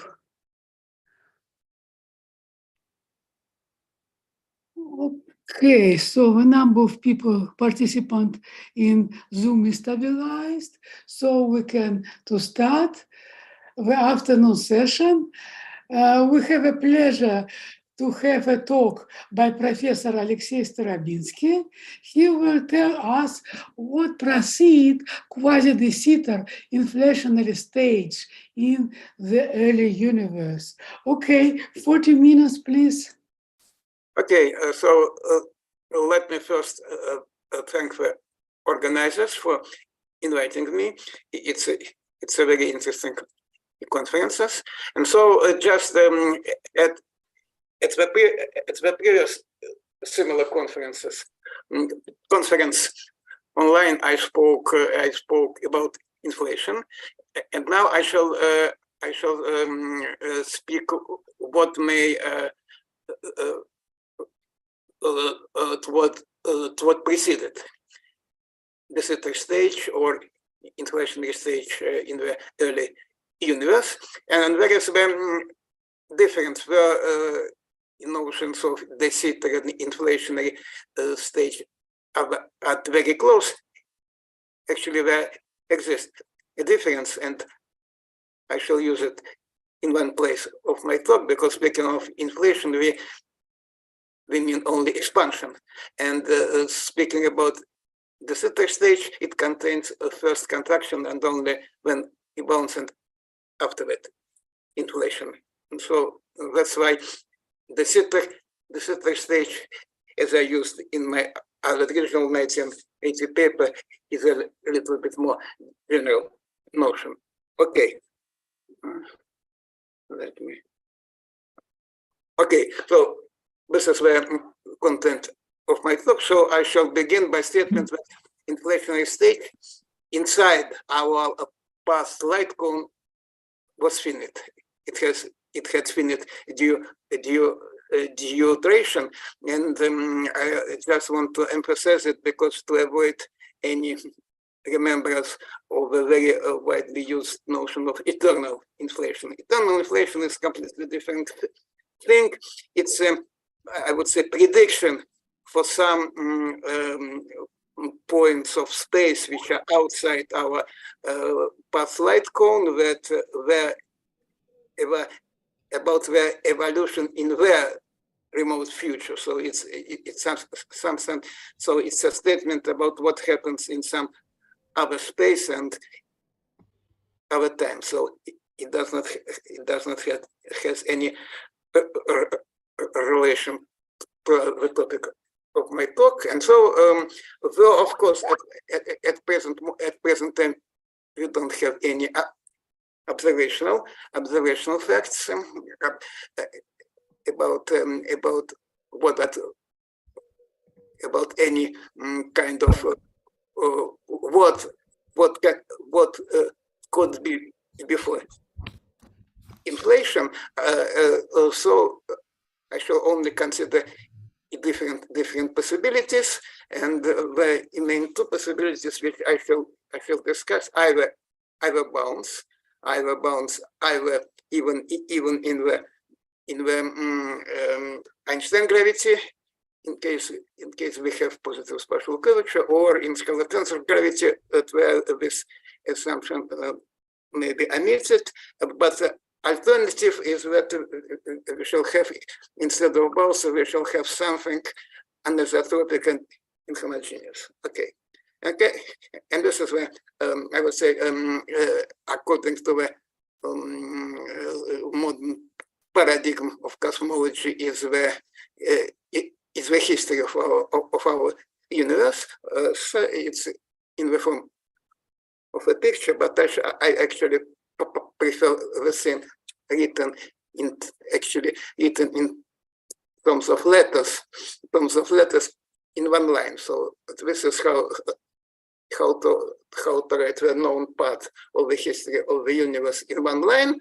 And so four main epochs, I would say: de Sitter, because it is Sitter inflationary, Friedman, Robertson, Walker radiation dominated stage, otherwise dubbed as hot Big Bang, Friedman, Lemaitre, Robertson, Walker matter dominated stage, and now we are entering the second de Sitter stage, which from a qualitative point of view is remarkably similar to the first de Sitter stage, but of course its curvature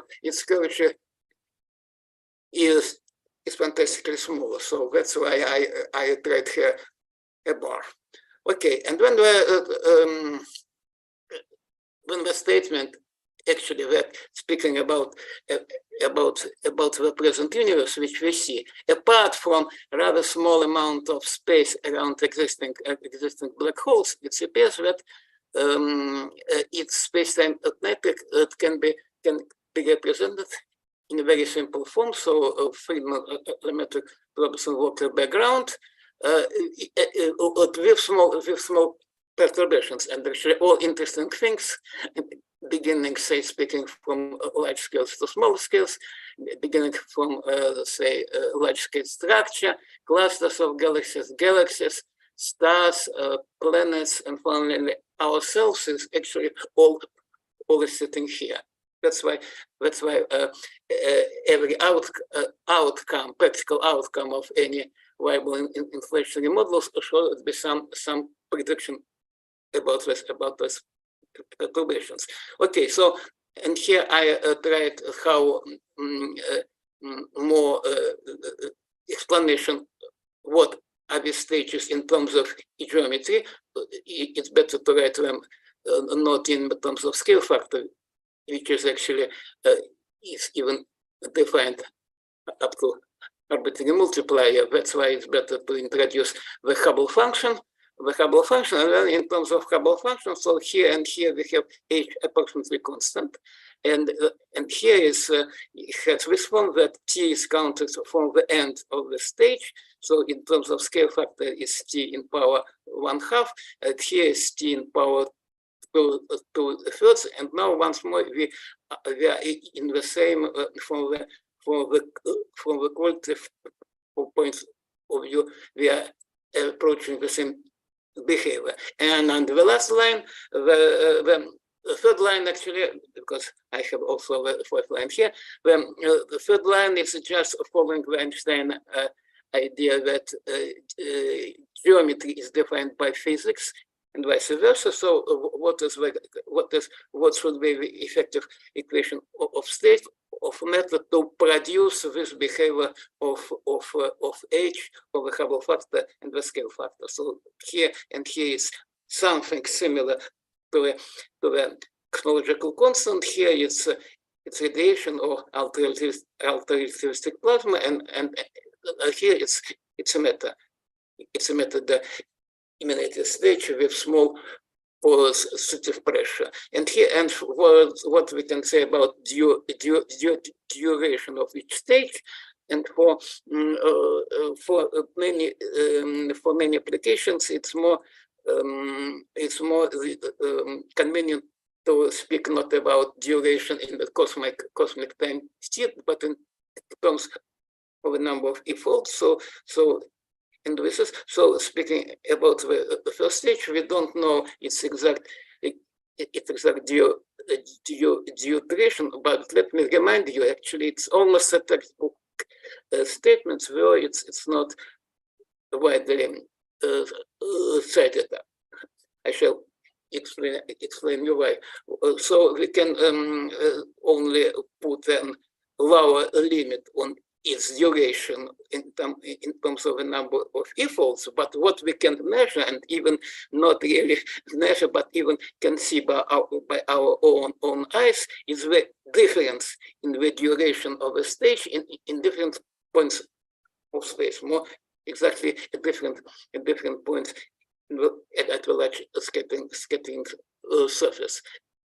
And for this, you even need not very complicated computer program. It's sufficient to look at sufficiently large ocean. Here it's a map of the cosmic micro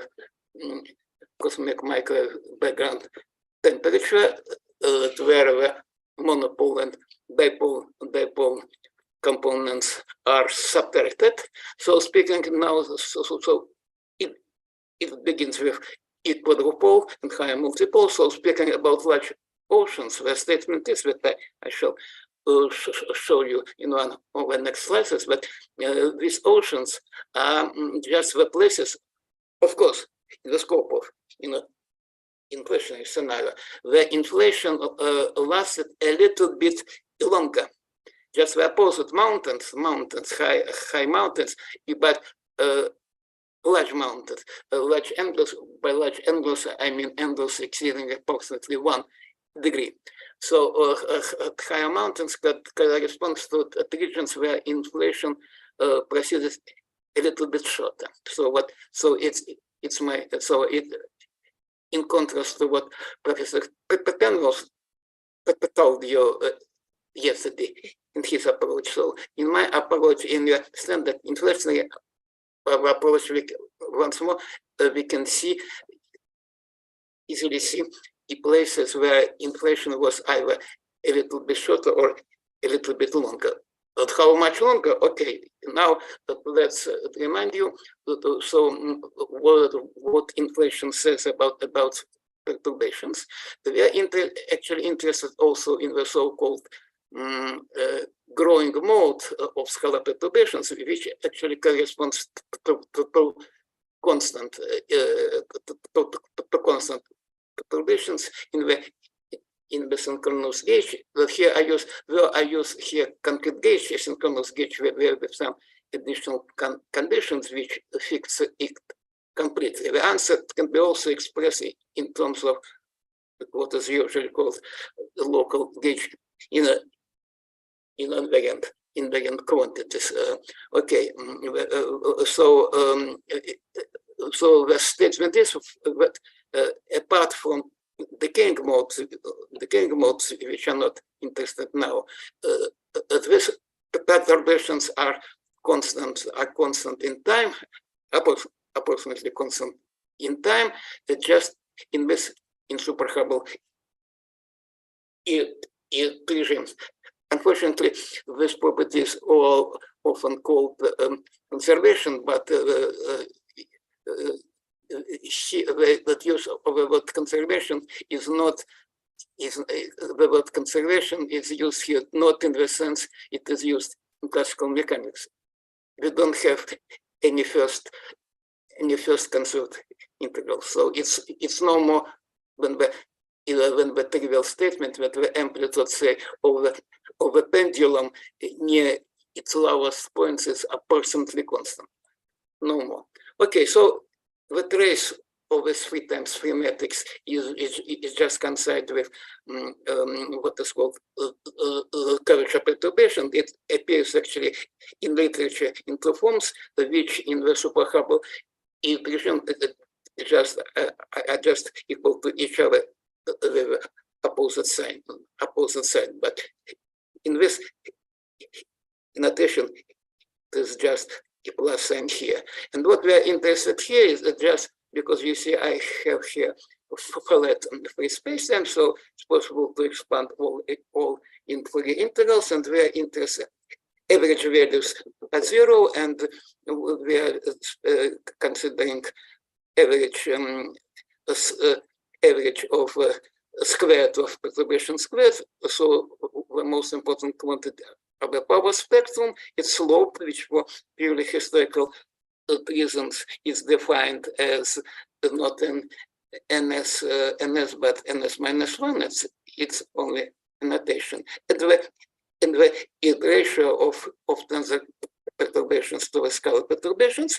And during all models of slow roll inflation, the statement is that both these quantities are small. And so in particular, I would say it's a non-trivial prediction that the tensor perturbations are always suppressed as compared to scalar perturbations. And this is indeed confirmed by observations. We actually measured primordial scalar perturbations, but have only upper limits on tensor perturbations, which I show in the next slide.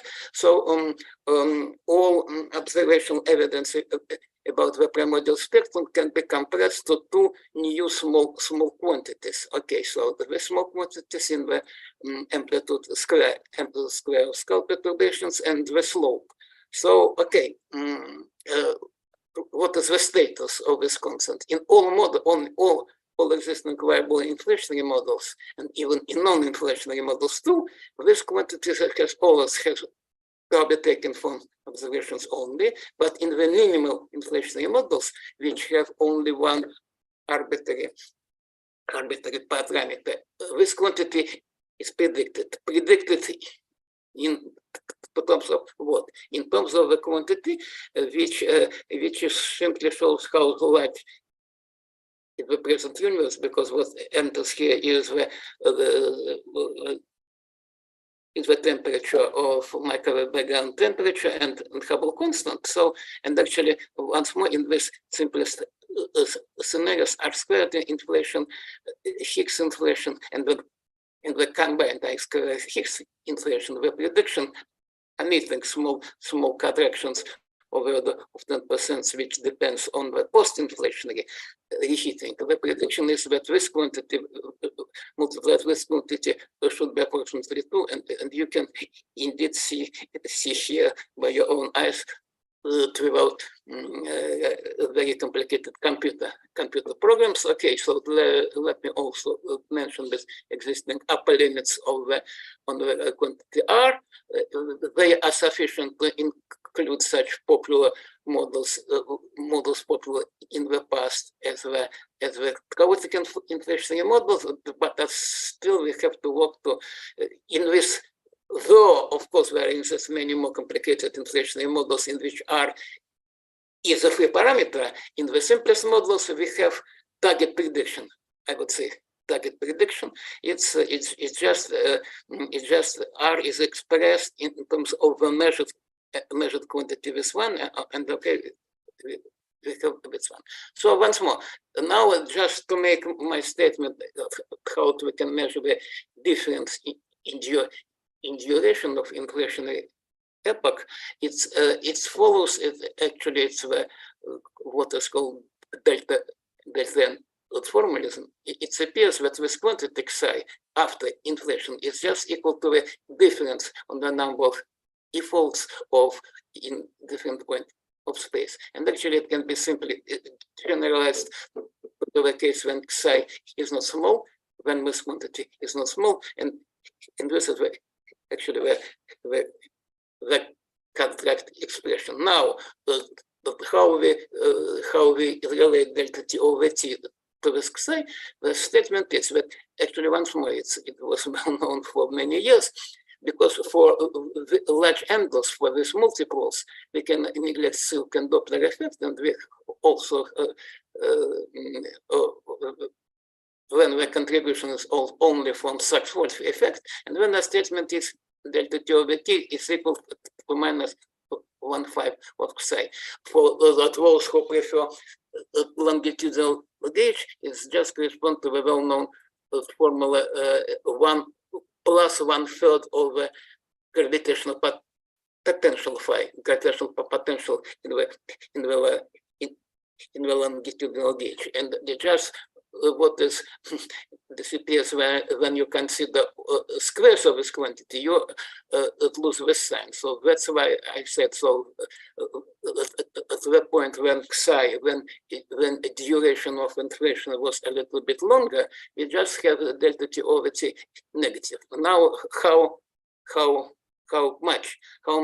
So because the actual typical value of delta T over T in this large mountain regions or large oceans is over 10 in power minus 5, and this means that we really see differences in the number of e-folds during inflation of this order, and this is a model independent statement. Okay, now next statement is model dependent. It refers to the simplest models in which we do not introduce any small parameters not found from observation, when in which models the curvature during the end of inflation of a step, and this means that at first the statement, the conclusion would say completely nonsense to you, that we really, well, of course, under the assumption of this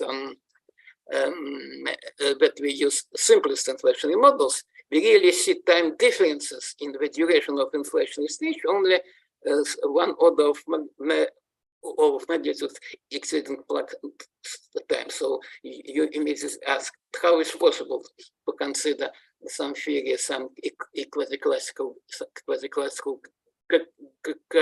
gravity and speak about Planck intervals? It's possible because we are speaking about microscopic shift, microscopic shift in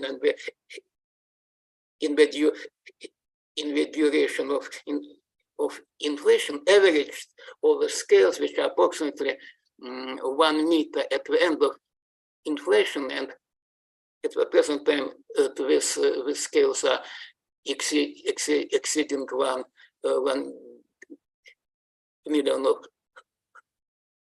megaparsecs. So just in the same sense, so, and we need not speaking about average quantity, we need not worry about what is the exact structure at the Planck scales, just in the same sense, which is actually used practically when we measure gravitational waves, and when we measure shifts, average shifts, or the mirrors in the gravitational wave antenna of the order of 10 minus 18 centimeters, and this scale formally, according to Heisenberg uncertainty principle, would correspond to the energies of the order of 10 in power 5 gigaelectron volts. But the statement is that we need not think about correct expression, correct extension of the standard model of elementary particles up to the scales. We even need not worry that we can need not think that protons in neutrons consist of quark and gluons once more, because we are speaking about average quantities. Okay, so that's how. So this in particular shows actually the main problem of inflation from the present point of view is not how to enter inflation. The present point how to go out of inflation, still keeping so large level of its synchronous behavior. Okay, so now let's from measurement, but let's go to pure hypothesis. But what may occurred before inflation once more inside our past life cone? Actually, we begin to think about this very early, approximately at the same time, actually always at the same time when we introduce first inflationary models. So in my talk, I sometimes I shall refer to the papers of that time, but also I have some, I will show you some recent results. So the two main, I would say the two simplest possibilities, and for which we can, which actually occur even in the classical gravity. So two main alternatives is either quasi-azeotropic bounds, when a curvature is bounded and not exceeding the curvature during inflation, or completely alternative possibility that there was something much more singular. So by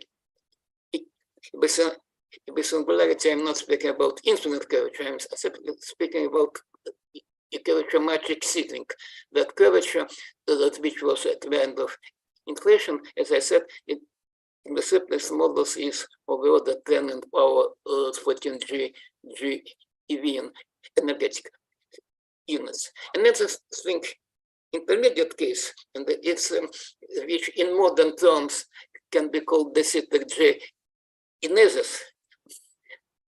If we can begin from the exact contracting for de Sitter space-time at which have a bounce and when inflationary stage. And actually, it was just one of the possibilities mentioned in my original paper, but I'm not too much. I don't want to insist much on this possibility, and maybe just because of the reason which I mentioned yesterday in my discussion with Robert Brandenberger. So from the classical point of view, it is a solution which begins from which occurs in the zero measure of initial conditions, and from the quantum point of view, just as I said yesterday, we have an unstable, well, even a stable de Sitter stage which cannot exist for an infinite time in the past. So though the solution exists in the mathematical sense, once more, I don't want to insist that it occurs in the real sense that one can think of the de Sitter stage existence up to the infinite time in the past. Okay, then a few more alternatives, even more speculative, according to the first two, because when at the same time it was proposed creation of inflation from nothing, more exactly far over the de Sitter in Santon. Well, my attention to this possibility, okay, it is not rejected, so it's possible, but I would say first it's only one possibility among infinite number of others, and second, we have for during all this more than 40 years, we have not obtained any specific observational prediction for its favor. Okay, then another possibility that was just at the same time, actually, both these were two papers in the proceedings of a second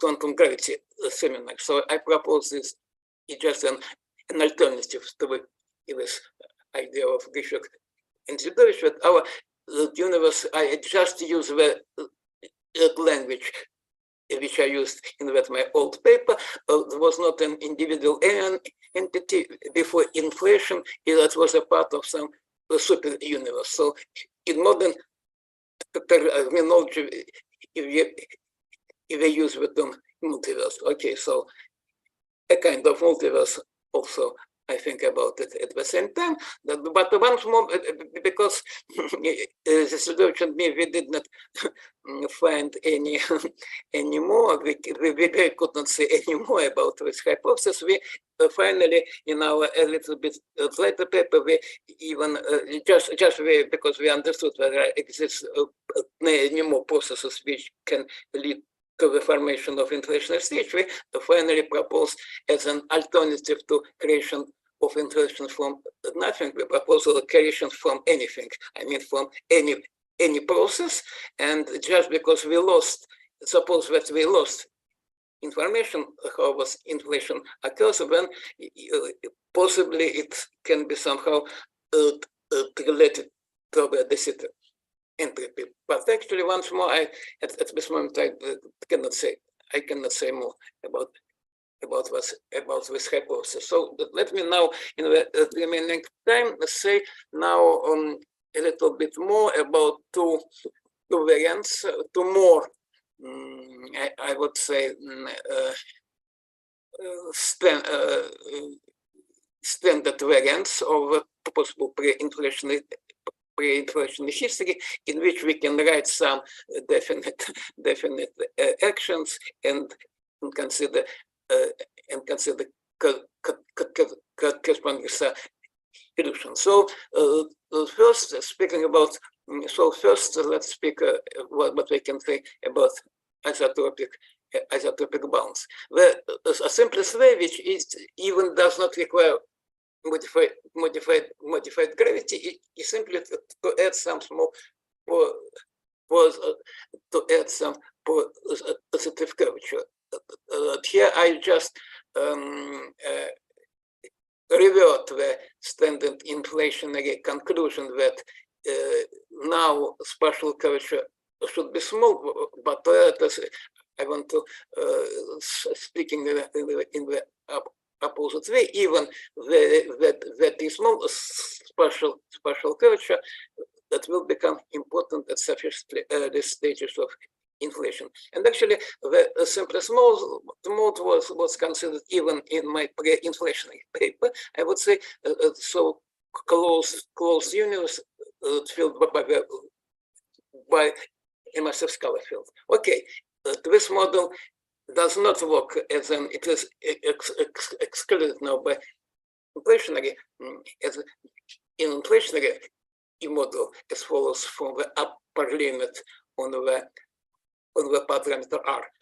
But once more, from the mathematical point of view, I always cite this paper because in this paper, the methods, the slow roll approximation was first introduced, that it works. And actually, in even more general case, so first during contraction, it was slow climb, and only after bounce, it was a slow roll in the standard sense. Well, it's in this case it is generic to have one bounce. I'm not speaking about what happens before. So it can be realized for initial conditions which have a non-zero measure in the space of initial conditions. But if we consider purely homogeneous models, probability of bounce is small. It was shown in the same paper. So it is just reflects the general statement that speaking about inflation is rather difficult to obtain that from the low curvature state. And just the opposite, it's very easy to obtain inflation from the state at which curvature is much more than curvature during inflation. Okay, so I shall say a little bit about this possibility, which is most generic at the in my conclusions, but let me also mention that speaking about if we how to have, is it possible to have bounds without spatial curvature? Well, yes, it's possible. It's possible in scalar tensor gravity, because it is known that in scalar tensor gravity it's possible to you break the weak and null energy conditions. And in fact, in these recent papers, we obtained a number of illusions.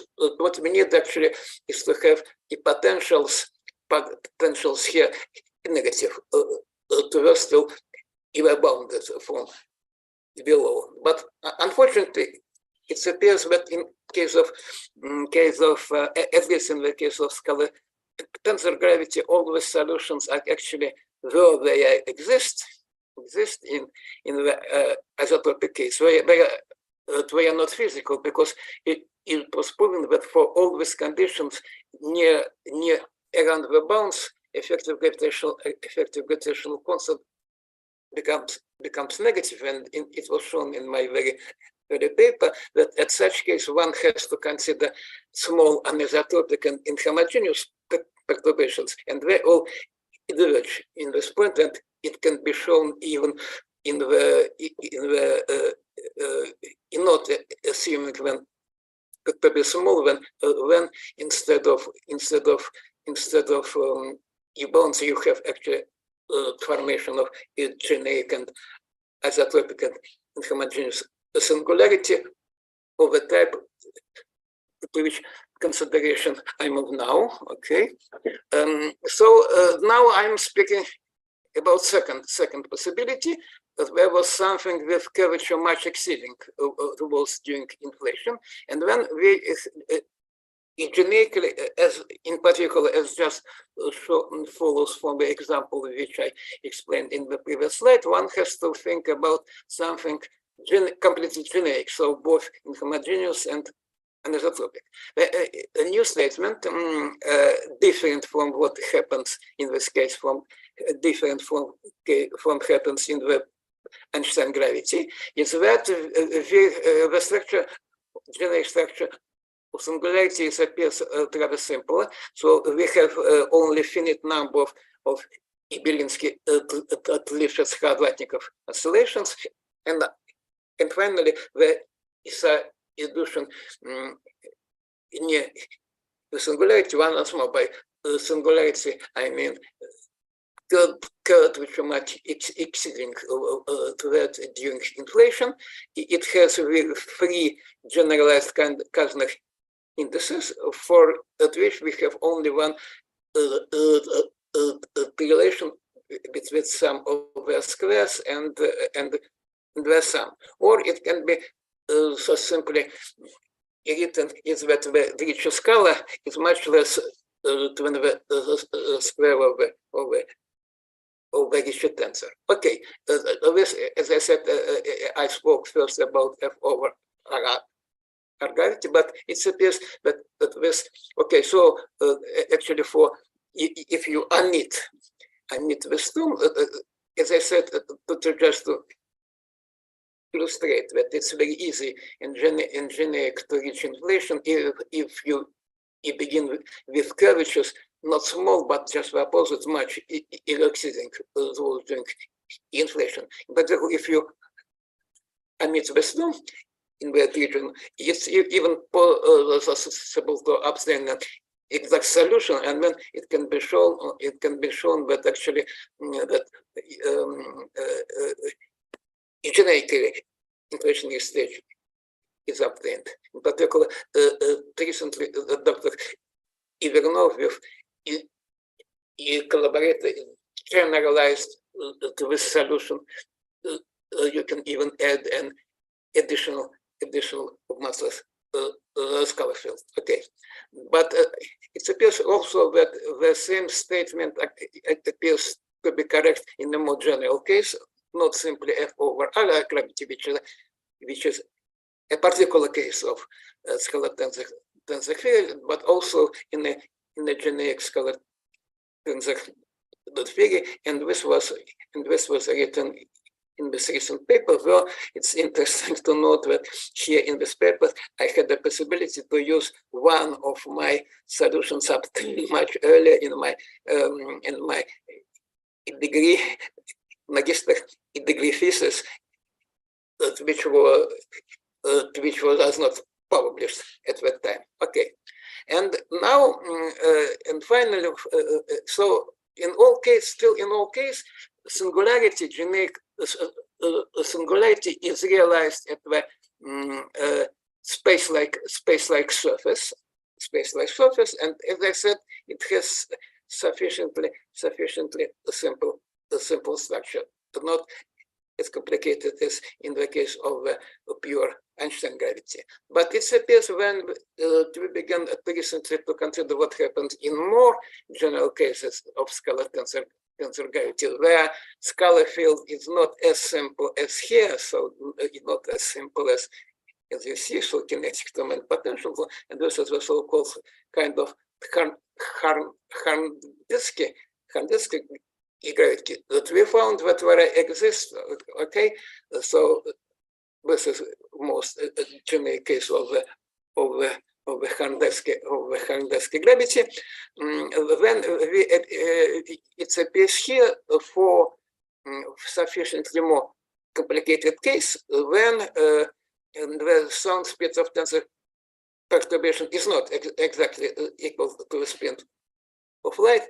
It appears when here, let me only shortly mention our most recent paper where we investigated for the Bianchi type 1 metric. Simply let me show you how complicated equation, but it is still possible to investigate them, in particular for anisotropy factors where equations are sufficiently simple. But that the statement is the following. Okay, let me. We found that for sufficiently complicated Harn-Diski model for which the velocity of gravitons is not always equal to the speed of light, though it's possible to choose parameter in some ways that it's sufficiently close to the speed of light at the present time, so to satisfy observational constant. It appears that even homogeneity becomes important. So I would say that this question is still, I would say, open. We can only make a statement that illusion cannot be locally neither isotropic nor anisotropic. So its structure is not clear. So it's not. We're not even sure that it can be realized in the space at one space like the surface. Okay, let me now show you only my conclusion. So as I said, we are sure that the duration of inflationary stage inside our past light cone was finite. We directly see the difference of its duration in terms of the number of its e-folds from the large scale CMB anisotropy. No, as I said, we have no irreliable and unambiguous observational data, so it's for future research. Okay, so as I said, the two simplest, most conservative from the present point of view alternatives are either quasi-isotropic bounds due to a positive spatial curvature, or generic anisotropic and actually inhomogeneous singularity with curvature much exceeding that during observable part of inflation. And speaking once more, what I said, as I mentioned already, what I want to say at the last point, speaking about positive bounds due to positive scalar, due to the positive spatial curvature, it, as I said, it has small probability if you consider exactly homogeneous. But if you consider most generic inhomogeneous case, when the statement is that we have, and this is just the opposite, my alternative to the Hawking points which Professor Penrose mentioned yesterday. In this scenario, we have inflationary points, some points in the rather small amount of space in which we have, in which there is positive scalar curvature, and only this part of the preceding space-time has a bounce, but it is sufficient. And so, but what happens from this is that the surface of the constant time, cosmic time at the present time, or surface of the constant value of the Riemann curvature at the present time, is not the Cauchy surface of the other regional space-time. So, in the scenario, if you think about inhomogeneities, you really obtain symmetry between past and future due to this global inhomogeneity. So a kind of some error. Okay, I think I shall stop here because actually I said so. So okay. Okay. I shall stop Thank here. you very much, Alexei, for your very interesting talk. And in fact, we are over time, but I think we can spend maybe 4 minutes or 5 minutes, 1 minute for each question. Please try to ask very short ones. First, I see a question from Igor Valovich. Igor, please ask your question. Thank you, Alexei, for the nice talk. You try to discuss general picture of different stages. For me, it looks like ad hoc problem to every stage. Why don't try to discuss them systematically? Start from a general action, say R plus R square plus Lagrangian of standard model. And actually, Igor, my statement, I have just performed it, and I showed you the generic structure of singularity, generic structure of singularity in F over R gravity first, and then in scalar tensor gravity. As for the second alternative bounds, as I said, locally it is for sophisticated locally it can be considered as homogeneous, and then once more I showed you that there exists illusions in this case. So it's just the opposite my statement. Once more I repeat, with my collaborators, I consider generic structure of space-time singularity. Apart from the unsolved questions for more complicated, once more, we have made very general analysis of what happens in all possible Khanagowski models, and showed that in some of them, okay, the singularity is the same structure. It's the same structure as in scalar tensor gravity, but there exists some models for which I would say this answer is still open. And as I said, we even are not sure that generic singularities is realized at the space-like surface. so you did it for two first stage, right? But I'm asking you one more general question. First two stage, but then third and so on, work-gluon plasma. What is your basic? You are speaking what happens after inflation. Okay. No, I mean, what is your fundamental action of Lagrangian? Okay, as I said, we investigated. I showed you. Okay, so most general Lagrangian, which was investigated with is this one, okay? Okay. We don't know of more general. Once more, if speaking about a generation of scalar tensor gravity, so if you want to introduce something more general, for example, free forms or something more in general, vector fields, then it will be more complicated. But in this case, we know that we cannot obtain inflationary stage. So I would say that I consider the most general, up-to-date, most general Lagrangian, which contains inflationary stage. Okay, thank you. Okay, we can decide how we will proceed. In fact, there are 6 questions. My expectation is more than 15 minutes. My proposal is the following. Let's ask Philip to ask his question. If the question is fast one, very short one. If not, let's postpone all these questions for general discussion. So, Philip, what is your decision? Do you want to just ask just now, or you can wait? It's actually not a question, it's a comment. A short one, please. I just wanted to point out to Alexei, that was a very nice presentation. You're looking for a pre-Robertson-Walker phase by modifying the gravity side.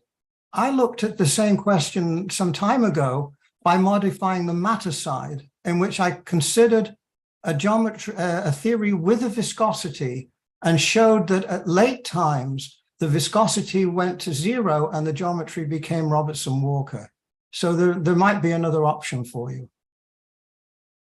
Once more, as I said, my answer is that in particular, even in this Harndesky Lagrangian, we don't have a situation in which we have a large viscosity. So okay, to obtain this, indeed there exist cases. I should mention when I spoke about inflation, I meant cold inflation, but of course there exists what is called warm inflation, and indeed during warm inflation, and of course before warm inflation too, this dissipation is significant. Probably that this theory is based on completely different assumptions, so I don't have time to discuss them now. Okay, maybe thank you very much, Alexei, for your once again for your very interesting talk. Thank you for people who decided to ask the questions during the general discussion. I hope that Alexei we will not miss, because there are more than 4 people who would like to ask questions, but because we are over time, let me thank Alexei. Ira, only let me answer the question which is in the chat with okay. Just as for all other presentations, all PDF files will be in the website of this conference. Okay, I don't see any questions for you in chat. Maybe this is only in my program. I don't see any question. Okay. It was a personal. Oh, okay, it's personal. From Michel Nardelli. So you will see the PDF file of my talks as well as all other talks in the website of the conference. Okay, let's thank Alexei for once again. Thank you very much. The next speaker is Dr. Sylvia. Let me try to find the program. I don't see the program. Could you please share your screen and show me your title? Yeah. Okay. The next speaker is Dr. Alberto Silvia. He will, from Torre Vergata, University of Torre Vergata, he will tell us about About what? I go about metric affine effective field theory, inflation, and reheating. So 40 minutes, please try to keep your time. Maybe I tell you 3 minutes before the end of your talk, just to keep the time. Yes, thank you. Okay, thank you very much for inviting me and for organizing, thanks the organizers for organizing such a nice conference. It's really very interesting. So today I'm going to speak about the topic that you can read the title, and the talk will be mainly based on a couple of papers.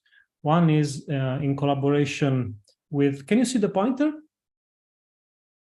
Yes. Okay. We can One see. Collaboration with Gianfranco Pradisi, who's a colleague at the University of Rome Tor Vergata, and then there is another one that I published shortly after. And the first one regards the general approach of effective field theory of metric affine gravities. And in particular, as you will see, when there are more dynamical degrees of freedom carried by dynamical connection. And the second paper regards instead of more phenomenological applications of this framework, in particular to inflation and reheating. So first, a brief introduction. Einstein's general relativity explains gravity in geometrical terms. Yes, but let's say this construction flows from the equivalence principle, and as a consequence, not only the metric should be present, and also the connection should be identified with the Levi-Civita connection. This is a very beautiful construction that takes some, let's say, explains and is in agreement with all observations we can do in all gravitational observations we can do, including today's nearly exponential expansion of the universe, if the cosmological constant is present, of course. However, from the purely geometrical point of view, say putting aside the equivalence principle, we have two main building blocks for gravitational theories. One is the metric G mu nu, and the other one is a generic connection that I will call A, mu rho sigma, that is not necessarily equal to the Levi-Civita connection. And in fact, they can be completely independent objects. And moreover, most importantly for this talk, it can contain extra degrees of freedom beside the spin 2 graviton. And this generalization is what is known as metric affine gravity. Let's first introduce some necessary ingredients for gravitational theories. One starts from this general relativity principle, which states that all laws of physics should be invariant under general coordinate transformations. And as I said, we need the metric to define distances and the connection to define covariant derivatives, and so equations of motion.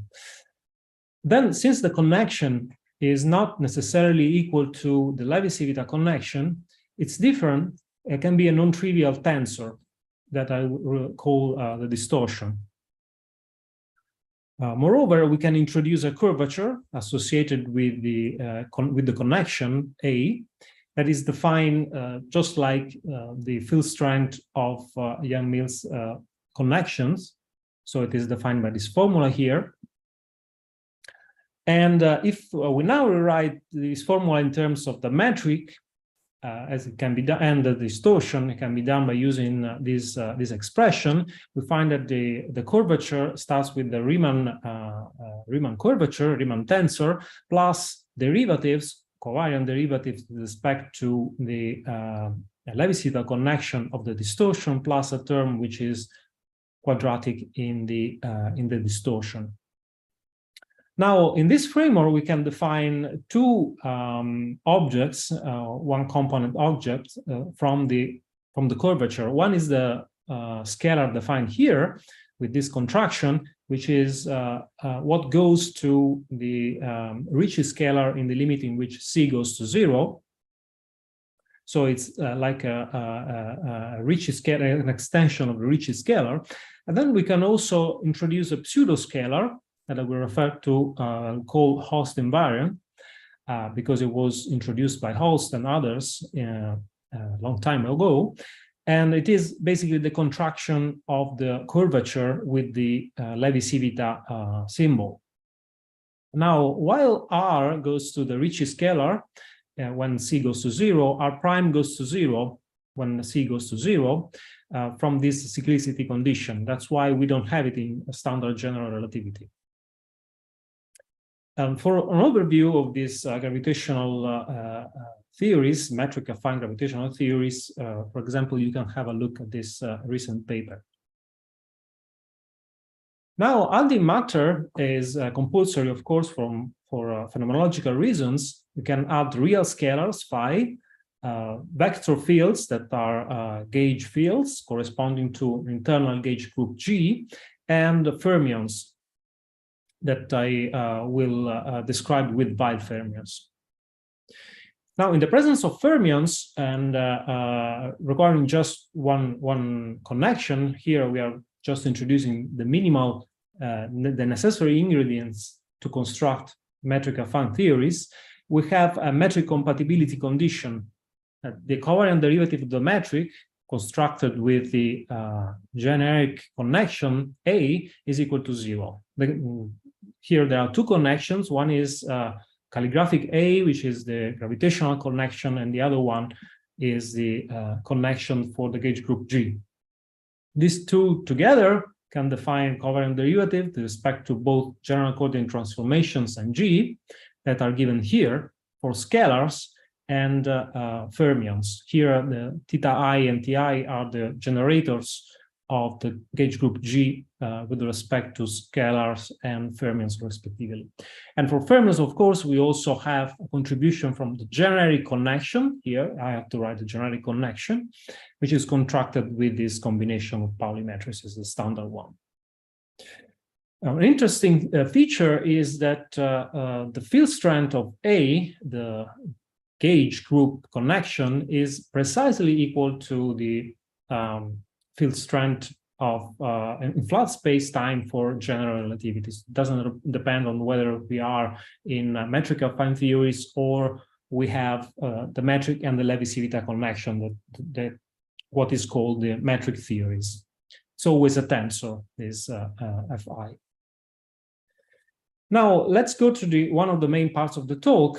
So what Gianfranco and I did was to identify the generic form of local effective field theories of the metric affine type with a non-dynamical C. By non-dynamical C, I mean a C that does not carry additional degrees of freedom besides the metric, phi, psi, and A, the gauge connection with respect to G that I introduced before. And this is the generic expression we found.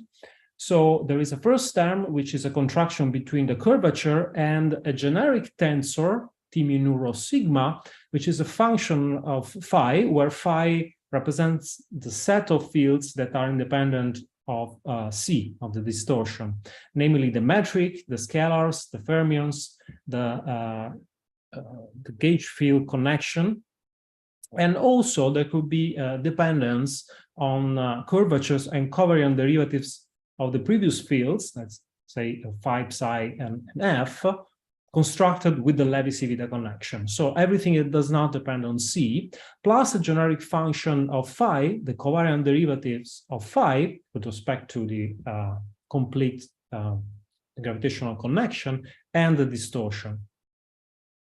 Indeed, when the action has the form as equivalent, the form given here, the distortion is not dynamical because the field equations of C are purely algebraic in C itself. We can see it from here by integrating by parts and putting the derivative that is inside the curvature on T, we find a purely algebraic equation of motion for C. And so we can in principle, if we are good enough, we can solve these equations and find C as a function of phi.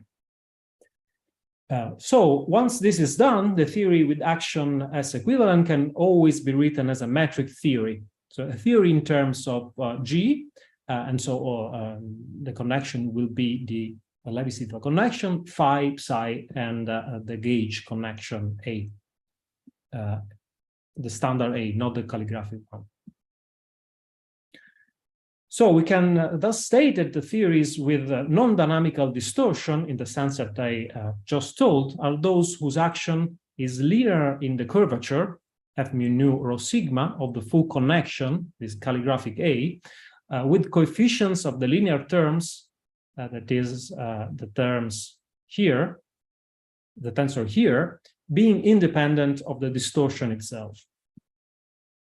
Okay, so this classification is useful also because it helps us in identifying theories that instead have a dynamical distortion, in the sense that the distortion, and so the gravitational connection does carry additional degrees of freedom that are independent from the metric phi, psi, and the gauge connection with respect to G.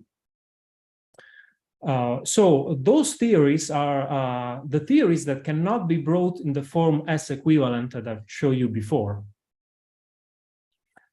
Some examples are theories of the form written here, where the action still has this initial term, but then there is a generic nonlinear dependence on R and R prime. So there is a function which depends on phi R prime that is nonlinear in R and R prime. And then there is a generic function of phi, the covariant derivative of phi and C. This is generically true, but there are some exceptions. For example, there are very specific choices of the action, choices of this function delta. For example, when delta is equal to a function of phi, but then depends on R and R prime on a specific linear combination of R and R prime where the coefficients depend on phi, and sigma also is independent on C. In this case, this very specific case, still we have an equivalent action in the sense that there are no additional degrees of freedom carried by the connection. But this is a very specific case. So one question I was interested in answering is, can the inflaton be identified with an extra dynamical component of the connection? And the main motivation, at least my motivation for answering this question, is to understand whether the inflaton can have a geometrical origin too. We know that the metric has a geometrical interpretation at origin, but if we are able to identify the inflaton with the dynamical component of the connection, then we could have a sort of geometrical motivation, at least for the inflaton. Okay, so inflation is, for me, is compulsory. So it is let's say, the nearly exponential expansion that occurred during the early stages of the universe, and it solves a lot of some very important problems of the previous cosmological paradigm. And the inflaton is a spin zero field, so we should look for a spin zero field. And also the potential of the inflaton has to be appropriate, and it has to guarantee that such an expansion not only occurred, but also eventually came to an end. So a period of reheating must take place after inflation in order to generate all the matter we see, all the particles we observe, galaxies, etc. So let's go back to the question I asked. So we should ask two questions. Who is the inflaton? And are the observational bounds satisfied? So we have to find whether the connection contains a spin zero field with an appropriate potential, and also identify the region of parameter space with variable values of the scalar spectral index Ns, the tensor to scalar ratio R, and the curvature power spectrum PR, in general, all observables that are constrained by CMB observations, most recent ones being those released by Planck collaboration and BICEP-Keck collaboration 2021. And third, also we should understand whether an efficient production of known particles, such as electron, quarks, and Higgs bosons, standard model particles in general, say reheating, can take place after inflation. Okay, so the key idea here that I exploited is that in the case of metric affine theories, there are two rather than one invariant that are linear in the curvature that we have introduced. The usual Ricci-like scalar R and the parity odd host invariant R prime. And in the GR case, when the connection equals the Levi-Silva connection, R coincides with the Ricci scalar, as I said, but R prime vanishes. So the only source of R prime is, so a key source of R prime is the connection. So if we have a theory where R prime is dynamical, we can say that the connection also is dynamical. And the key idea here is to identify the inflaton with R prime itself. So the inflaton will be a pseudoscalar that I will call a pseudoscalaron. And to do so, of course, R prime has to be a dynamical field, which is independent of the metric.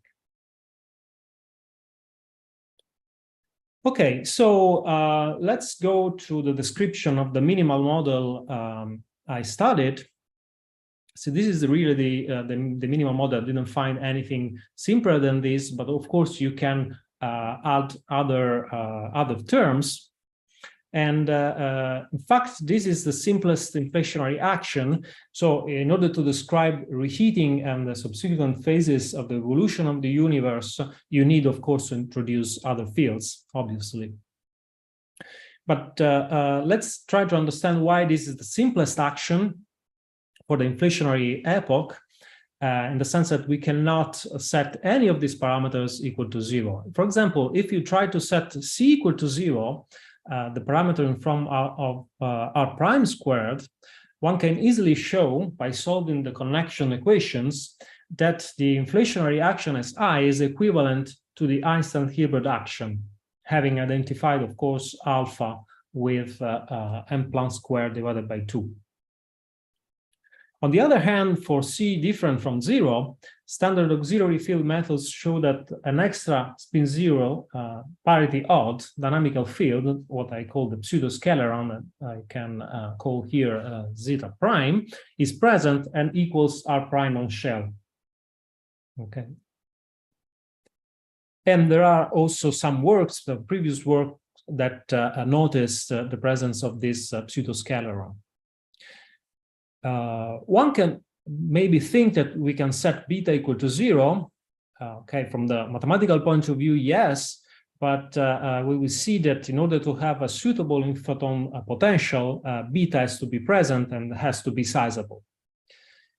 In fact, 1 over beta in appropriate units, m Planck squared divided by 4, is called the Barbero-Mirzi parameter, and this is because it was introduced by Mirzi in the 90s.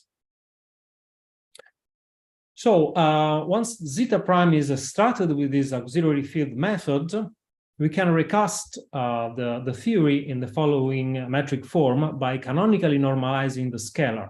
So we go from some scalar zeta prime to another scalar omega, which is canonically normalized, and it has a potential u, which is a function of zeta prime, which is simply a quadratic function. So here C has to be negative for stability reasons, and zeta prime also is a function of omega. This is the function that goes from the frame where zeta prime is not canonically normalized to the frame of the canonically normalized omega. And zeta prime is a function that depends on C, 1 over C, and also depends on beta. And there is also the dependence on omega through this function x of omega, which also depends on beta. So essentially, a C is fixed by the power spectrum that fixes the overall constant of the potential, while beta gives us the shape, the potential. Okay.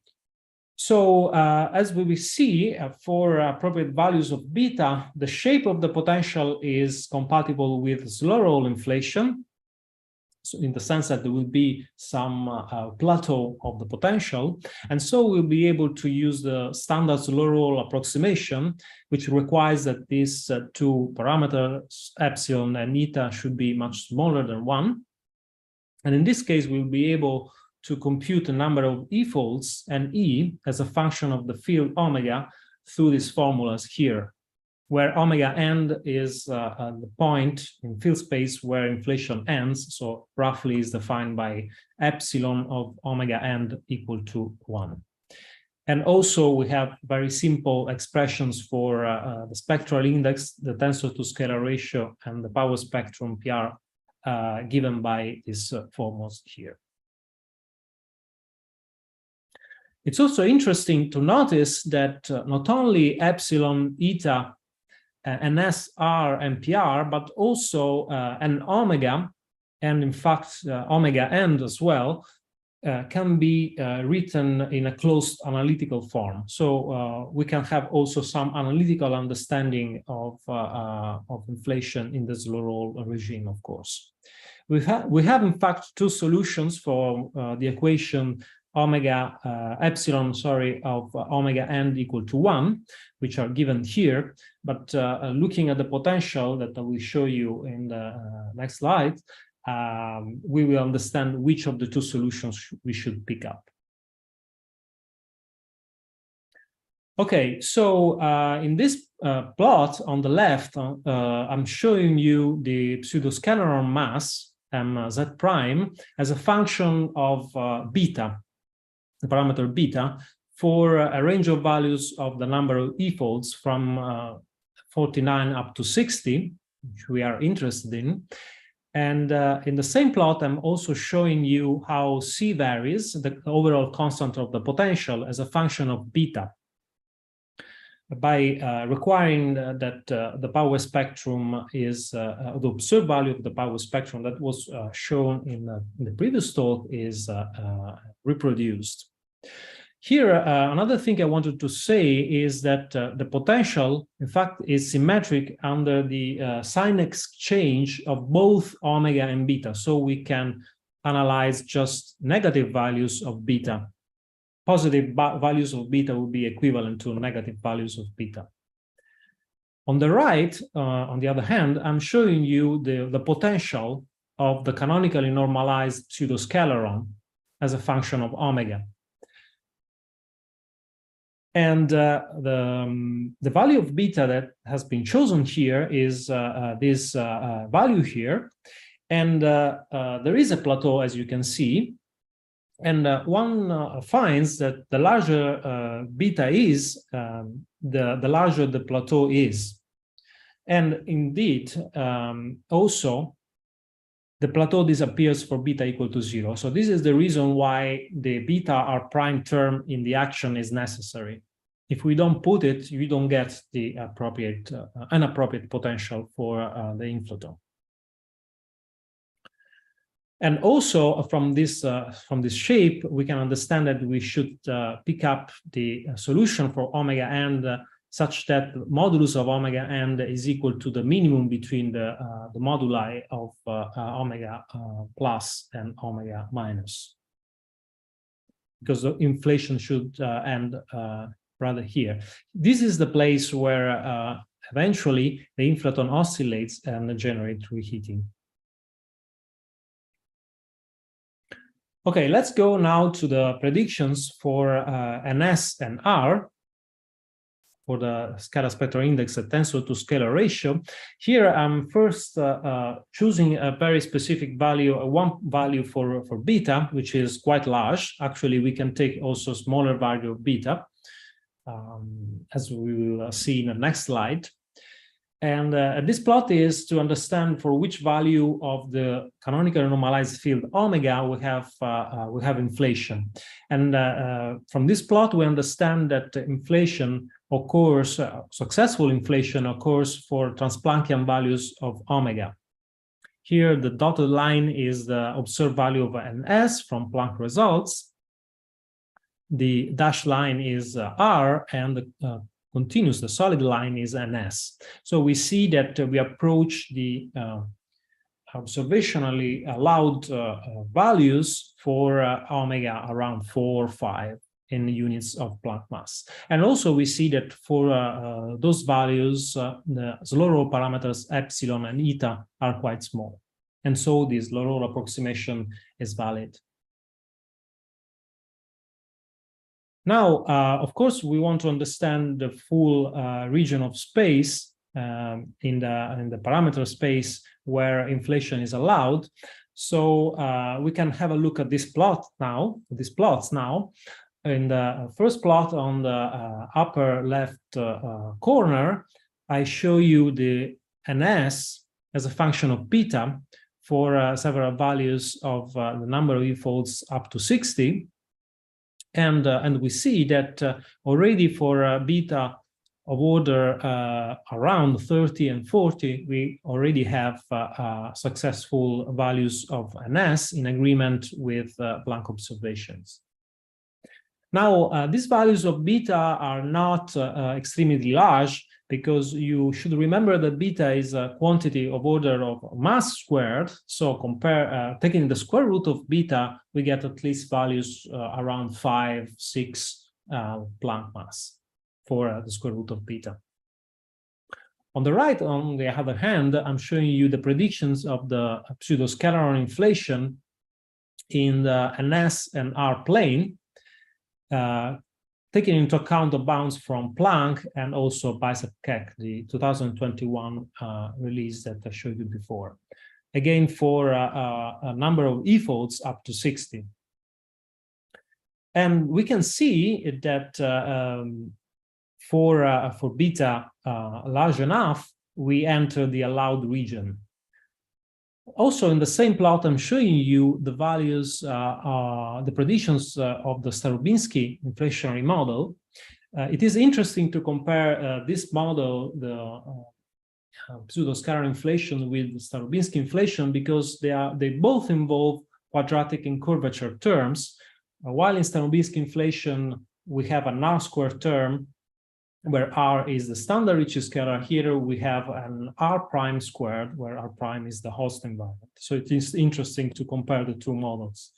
And we see that for beta large, we approach, but we do not quite reach the Starobinsky predictions, while for large but moderate values of beta, we have very different predictions that can be distinguished with future observations. Okay, so we see that for small values of the Barberi-Mirzi parameter, which is essentially the inverse value of beta, we get successful inflation. In the last plot, I'm also showing you the fact that the slow roll parameters are small enough for the interesting values of beta. Okay, so now let's go to the reheating phase after inflation, and we will just describe the simple reheating based on the decays of the inflaton into standard model particles.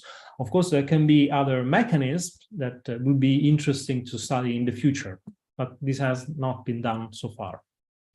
So this will provide us some lower bound for the reheating temperature TRH in terms of the decay width of the field omega. That would be essentially approximately the minimum between these two quantities, where G star is the effective number of relativistic species in thermal equilibrium at the reheating temperature, and rho vac is the vacuum energy density due to omega. And essentially, we have a finite energy budget due to rho vac. That's why we have this minimum. A first mechanism that I studied is the decay of omega in a pair of fermions. So we can introduce fermion F represented by some Dirac spin or psi in these metric affine theories. And for example, we can consider the simplest fermion action we can imagine from our experience from metric theories, standard metric theories. So we introduce some covariant derivative, calligraphic covariant derivative, that is the covariant derivative that depends on the full connection, calligraphic A. And then by using the connection equations, one finds the following effective pseudoscalaron fermion-fermion interaction that is given here. From this interaction, we explicitly see the pseudoscalar nature of omega, that's called indeed pseudoscalaron, because it is the gradient of omega is contracted with the axial current constructed with psi. And this coefficient C omega FF can be computed in terms of beta with these equations. B of omega is this function of omega, and we find this explicit expression, closed expression for C omega FF. So we see that when beta goes to 0 and the source of parity violation goes to 0, the coefficient does not go to 0, and indeed this operator is parity invariant. It's the contraction between parity odd vector and a parity odd vector. So pseudo vector and pseudo vector. This effective interaction leads to the decay omega into a pair of fermions with width given by this formula. And by analyzing this formula, since we know essentially the value of m omega from the plot I showed you before, m omega is what I called m zeta prime before, is the pseudoscalaron mass, and mf is the fermion mass. We find that this channel can effectively reheat the universe up to a temperature above the electroweak scale if mf is very large compared to that scale. So such a fermion is not present, of course, in the standard model.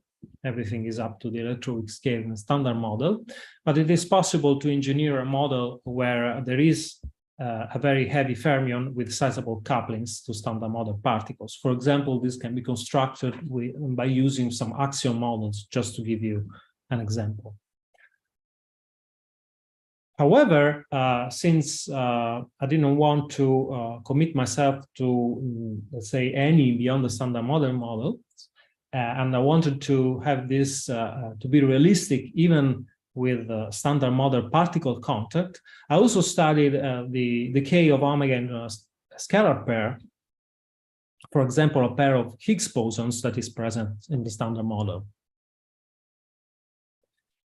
So this does not need to be the Higgs boson, but it can be the Higgs boson. So we see that this is an efficient Rieting channel, and so this will allow us to have a way to make the model realistic even in the standard model, even let's say merging this inflationary model with the standard model of particle physics. And this reheating channel is possible when there is a non-minimal coupling between the real canonically normalized scalar field phi in question and R in the action. So the standard non-minimal coupling that probably most of you have seen before. And this is quite nice because as non-minimal can be generated and generally is generated by quantum corrections. So it is more natural to include it rather not to include it. And now by solving the connection equations, one finds this effective omega phi interaction in the Lagrangian, where the coefficient C omega phi is given in terms of psi and beta by this expression. B is the function of omega I defined before. Now you see that this operator is no longer parity invariant if phi is not a pseudo-scalaron, but even if it's a pseudo-scalaron, we have a quadratic operator here. So it is not a parity invariant because omega is a pseudo-scalar. And indeed, when beta goes to 0, the coefficient disappears. So, and you know that when beta is not 0, we have a parity related term in the action. So the fact that this effective interaction breaks parity is due to the Barberi-Mirzi term in the action. And we can say that this effective interaction only arises through the Hall's term. It goes to 0 and beta goes to 0. So this is another reason why we need the beta R prime term in the action, because I'm going to tell you that this is an efficient reheating channel.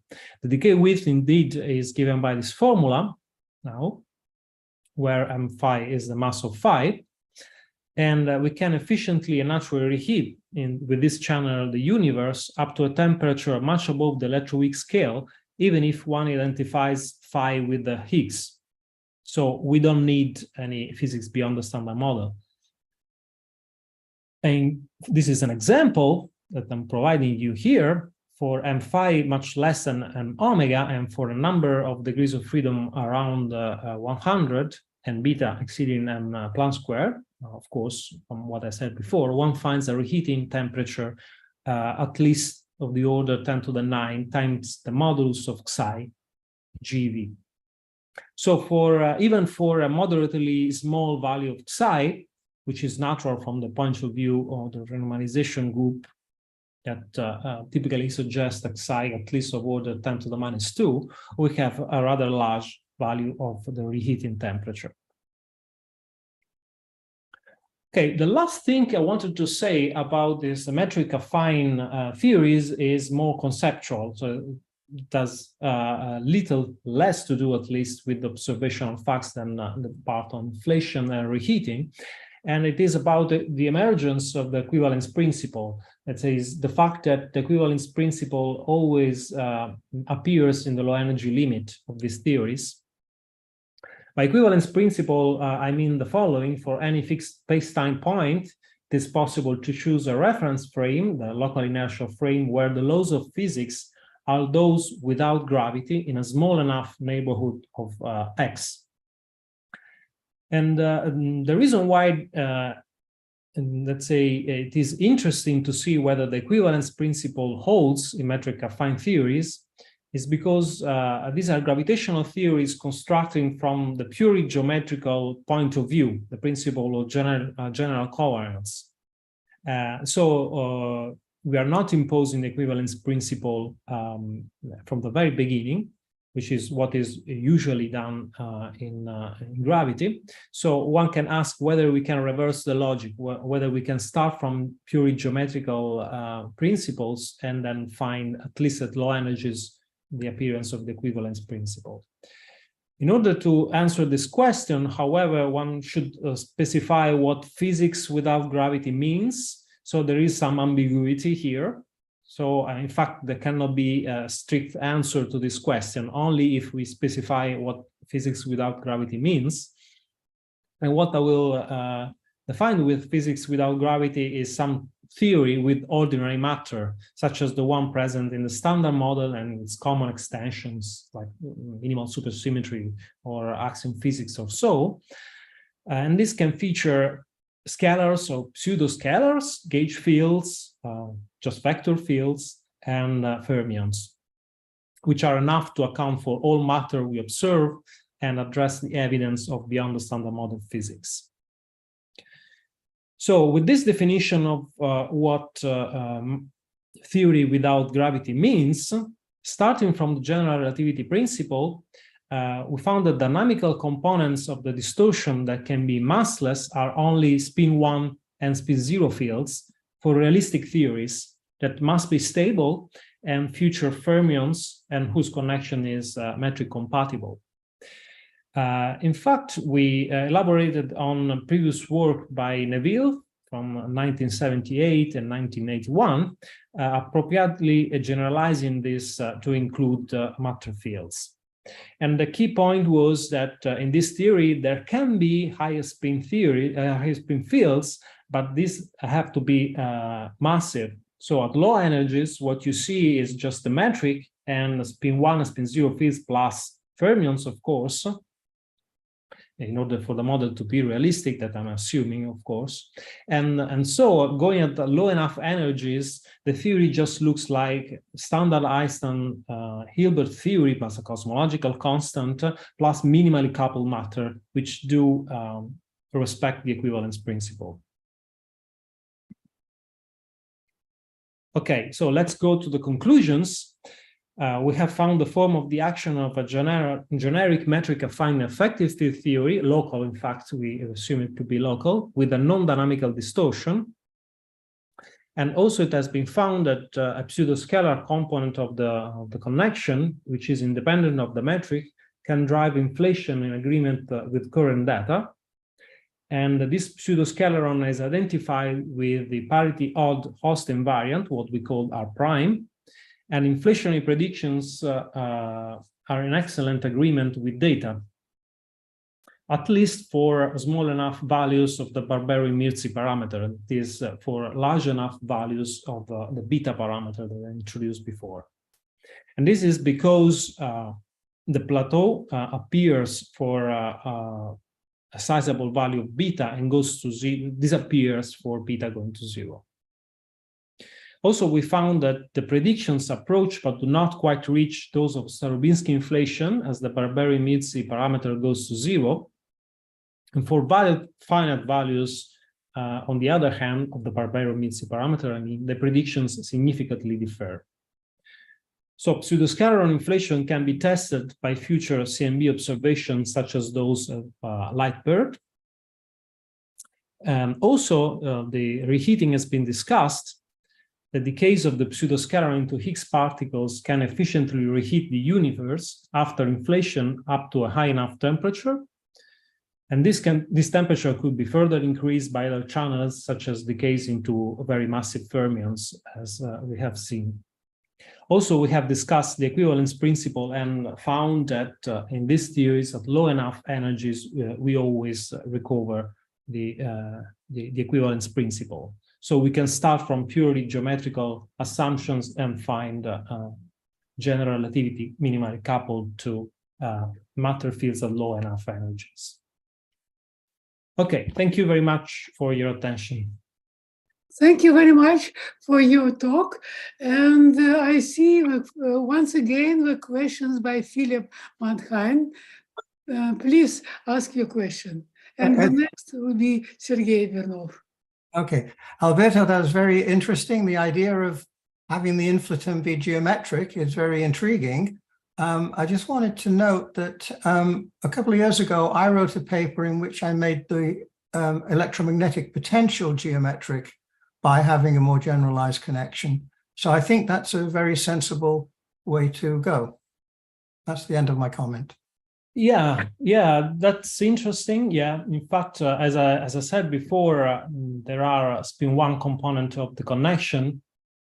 So this can play the role of gauge fields, even gauge fields we observe, and also can motivate the study of dark photons.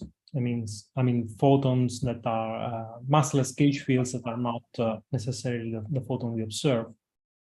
So, yeah. This provides us further motivation for beyond the standard model physics. Thanks. Okay. Next questions from Sergei Vernov. Sergei, please ask your question. Thank you for your talk. What is there some one-to-one correspondence between metric affine actions and actions with ordinary scalar fields? What that you use during inflation? One-to-one. The one-to-one, I don't know, but I can say that once you give me a metric affine theory that contains additional dynamical scalars, I can always rewrite it in terms of a metric theory with the original degrees of freedom, phi, psi, and the gauge field plus these other scalars that you have. So yeah, always a way of procedure in the opposite way. You have some model, you have a potential of scalar field, and After this, you construct metric affine gravity. Is it possible? I think I don't know if it is then uniquely fixed.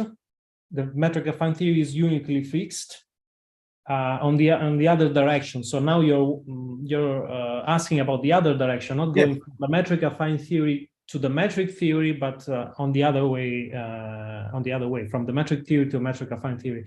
I don't know that if this metric affine theory will be unique given the metric theory you have. And in general, it can be more difficult because, you know, from the other direction, I had an independent field, the connection that I integrate out.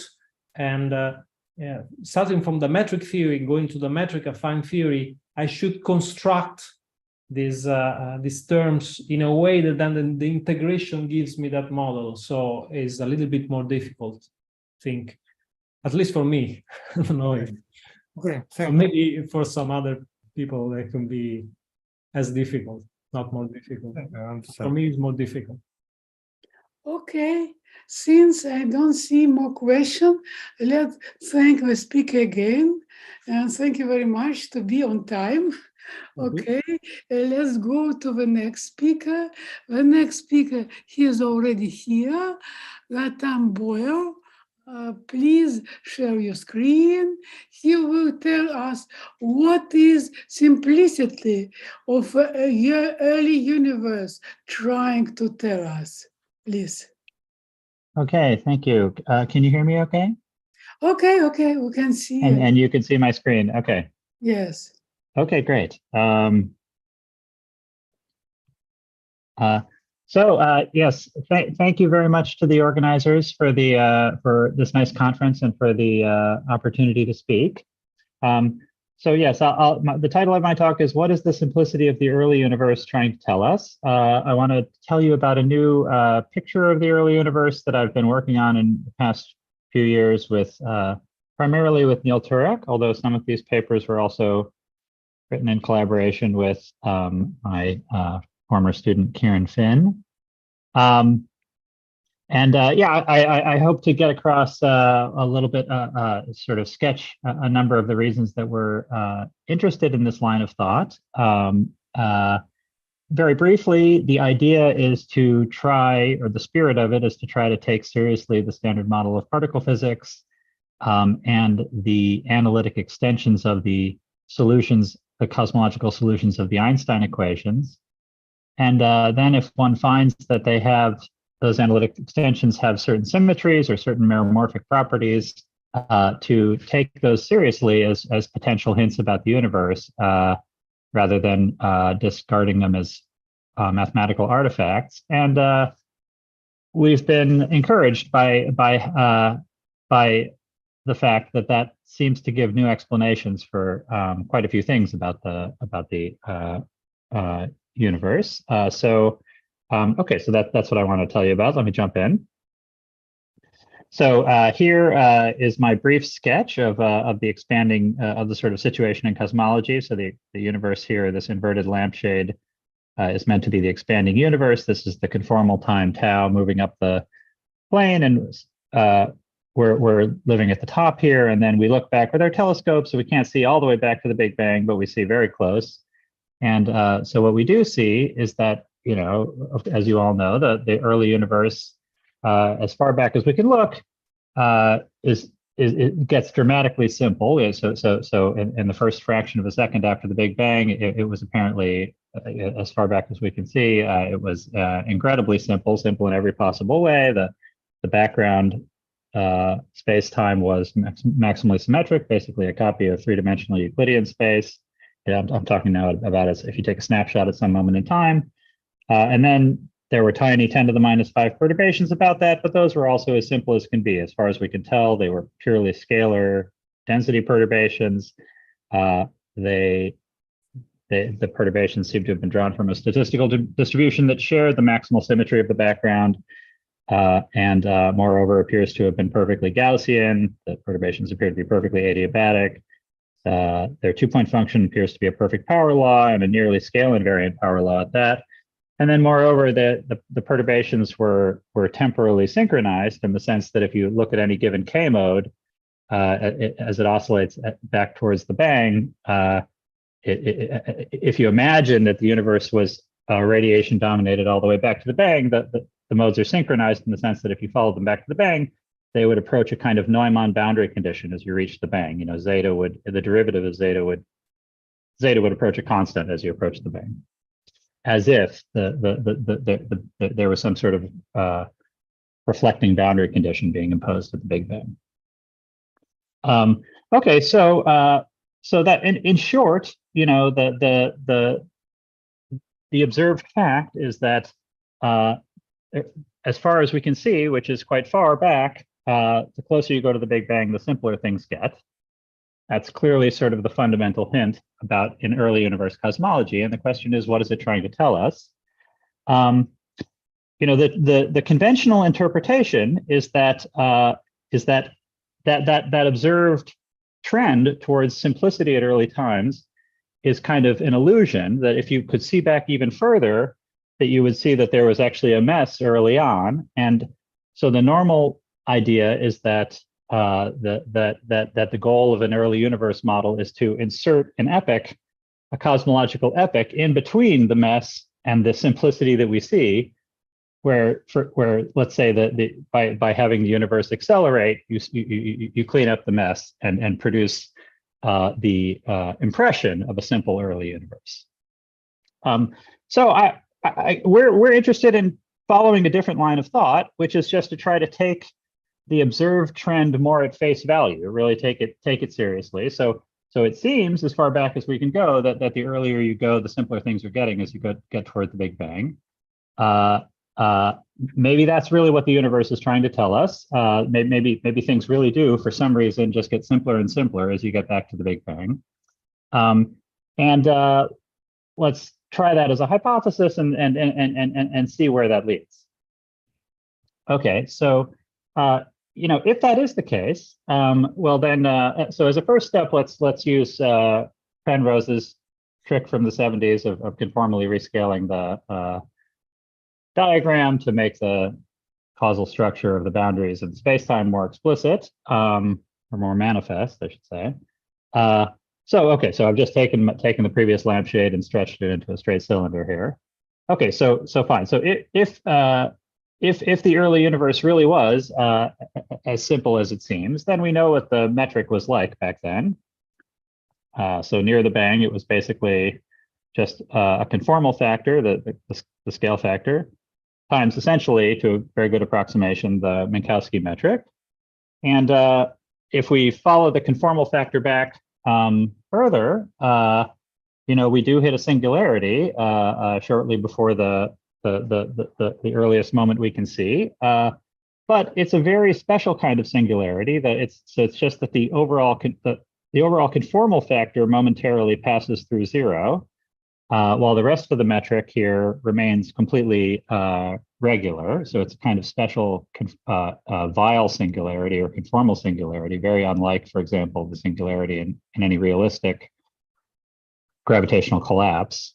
And moreover, the conformal factor passes through zero, but it does so in the sort of in this very simple analytic fashion. It's just proportional to the conformal time. If we just take seriously the radiation domination at early times, so it just has this very simple analytic zero. So unlike a typical singularity in GR where you can't analytically continue past it, here there's unambiguous analytic extension of the space-time. You just let the time run to negative values instead of stopping it at zero.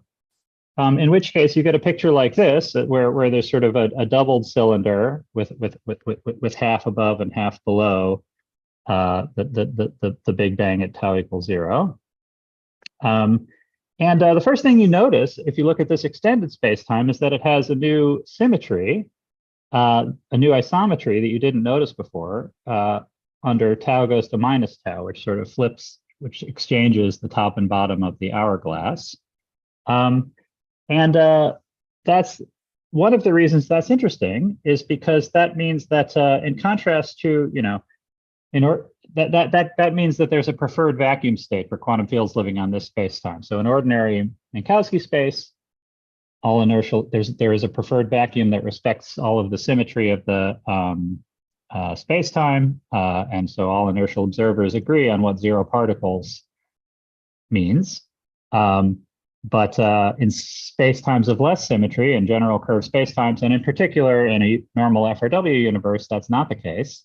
There's not enough symmetry to determine a preferred vacuum, but there almost is, and actually in FRW plus this time reversal symmetry there is, and so there is this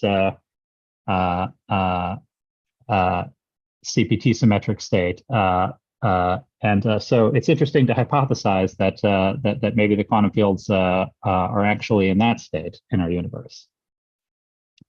So in other words, we think of CPT as a very fundamental symmetry of the laws of nature, but it naively looks like it's broken by the state of our expanding universe. But when we look at the analytically extended universe, we realize, oh, maybe not after all. So let's consider the hypothesis that the universe actually does not spontaneously violate CPT. One interesting consequence of that I want to mention first is that it gives a nice explanation for what the dark matter is. So let me to say a bit more about that. Let me explain more what I mean about this preferred state. So let's consider one field living on the background space-time. So here, this is, let's say, a spinor field psi. And the usual way we canonically quantize is we break the solutions of psi. We take a basis of solutions and we split the solutions into the positive frequency and negative frequency solutions. And in front of the positive frequency solutions, we put coefficients A.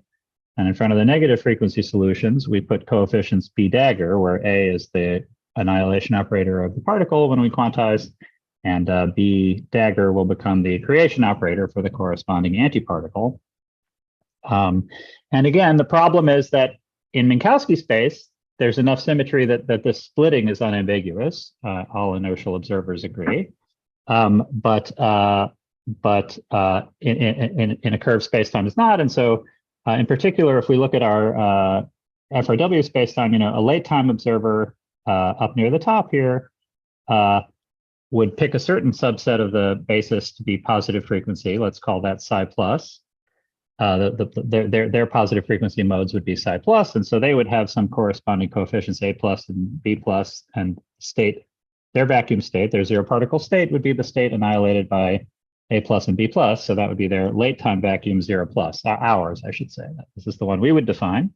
On the other hand, someone down here would pick a different set of positive frequency modes, psi minus, so a different set of A's and B's, and a different vacuum state, 0 minus. And 0 minus and 0 plus are not CPT symmetric. They're inequivalent states, and they're exchanged by CPT. But there is another state where you split the modes such that the positive frequency modes satisfy this additional condition that the positive frequency mode evaluated at time tau is equal to its charge conjugate mode at time minus tau, and then you can check that the coefficients in that expansion define a vacuum state that is CPT symmetric. So let's then try applying that state to the standard model. So here I just I'm showing the various particles in the standard model, all the gauge fields and scalar de Higgs up here, and then there's the fermion content down here. And so if we ask, before, let's say prior to the discovery of neutrino oscillations, the idea was that each generation of standard model fermions only contained these 15 fermions, 15 quarks and leptons. And then there were 3 copies of 3 generations of that content. So if you look at that model, there's just no dark matter candidate left in that model. There's no particle there that can be both stable, and we haven't detected it yet. But of course, ever since the discovery of neutrino oscillations, the simplest renormalizable explanation for the neutrino oscillations has been to add a 16th fermion, a right-handed neutrino, to each generation. And so now if we re-ask the question of whether there's a dark matter candidate in this model, including the right-handed neutrino. So now, famously, there is. There's exactly one. Exactly one of these three right-handed neutrinos can be stable and still be compatible with the observed facts about neutrino oscillations. You know, a nice thing is that if you is that the same Z2 symmetry, basically, if you take the Lagrangian to be Z2 symmetric under that nu right goes to minus nu right, that stabilizes the particle, and at the same time, it also completely cuts off all of its interactions with the rest of the standard model, except for gravity. So it only talks to gravity. So the same symmetry that makes it stable makes it dark. So that sounds like good news. But then you still have to explain how you produce the right abundance of it in the early universe. And so there you can make use of this CPT symmetric state to give a very precise prediction for, well, if it was really in this CPT symmetric state, the fact that there's a distinction between the CPT symmetric state and the late time vacuum means that according to us at late times, there seems to be a non-zero abundance of those dark matter particles emerging from the early universe. This is I should say this is very analogous to, I mean, this is really the same calculation that gives Hawking radiation from a black hole, where the black hole is really in one state, but the distant observer defines a different vacuum state, and so sees a non-zero flux of particles emerging. So it's a very standard calculation, and pioneered by Hawking and also by Professor Starobinsky, who also did early work on this sort of gravitational production mechanism that I'm talking about, although not in this context of this specific CPT symmetric state. So with the specific CPT symmetric state, well, if you go through the calculation, you learn a few things. So first of all, you learn that in order to get the right abundance of dark matter today from this neutrino, it has to have a mass of 4.8 times 10 to the 8 GeV. You also get this observable prediction that if this heavy right-handed neutrino is really the dark matter, that one of the three light neutrinos that we actually observe is massless. And so, you know, at the moment, we know that the differences between the three light neutrino masses from neutrino oscillation experiments, but we don't know the sum of their three masses. So, but once you know that the lightest guy is exactly massless, you do know the sum. So we get a prediction that the sum should be either 0.06 eV in the normal neutrino hierarchy, or about twice that much in the inverted hierarchy of neutrinos. And in the next few years, cosmological experiments like DESI and Euclid, in combination with other CMB experiments, et cetera, should measure the sum of the three neutrino masses. And so if it doesn't agree with this value or this value, then this theory is ruled out. So a second prediction here, just to emphasize, is that the dark matter produced in this way is very cold. So if you see any deviations from just pure cold dark matter, so if it's warm or if it's fuzzy or axions that are light enough to have observable wave-like behavior, then again, this is ruled out. And also, there are no primordial gravitational waves produced by this mechanism. Very analogous calculation to the one you do for the neutrino implies that there are no primordial gravitational waves. So if those are detected through, for example, polarization, P-mode polarization in the CMB, then again, that would rule this scenario out. Okay, so let's continue to try to extract a few more predictions of this idea. So again, I want to take seriously this extended two-sheeted cylinder with patches on both sides of the Big Bang. So here is the same two-sheeted cylinder I showed before. I've just taken the bottom half and folded it up inside the top half, so it's kind of so the two sheets of the cylinder are directly inside one another. So I want to take seriously the fact that there's an isometry relating two neighboring points on the inside and outside sheet. And so I want to demand that the fields living on the spacetime respect that symmetry.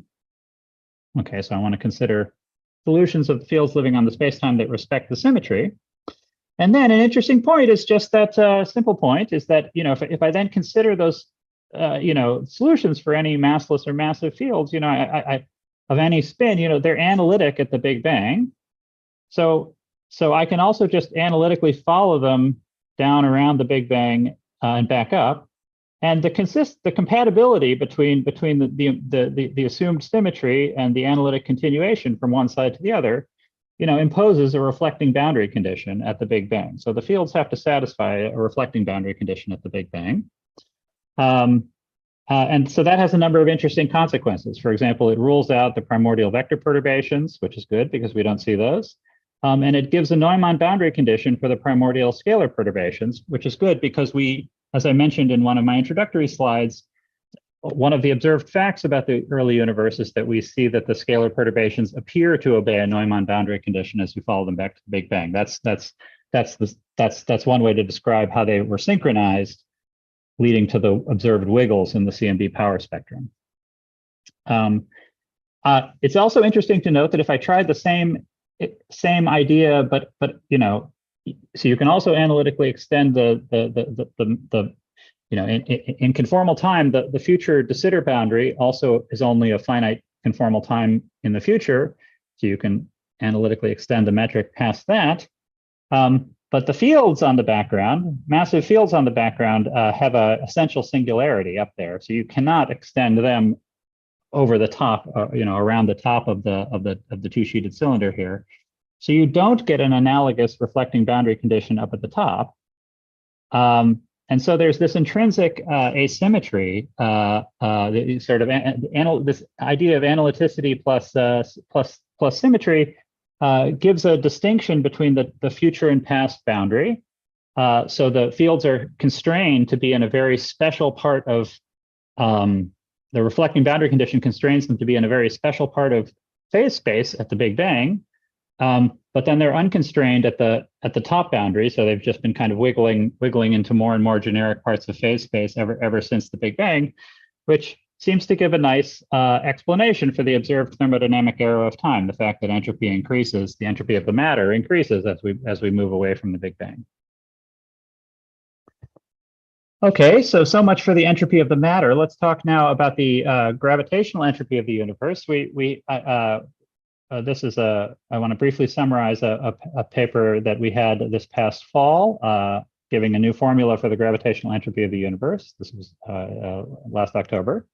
So I'll just sketch the result in 3 steps here. So step 1 is we just obtained the general solution for the scale factor. And basically, we just solved the Friedmann equation for a general realistic universe, meaning a universe with just 4 components, an arbitrary amount of radiation that scales like 1/8⁴, an arbitrary amount of non-relativistic matter that scales like 10⁻⁻3, a cosmological constant, and then possibly spatial curvature, which scales like 10⁻².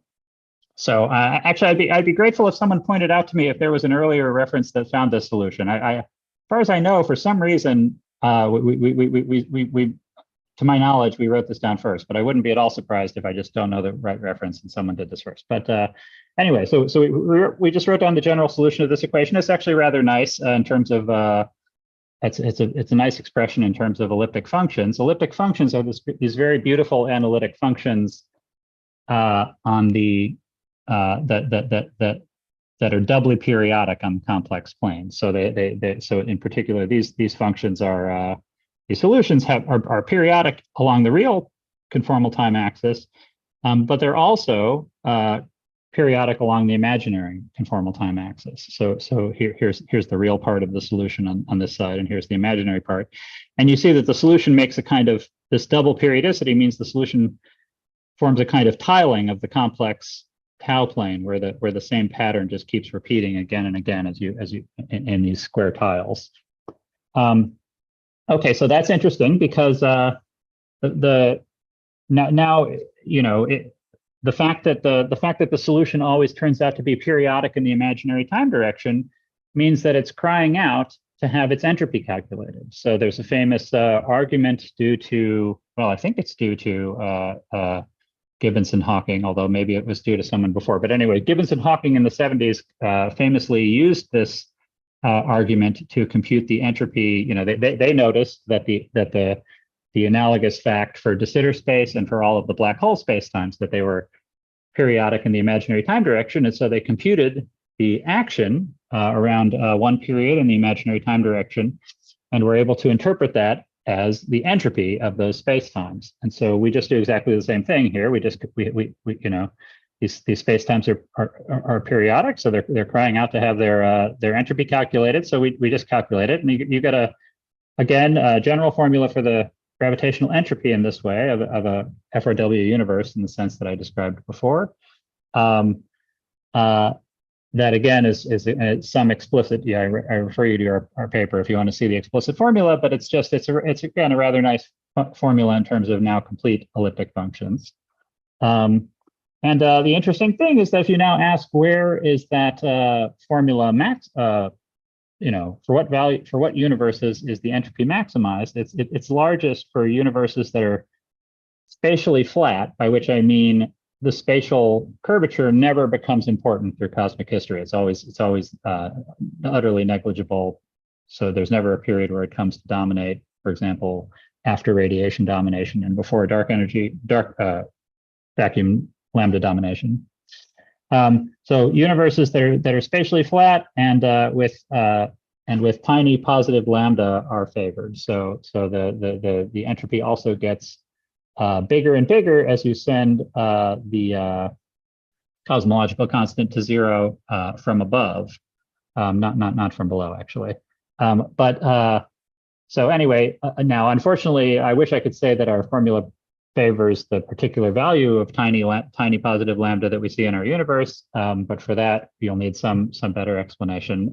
But it at least seems like a bit of progress to have an explicit formula for a general universe that favors tiny positive lambda rather than gigantic positive lambda. Okay, so then you can. So far, I've been talking about FRW universes. Now you can add linear perturbations, tensor and scalar perturbations, so tiny inhomogeneities and anisotropies, and you find that if the Big Bang is a mirror, so if you take those linearized perturbations to satisfy the appropriate reflecting boundary conditions at the Big Bang, then they too cost entropy. So they cause the entropy to increase. So the entropy also favors universes subject to that assumption that are homogeneous and isotropic. So in short, the gravitational entropy appears to be largest for universes like ours, which are homogeneous, isotropic, and flat, and with a tiny positive lambda, although unfortunately, the maximum value is for values of lambda that are even tinier than ours, namely 0, really the limit as lambda goes to 0 from above. So this seems to be saying that so it's tempting to say that this formula you get in this way is a natural measure on the space of universes. Okay, so finally, since I'm running a bit low on time, let me just plunge ahead here. Finally, I want to talk about another aspect of the story, which has to do with conformal anomalies. So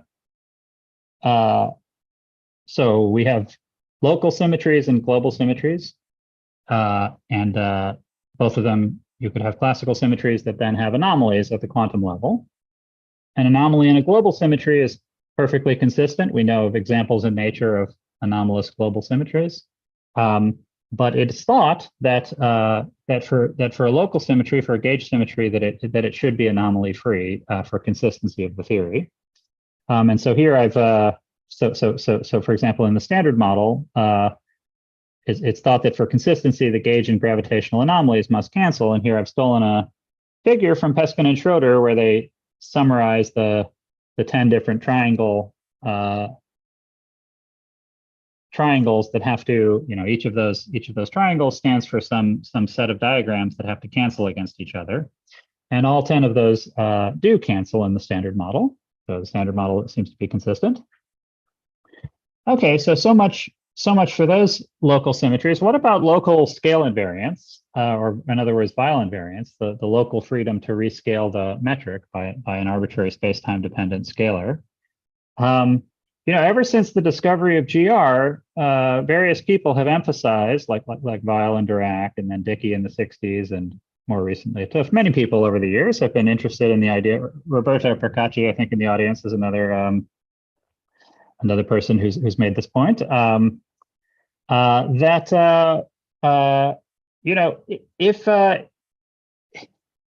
If general covariance is a symmetry of nature, where physically in Einstein's interpretation, that's the sort of freedom to choose one reference frame for describing the physics here in the Milky Way, and then a different one, an alien in the Andromeda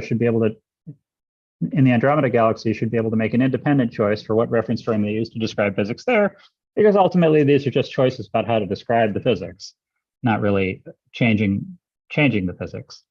That it smells like Weil invariance should also be a symmetry, because that corresponds physically to the freedom for us locally to choose one length, one meter stick here to in the Milky Way with which to measure distances, and in the Andromeda galaxy they get, if they have a choice of sticks of different length in front of them, the alien should be able to choose independently which stick they'll declare to be their meter stick in Andromeda, because again, it's just a matter of how they're going to describe the physics, nothing about how they're going to, nothing about what changing the physics itself. And so classically, no problem. You can always reformulate any theory using the sort of Stuckelberg mechanism or Stuckelberg trick to make it Weil invariant. But then typically when you quantize the theory, there is a Weil anomaly.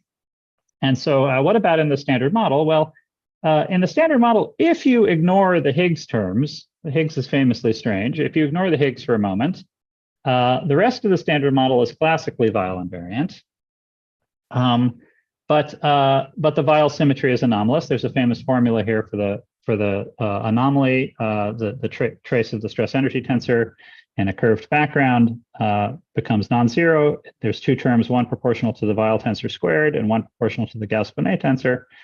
Gauss-Bonnet curvature, and these coefficients A and C are dimensionless numbers with these famous formulas that were derived in the 70s that depend on counting the number of ordinary scalar fields and spin 1/2 fields and spin 1 gauge fields in the theory. And you see that since all of the coefficients in front of these terms are all positive for both A and C, that these numbers just add, and there can't be any cancellation, it seems, and so you just have a non-zero Weil anomaly. And then here for future reference, I've also put the formula for the gravitational vacuum, for the vacuum energy per mode contributed by these various types of fields. And it also in the standard model famously doesn't cancel, and so you get a contribution from each mode, and when you add them up, you get a huge divergent answer. Okay, so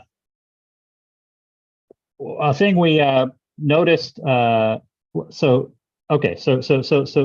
now in 4 dimensions, there's a second type of scalar field that you can conformally couple to a second type of conformally coupled scalar field in 4 dimensions, which is this guy. So phi has this other derivative operator in its kinetic term, and so phi, if you count dimensions, you'll see phi is a dimensionless scalar in this case. So this sort of field has been considered many times over the years. This particular curve space derivative operator, I believe, was discovered first by Fradkin and Zeitlin, who were considering these, who had to include these fields in conformal supergravity. And in that context, they calculated the contribution that they made to the anomaly and also to the vacuum energy. And so here I've added the contribution from these new weird scalar fields to the anomalies and the vacuum energy. And what you notice first is that they come with a minus sign in their contributions to the anomalies. So as a kind of interesting numerological coincidence, we notice the following fact, which is that I first, we first asked ourselves, okay, is it possible to choose a number of these new scalar fields such that we can cancel the A anomaly in the standard model? And at first glance, the answer is no. I mean, the coefficients are just wrong, and you just can't choose, there's not an integer number for n0 prime that does the trick. But you notice that if n0, the number of Higgs fields, if the Higgs field was not really a fundamental field, if it was some composite thing, as has often been speculated, or some emergent low energy field, then so that n0 was 0, well, then actually it turns out that 36 of these new scalar fields would cancel the A anomaly. But then you're surprised to find, wait a minute, that same number also cancels the C anomaly. And wait a minute, that same number also cancels the vacuum energy in the standard model. So there's this interesting numerological coincidence that adding 36 of these fields cancels both the Weyl anomalies and the vacuum energy if the Higgs is not a fundamental field. Yeah, and so here I've shown the general solution of this equation. Another way to say this is that if you just look at these three equations for general values of n0, n1/2, n1, etc., and ask, what constraints do the number of fields have to satisfy in order for all three of these quantities to vanish? You find that for example, that the number of fermions has to be exactly 4 times the number of gauge bosons, which happens to be the case in the standard model with 3 generations, because the number of gauge fields for SU3 times SU2 times U1 is 12, whereas the number of fermions is 16 per generation if you include the right-handed neutrino, times 3 generations, which is 48. So it's an interesting bit of numerology. Another interesting thing about these fields is that because, as you notice from their kinetic term, they have more derivatives in their kinetic term. They have more powers of 1 over k in their 2-point function. And so their 2-point function is automatically scale invariant. So in contrast to an ordinary scalar field like the inflaton, which has a blue spectrum, and so you have to put it in an accelerating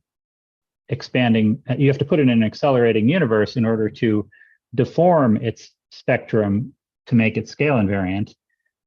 These guys have a scale invariant spectrum already in flat space and by conformal invariance in any FRW universe. And then another striking thing is that, okay, this is a bit of a long story, but they seem to have no new local degrees of freedom. So you add 36 of these fields, but there are a whole lot of papers over the years that in different ways have dealt with quantization of this sort of Lagrangian. Here I've given two examples. It's treated in this book on axiomatic quantum field theory by Bogolyubov et al., very nice book, and also by BRST in this paper by Ravel.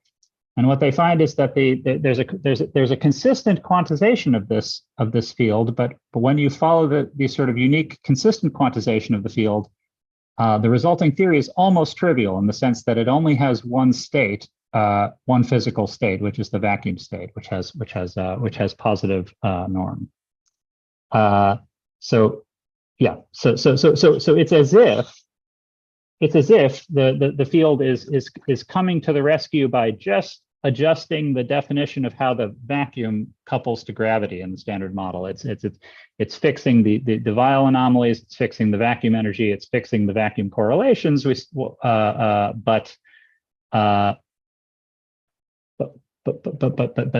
it seems to just be adjusting the vacuum. That's our current understanding of what's going on. Okay, and so briefly, because you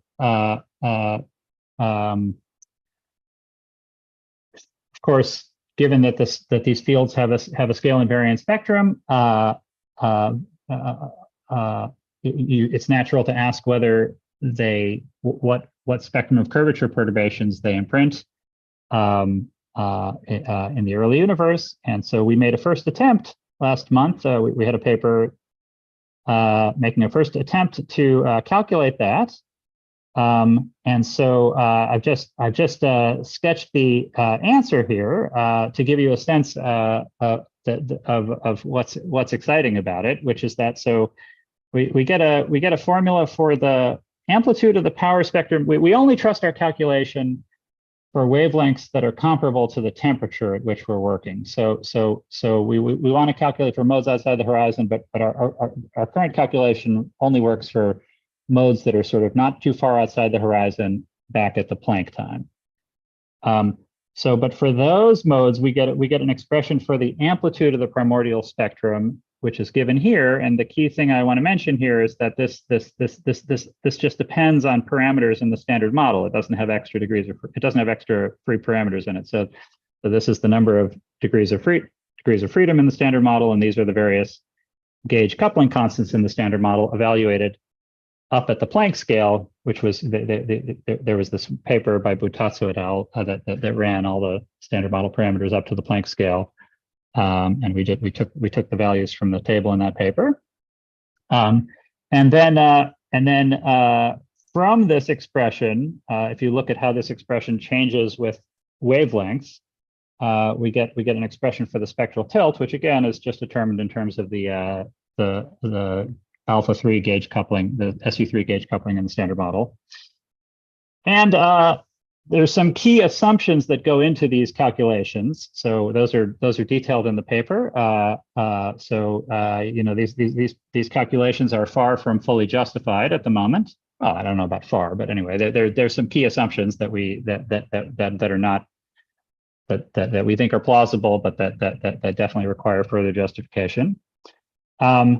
But I just want to emphasize, because I think I probably only have 1 minute left, is that if you now just plug in numbers here, if you plug in the value of alpha 3 at the Planck scale from this Butazzo paper, you get into this formula, you get NS of 0.958, which agrees very well with the Planck with the measured value from Planck. And if you plug into this formula the values from Butazzo, well, you get a value which is significantly higher than that's a value for the primordial power spectrum, again at the Planck temperature and at the co-moving scale, which was not so far outside the horizon at the Planck temperature. But then if you assume that the spectrum is a power law with spectral index given by this observed Planck value, and you now run that prediction down, you use that formula to extrapolate the predicted amplitude to the larger co-moving scales we observe with Planck, then we get this result, 12.9 plus or minus 4.5 at 1 sigma times 10 to the minus 10 for the primordial power spectrum, whereas Planck gets 21 times 10 to the minus 10, which is within 2 sigma of our sort of naive extrapolation of our result. So we find this exciting that this sort of first pass at a calculation gets so close to the right answer without even though it just depends on standard model parameters. Anyway. That's since I'm a little over time, I maybe won't re-summarize my slide, but just to emphasize, I've maybe the one thing to say is that in brief, I've tried to give a whirlwind explanation of a bunch of things that we think seem to go well about this idea, and that why we're interested in it. Needless to say, there's a lot of things that we still need to understand better about this idea. A lot of things we're still confused about, and potential problems. So anyway, with that, I'll stop, and thank you very much for your attention. Okay, thank you very much for your very interesting talk. Questions, please. I don't see. Philip, please. You are number one to ask questions during this conferences. Please ask your question. Well, Latham, first of all, hello again. And hi, Philip. Thanks for this very nice presentation. I have a comment and a question. The comment is, I looked at dynamical symmetry breaking in a scale invariant theory and found that psi bar psi would get an expectation value if its dimension dropped by 1 unit. And what you have may be an analog of that because your scalar field has to drop its dimension by 1 unit. So there may be a connection there. Now, the question, yeah, just to say, I think I see that's a kind of fermion with a 3 derivative action. Is that the idea? Because I've come across those in those Fredkin and Seidlin supergravity papers. No, this is just a regular fermion. Oh, this is scale invariant QED, essentially. The question is, unlike the triangle anomaly, the gravitational anomaly and the vacuum energy get renormalized in higher orders. And so canceling them with the 36 bosons in lowest order may not persist. Yeah, that's absolutely true. So this is, you know, all I can say about that is that at the level where we know how to do the calculation, there's this striking numerological cancellation. But like you say, with these guys, unlike with the gauge anomalies, you can't promise that'll mean the anomaly cancels at all orders. So that's quite true. Yeah, but nonetheless, the fact that you cancel all 3 may suggest that there's some kind of underlying symmetry which could continue in higher order. Maybe. All I can say is that we were surprised enough by the numerology of it that it seemed interesting to point out. But I'm not sure whether to expect it to continue at higher order.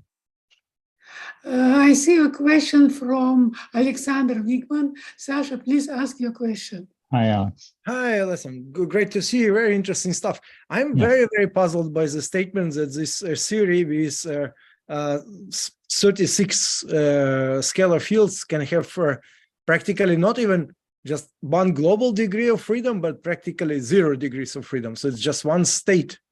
Is there any intuitive statement one can grab there, or any understanding how does this Hilbert space of 1 state can appear? Thanks. Well, I don't know about intuitive. It depends what you mean by intuitive, but all of these folks do it different ways. So, for example, in the BRST treatment, the idea is that so the theory has, in addition to its file invariance, it has a kind of an infinite dimensional symmetry where phi goes to phi plus chi, where chi is any harmonic function. So there's a BRST charge associated with that, and then if you can the Ravel paper makes the theory BRST invariant with respect to that. Goes through the BRST analysis appropriate for that charge and finds that the only BRST invariant physical state is the vacuum state. So it's so in that sense, it's that the extra degrees of freedom are getting eliminated by a kind of gauge invariance, if you want. Although I think it's slightly different than ordinary gauge invariance. So there's another way you can do it, which is to say that there's a conserved charge associated with that symmetry, and then there's a kind of Gupta-Bloiler type analysis you can do where you initially have a Hilbert space that has both positive and negative norm states because it's a higher derivative Lagrangian, but that's analogous to the photon field where you initially have both positive and negative norm states, but then you impose this Gupta-Bloiler condition that gets you to a that restricts you consistently to the semi-definite positive part of the Hilbert space, and then you find that the Hilbert space has positive norm states and then zero norm states that are orthogonal to everything. You mod out by the zero norm states and are left with the physical Hilbert space. So when you do the analogous thing here, the analog of the Gupta-Bloiler condition is some condition that the positive frequency part of the charge associated with this symmetry annihilates the state. That restricts you to, again, a Hilbert space that's positive semi-definite, so it has positive norm states and zero norm states that are orthogonal to everything. But after you mod out by those, you're left with just one state. Sure, yeah, it's so sorry for the interruption. It's very interesting, but I think if I write classical equations of motions for these fields phi, I would have different non-trivial solutions. Actually, a lot of them classically. Yeah, and, yeah. You see this procedure, quantization with indefinite norm in electrodynamics doesn't exclude any of your classical solutions, right? You are keeping everything is same quasi-classically. Here, it will not be the case, right? That's true. Yes, I think that is right. Yeah, I mean, there's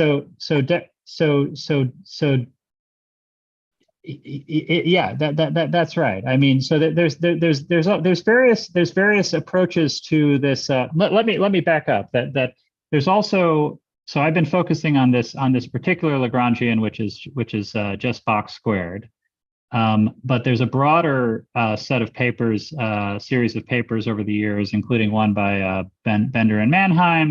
There was one by Salvio and Strubia, one by Hawking and Hertog, that all treated this more general Lagrangian. It's basically like phi times, instead of box squared, it's like, dt squared plus omega 1 squared, and then dt2 squared plus omega 2 squared. So it's this times phi. So that's so-called Peis-Uhlenbeck Lagrangian. It's a sort of canonical,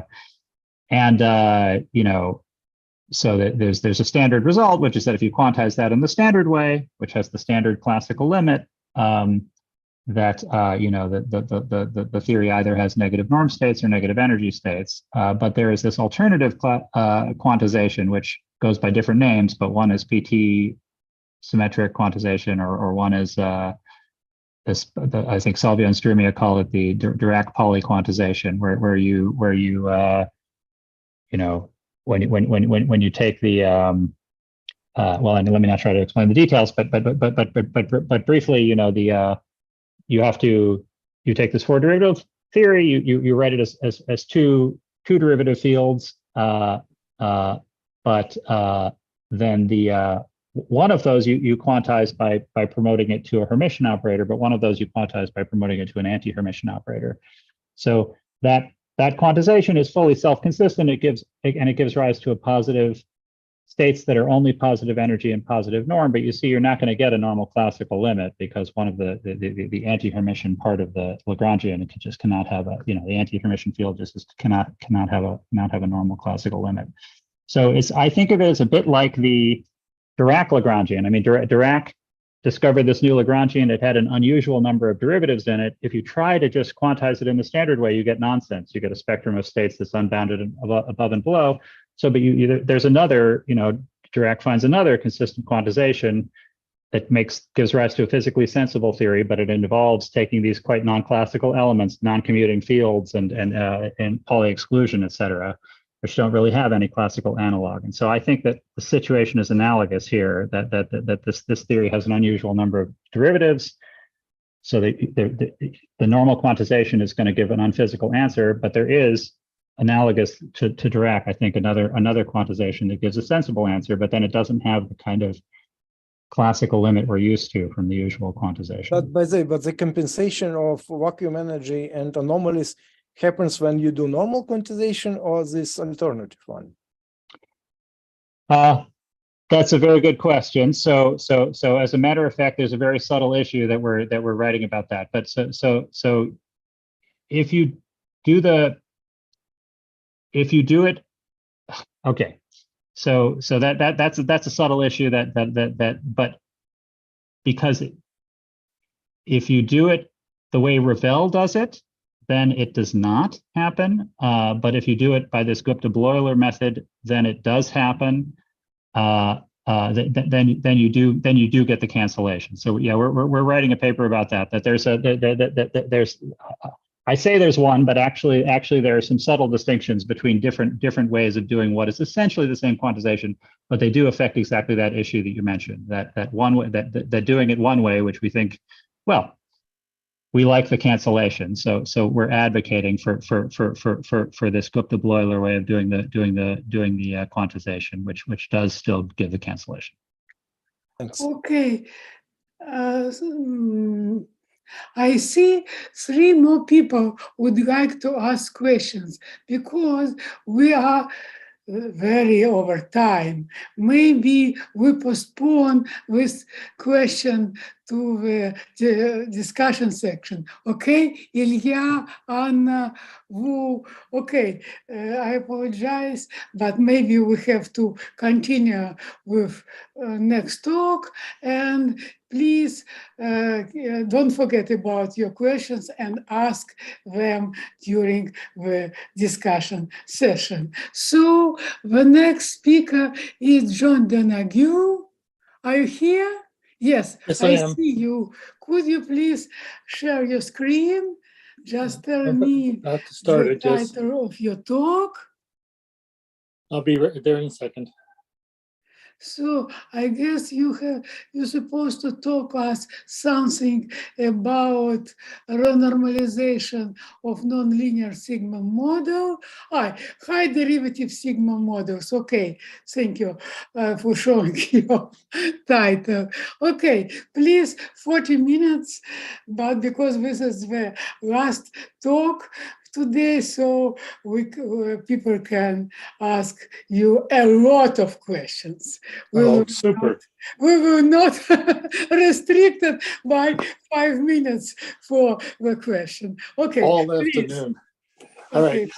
So since I'm the last speaker, I should make a very special thanks to the organizers, because putting together even an online conference is a lot of work, and we appreciate it. They've put together an interesting program and run it very efficiently. So thanks very much. The topic I'd like to talk about is, it doesn't seem to be gravitational theory, but it has context for that. This is in the context of sigma models. It's in a way a preparation for simulating things with higher derivatives on a lattice. And in doing so, we realized that many of the results that are in the literature are incorrect. And so we have gone back to look at those. I've been working on this with Gabriel Menendez, and also recently with Diego Buccio and Roberto Percacci. And I think there's interesting results. You should care about this, even if you don't care about sigma models. If you do care about quadratic gravity or asymptotic safety, there's implications for that. If you care about the functional renormalization group in general, you should care about it. And even if you're just interested in renormalization group theory in general, it has implications here. So the motivation for the sigma models is basically they have various features that are analogous to gravitational physics. They're written in terms of nonlinear field variables. The lowest order Lagrangians involve 2 derivatives. They form an effective field theory at low energies. The renormalizations are very similar. They have renormalizable higher derivative extensions. The one for the nonlinear sigma model was done by Haas and Fratz. They've been treated both in regular calculations and also in the asymptotic safety formalism. Roberto and Omar Zanuso have done the one for the nonlinear sigma model. But the advantage here for us is that it is easier to probe the nonlinear sigma models on a lattice than it is to do gravity. And so you can probe the higher derivative aspects of the theory.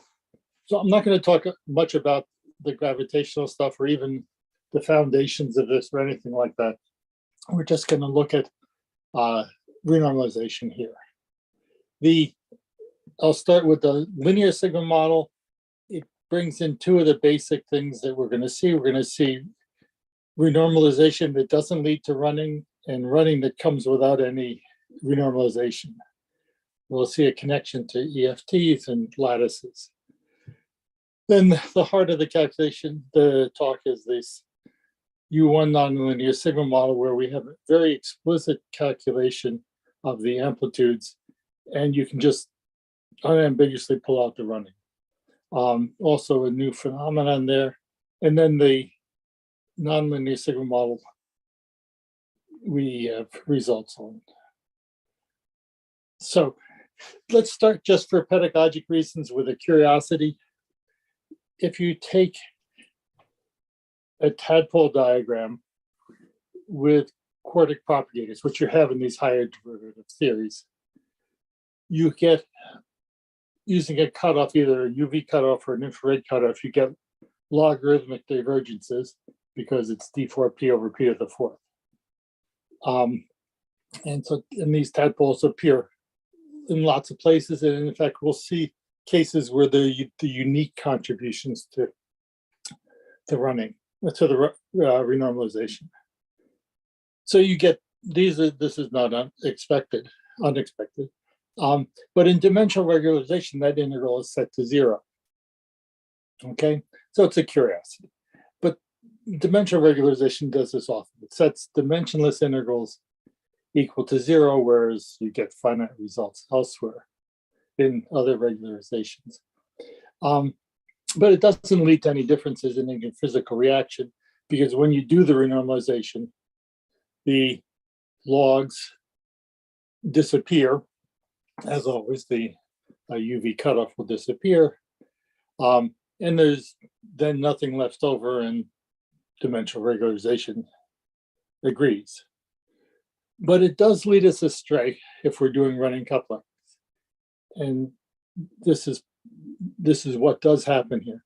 If you calculate running couplings by lambda d by d lambda, or k d by dk, as you do in the functional renormalization group,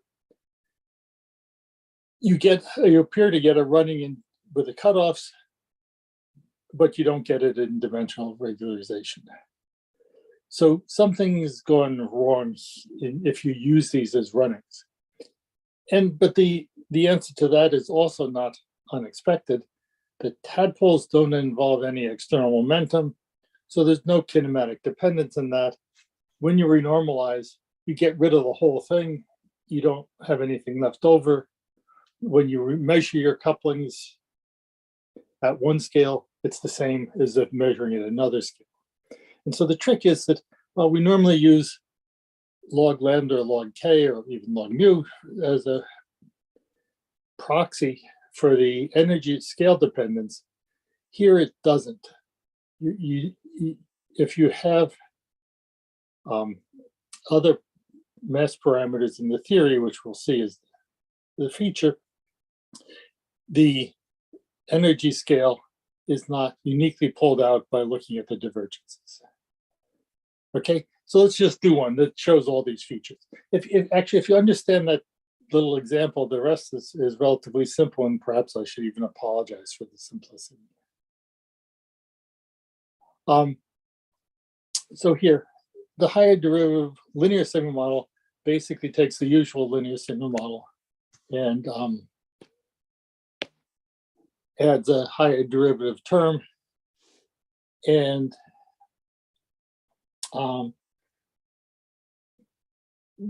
we have various things I want to pull out of this, which I've said.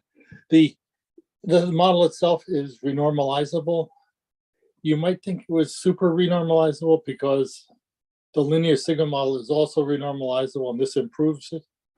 But there's still a log divergence. In the mass term, there used to be a quadratic divergence, and now there's a log divergence. So if you do that, if you calculate the renormalization that's needed in the mass term, you can calculate, here's the propagator that comes out right there. and you evaluate, and we'll evaluate this in partial fractions all the time here. So we basically have to write the more complicated propagators, two propagators, which we can evaluate simply. You get a divergence, and there's no dependence on the momentum because, as we've said, there's no external factors here, just a constant. So at this stage, this is this renormalization without running. When you renormalize this, when the divergence leaves, the scale dependence leaves, you measure it at one scale, it's the same at every other scale. So the feature here is that log m squared in this calculation is a constant. It's not a variable as you change your scales. And so we need to differentiate between log m squared and log q squared. And if you're used to doing mass independent renormalization, we can't be doing that here because the answer contains the log of the mass, not log of the energy. In the same theory, we can see running where we don't have any scale dependence in the leftover from the Feynman integrals. And that's in the coupling constant lambda. So you're looking at the scattering amplitudes. These are finite in this theory. The higher derivative interactions make them finite. And they're finite because there's a cancellation. Again, think of those partial fractions. Here's the massless piece, one massive, one massless, two massive. The divergences cancel from those three terms. And the answer is finite. It's independent of mu. Everything is fine, is regular. It's just some number. When you're at low energies, the logarithm of q squared doesn't matter except for massless particles. And so only the first term gives the log of q squared. At very high energies, the masses are... I'm sorry, is there a question?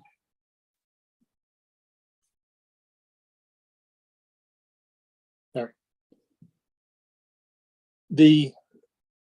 Anyhow, so at low energies, the massless parts give a log q squared, and this runs as normal at low energies, but then it stops running at high energies. There's no logarithms in the sum there. There is a picture on the screen.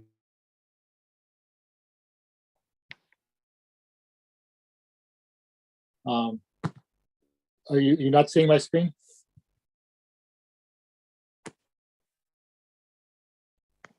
No, actually, we see your screen quite well. Are you seeing my screen? Not now, but before we were. No, yes, now we see, yes. Yes. Now it again. Okay, is there something I should do? No, everything is okay. Okay, I'm sorry, I thought I heard a comment. Anyway, this is different than our normal techniques. We have running that disappears, but nevertheless running, even though there's no renormalized parameters in the scale, no scale dependence in the usual sense. So we can understand why that happens is just because this heavy mass, the m, is a heavy particle. We can integrate it out at low energies, and the residual theory is just normal 5⁴ with running. And so at low energies is just 5⁴.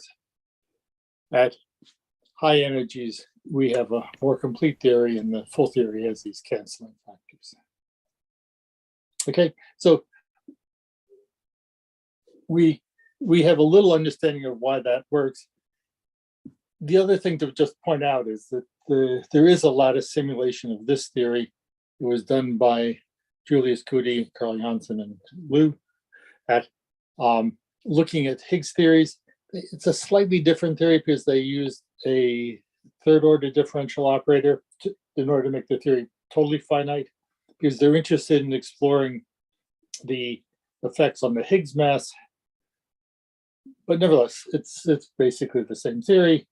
They have the same running behavior. There's the coupling constant that runs and then stops running. Here's the beta function that runs up and comes down to zero. So they see the same effect that I was talking about and again, it's running, but it's a finite theory, so that you don't need any renormalization. Their interest is in the Higgs. I don't really want to do anything about it, except that for us, the main takeaway is that it's a stable theory on the lattice in the Euclidean space. Okay, getting a bit more complicated, let's look at this more complicated theory, which also has a higher derivative theory interaction, kinetic energies, and a 4 derivative interactions. So now the 4 derivative interactions is a closer mimic to what you get in gravitational theories. So this is work with Roberto and Diego. Saitlin has also written a paper recently on this, and Bob Holdham has. Where our results overlap, we agree.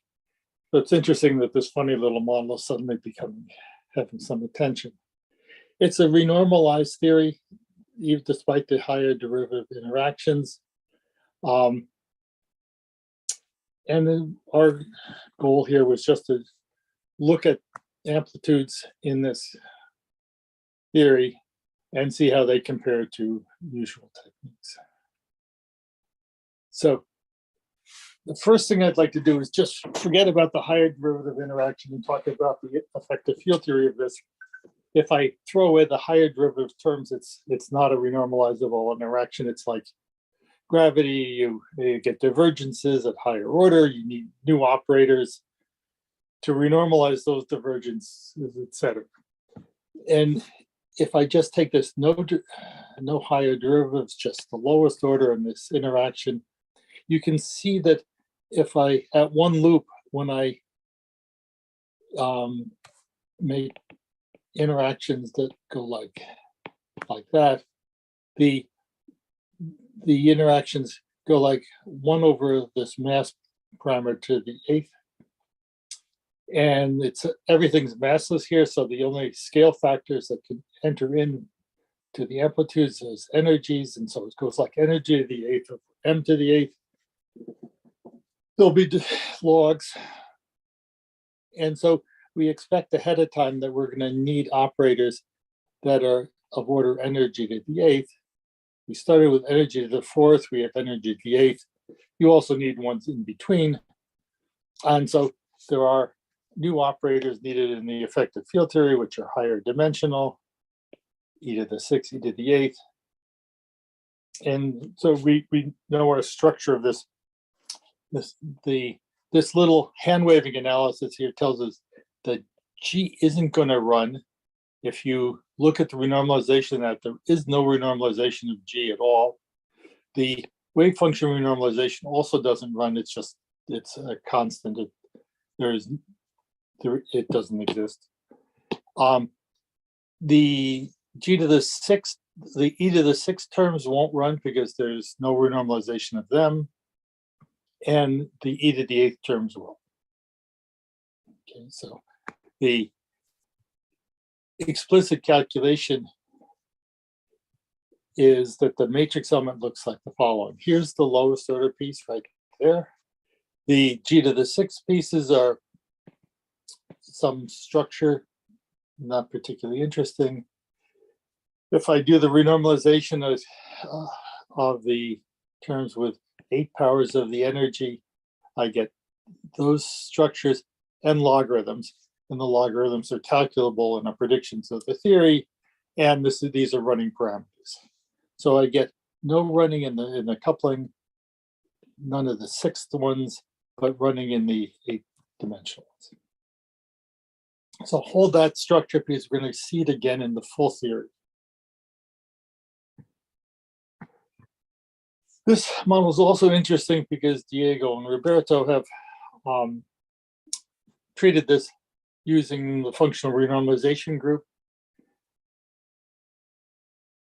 with the flowing the couplings in the to the infrared and the ultraviolet and finding Gaussian fixed points in both limits.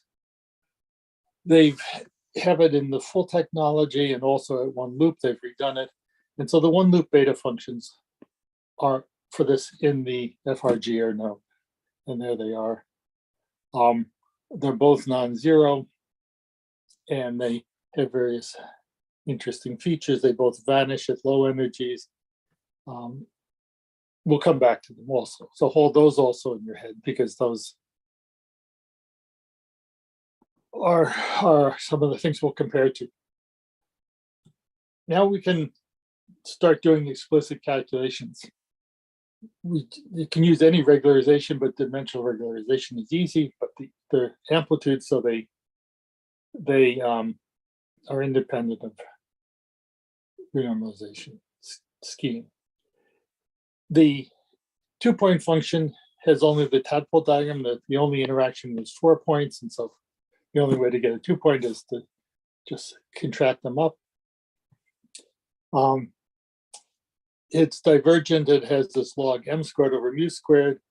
When you renormalize, all that information disappears, and so the beta function is 0. The beta function for the sorry, forget that comment there. It's not relevant for us. The beta function for the wave function renormalization is 0. Here's the full calculation of the scattering amplitude, and you can see all the interesting features very obviously. And I'm joking, of course, about the very obviously. It's a very rich structure and has sometimes somewhat surprising results sitting inside of it. To understand it, I'm going to look at 2 energy regions, low energy and high energy, which basically are separated by the heavy particle mass. At low energy, the heavy particle is not dynamically active, but has appeared in loops. At high energies, it is. At low energies, we can do the renormalization of the coupling. The renormalization of the coupling is done using, you can find the divergence in that calculation the big messy calculation that I showed you there. This is how you can renormalize the coupling at low energies. Again, there's no kinematic dependence here. So it's just the beta function is 0 at low energies. That's exactly what we expected in the effective field theory. And in fact, if I take that big messy one and reduce it to low energies, I get exactly the effective field theory matrix elements that I wrote out before, but now with known coefficients. Because I have a full theory there, I have one parameter. I can predict all those in terms of this one parameter G. And so G6 is just the G that we appeared in the effective field theory. G6 is these numbers. The one with 8 powers of the energy is now finite. There's no divergences in it anymore because we have a renormalizable full theory, but it runs. So again, we have this running of a parameter that's finite and doesn't need to be renormalized. But this matches exactly the effective field theory. This can be understood again just by integrating out the the heavy particle, you should get effective field theory as the low energies. And it's actually a very beautiful realization of effective field theories. At high energies, the scattering amplitude simplifies even more. So that big complicated function there simplifies to the following. And the things I want you to see on this is that this is now written, I've renormalized the coupling. So I'm writing this in terms of the renormalized coupling. Is I get some term that looks like the leading one. I get another one that doesn't have exactly the same structure, but it's also only of order S squared. S is the energy, center mass energy squared. So this is energy to the fourth power. Both these terms, there are no higher energy pieces. The high energy pieces that were there at low energy, that were here, that grew like S to the fourth, S to the cubed, have totally disappeared. That energy dependence is melted away. And I get something that's only energy to the fourth. This has occurred because of cancellations. It's basically, again, the fact that I do partial fractions, I get canceling factors which reduce the energy behavior. But it's actually a very complicated set of cancellations. It's not one that you can see without expanding that whole amplitude. This I would like to highlight is just something that I've not seen before. I've done lots of these calculations. This idea that the operators that you need in the effective field theory just totally disappear from the theory at higher energies is something that at least I'm not familiar with. If somebody knows about it, you could tell me about it offline. The other interesting feature is that you can define a running coupling constant here. So at low energies, it didn't run at, excuse me for flipping back. I did want to point out that in this formulas, you can eventually develop large logarithms because you get log S over M squared. And so you will, at very high energies, see large logarithms appearing in this. You can remove those large logarithms by defining a running coupling. And you basically, it's just what I wrote explicitly there. You define it depending on some scale. If I do that, then the structure of the amplitude reduces to a running coupling constant sitting there and residual pieces that have no large logarithms.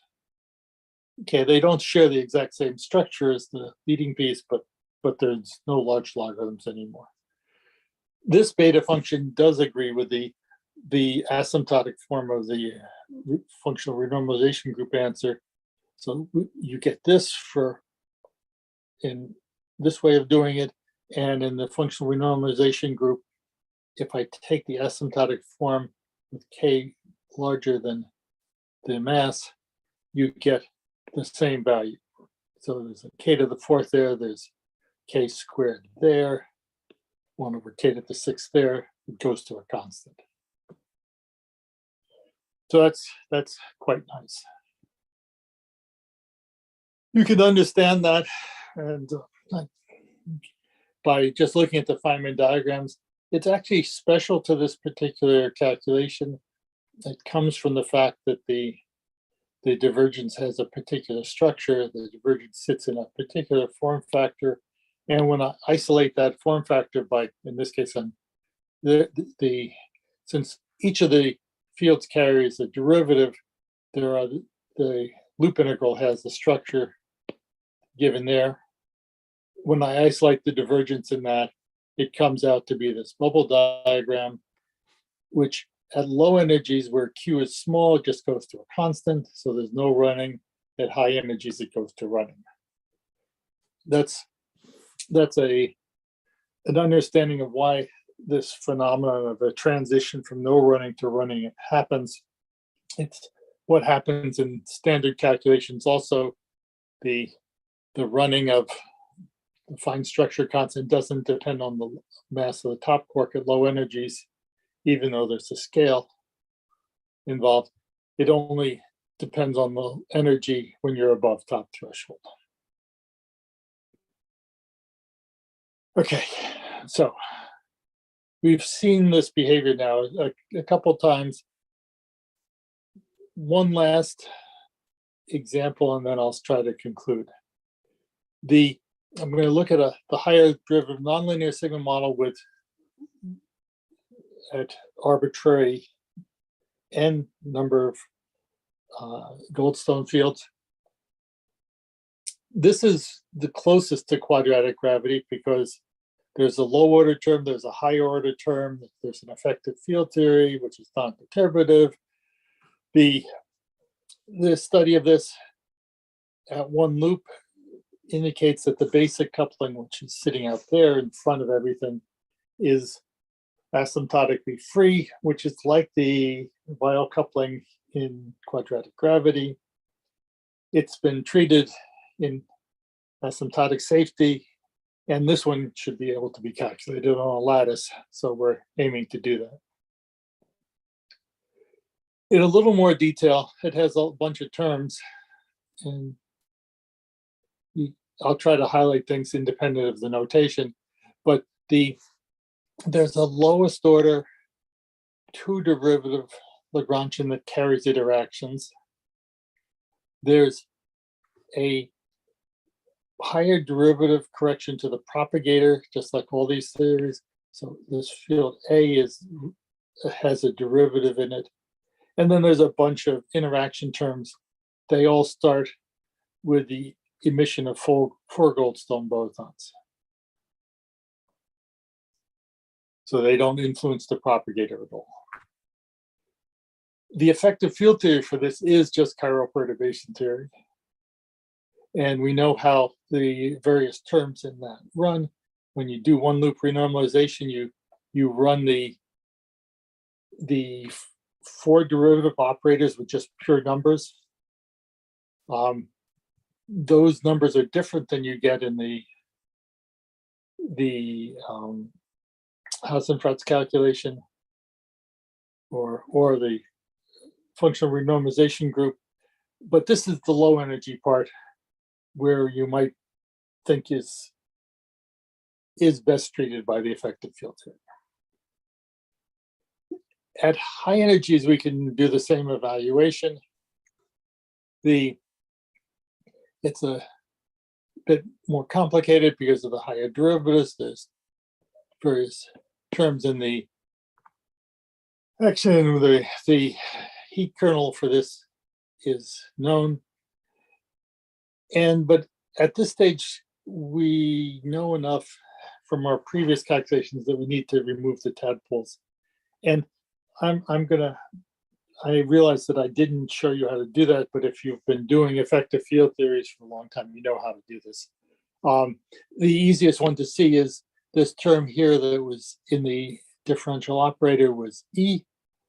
There's a term like that that's the divergence in the heat kernel expansion. Since it's first order, it has to be just a tadpole. So here's E down here, and the loop of the two pions is just a tadpole. So we throw that one away. And yeah, that's enough to show the result. In particular, if you look at the renormalization of the coupling that was said to be asymptotically free, that influences the propagator. To influence the propagator, you need the 2-point function. This conserves parity, so it's a 4-point vertex. And so just without doing anything, you know that this is a tadpole diagram.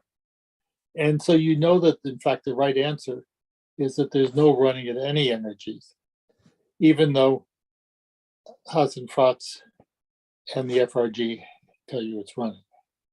So this one has also been calculated wrong. So if we just calculate with either cutoff renormalization or the functional renormalization group, we've now seen that we can draw some conclusions. We've never seen any power law running. So power laws that don't run, instead there's operators that come in with different signs and different magnitudes. They're not running coupling constants. That's a lesson that I believe has been learned already. But even the logarithmic running is unreliable. The coupling constant in the functional renormalization group runs at in both scales, one with power law and one with constant. The first one's wrong, the second one's right. The wave function renormalization is 0 at all energies. The functional renormalization group is not correct there. And the cutoff regularization says this nonlinear sigma model parameter F runs, and it doesn't. So there's also a mistake there. There's all these need to be changed. They're not 0, but they need to be changed, all the other coefficients. So we found a complicated answer in these sigma models where by calculating amplitudes, we get the physical running, and we see that some methods that are traditionally applied do not give exactly the same answers. So the implications. For quadratic gravity, the work, basically, we just see that it needs to be redone. The running of the couplings is not going to be exactly what's been calculated previously, and we can identify what's different and what needs to be changed. And so that work is underway. For asymptotic safety, I feel the jury is out on what the implications really are. The power law running is not seeing that. We knew logarithmic running also may not be physical. So many of the running coupling constants that you see in asymptotic safety may not have counterparts in physical amplitudes. And if they don't, I think the biggest question that I don't understand the answer to is the running that one finds in asymptotic safety. If some of the running is not seen at all in physical amplitudes, what is the implication of that? But we've also learned even other things. We've seen many cases where the scale dependence in the loop amplitudes does not imply running. And an example of this in regular conventional physics is the cosmological constant. If I do massive loops, I renormalize the cosmological constant, but it's this type which has no dependence on the external momentum at all. And so the cosmological constant doesn't run. Even though it has the loop has the scale dependence, that's not a running parameter in physical stuff. Finally, as the last speaker, I'd like to just raise a puzzle which I don't know the resolution to. It's food for thought for future conferences. And the question is, these theories, we now understand the running better. They have scale dependent running at high energies, but it runs logarithmically. But they amplitudes come with power law behavior still. So even if the coupling is running to 0 for asymptotic freedom logarithmically, these the energy factors go to infinity faster. And so you end up always ending up with strong interactions for amplitudes at high energies for the various amplitudes in your theory.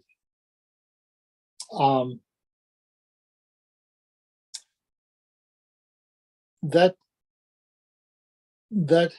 may make you question whether the running is an important feature. Is not the fact that these things grow rapidly a more problematic feature? But then maybe that's not a problem. it certainly is a difficulty for calculations, but it may not be a problem for the physics. I mean, the comparable example is QCD. QCD is renormalizable. It runs, the couplings get large at low energies and we can't calculate. Perhaps gravity could be renormalizable using some technique like quadratic gravity, but becomes strong at high energies. And can we deal with that? We can in QCD. Perhaps we can learn to deal with that in gravity here, as long as the theory is well enough defined.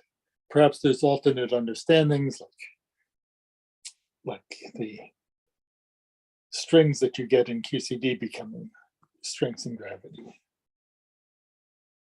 In any case, here's my summary. I've said what I want to say. The various flavors of renormalization grid are inequivalent in this case, and we've used physical amplitudes to reveal the physical running. The behavior has been actually subtle, and I've probably gone through it much too fast for you to see everything going on. But basically, we've seen transitions from running to no running, from no running to running, and no running at any scales in theories where we thought we had running parameters. These phenomena of renormalized couplings not running and couplings that don't need renormalization in these theories being running parameters. This disagrees with many results in the literature, and so I think this requires us to revisit these rules and pull out the correct factors. And again, his motivation for trying numerical methods to sort out these theories and draw implications for gravity from that. Okay. Thank you. Thank you for your very interesting talk. I already see a few questions. Richard Woodard. Richard, please ask your question. Okay, thank you, John, for this interesting talk. I'd like to ask the question, what goes wrong with the Kalin-Szymanczyk equation? It seems to me like that's always right. Is it the step of trying to change the scale parameter mu to a physical parameter like a momentum? Yeah, I think actually Kalin-Szymanczyk is probably the right way to think about it. In Kalin-Szymanczyk, when done in full generality, you also have runnings associated with the mass parameters. So there are anomalous dimensions from the masses. I think those are what's going on here. So the difference between Kalin-Szymanczyk and usual mass independent renormalization is probably what's going on here. I haven't gone back and phrased it exactly in those words, but so Kalin-Szymanczyk is right. You just need to take account of the mass parameters and the running of the mass parameters, and then that's right. And then the important physical step, or the important step of using the Kalin-Szymanczyk equation, is you try and change the scale mu, which you're not really interested in, to some scale of physics like a momentum or something, and that's a little bit more subtle when there are masses. Is that a fair summary of what you're saying? That's correct. I mean, normally we can do, for gauge theories, we can do mass independent renormalization. In that case, the scale factor mu is uniquely compensated for in the logarithm by the energy scale E, or Q squared or something. And so following scale dependence mu in a mass independent scheme gives you log Q squared. But when masses are around, it's more complicated, as you say. Right. I think Kalin-Szymanczyk is right, and but yeah, it has to be right. Mu dependence doesn't all appear in the yes. Yeah, it has to be right. It's just that it in itself doesn't tell us a useful thing. what we'd like to know is how things scale, how amplitudes and Green's functions and things scale as you scale up momenta or scale coordinates or something.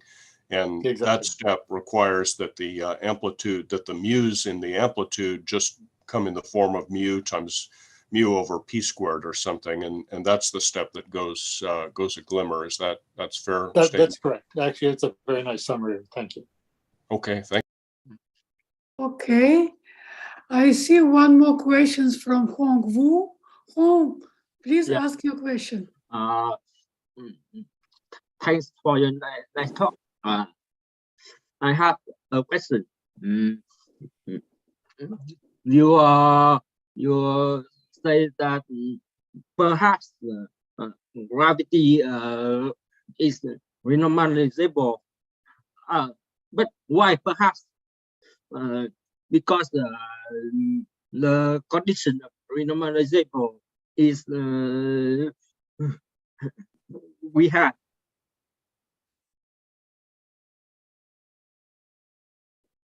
I didn't get the question part of that. Why perhaps? So you're saying back at this stage, perhaps gravity is renormalizable. So gravity by Einstein gravity by itself, it falls into this category we call non-renormalizable, because it involves, if you treat it at higher and higher loop order, there are more and more parameters that need to be renormalized. In these particular type theories that we have here with higher derivatives, there's only a single parameter that needs to be renormalized, or two or three, something like that. So that the theories become renormalizable in terms of a finite number of parameters. That's a nice feature, and perhaps a very conservative feature. These theories have other issues which haven't been talked about here, about stability and causality. Those are separate issues which I have not discussed here. Okay. I see also the questions from Alexander Wigman. Sasha, please ask your question. John, I'm a bit confused. It's all very, very interesting, but am I right? You were treating this, let's say, box phi square term purely as derivative interaction, just perturbatively on. Yes. So we've treated the interaction term, which is d mu phi to the fourth, perturbatively. The kinetic energy piece has been treated to one loop, but it's the propagator is calculated not perturbatively like you do in effective field theory, but involving the full propagator. So the propagators go like 1 over p squared minus p to the fourth over m squared. And those are treated not perturbatively like you would expand it in effective field theory, but exactly. And so that makes the theories finite and gives all these interesting properties. But basically in the path integral, in the measure, there was one field, not two. Yeah, so you're always able to separate the fields, your answer is correct. But with the higher derivative interaction, you do have extra degrees of freedom. You can see, if you want it, in this propagator, there's a pole at zero energy, and there's a pole when the second term's canceled here. So there are two poles in that theory. And it is possible, always in fact, to separate out the kinetic energy piece into two separate fields. And basically that's what we've done in doing the Feynman diagrams. It's just a calculation. You could either call it one field or separate it as two fields. Okay, thanks. Okay, we have one more question. This question is from Shravan. Shravan, please ask your question. Hi, John. Thanks Hello, for the Shravan. very. Thank Hello. My question is here you are highlighting the subtle issues with the higher derivative theory, especially fourth order gravity. I would like to know your comment about activities in with FRG techniques in non-local theories where people put these non-local form factors and trying to fix the form factors with the RG flow and UV fixed points. Do these issues you highlighted here occur also there? Then what's your take on the non-local theory? Right. So I can imagine doing some of those calculations in a way that would not run into problems that like I've described here, because you can in principle do those with on-shell amplitudes. But I'm not convinced yet that all of them have been done that way. Many of them have been done in techniques that are meant to be Lorentzian versions of the functional renormalization group with these scale factors. And in that case, there's not yet been the effort to separate out the physical running from the somewhat unphysical stuff that you can see by just following the scale dependence, by following the cutoff dependence.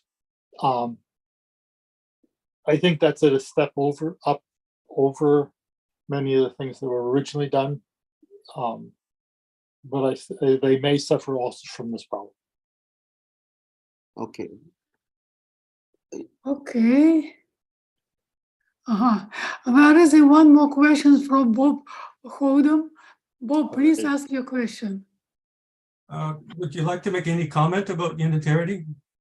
Yeah, so Bob, okay, actually, I just thought you were going to raise your objection. Well, said it did. Yeah, actually, so Bob, so Bob's raising the question about unitarity, and at the start, I'm sorry, I'm not going to scroll all the way back to it. Sorry. Unitary looks a little funny in this, but Bob has pointed out in his recent paper on the topic how unitarity requires these minus signs in intermediate states, the negative norm states, in order to work in this case.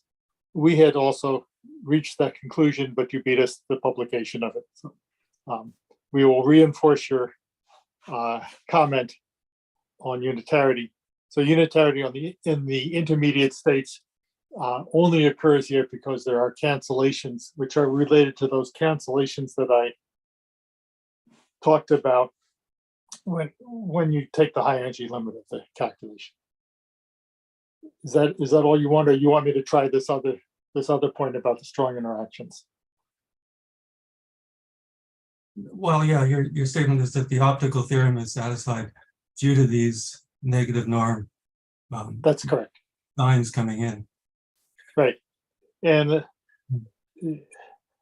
it was a puzzle when we first saw this, but I think your resolution to the problem is correct. So can we just say that these theories lack positivity then, instead of always saying that they lack unitarity? Well, so the one place where we should discuss things in more detail offline is what the asymptotic states of the theory are here. The massive states here all decay. And so the external states in the S matrix are really just going to be the massive states. The massive states all come with a positive norm. But intermediate states, of course, carry both signs because that's what the theory tells us. So there's I don't know if it's semantic or not, but the external states in the S matrix are all just the massive states.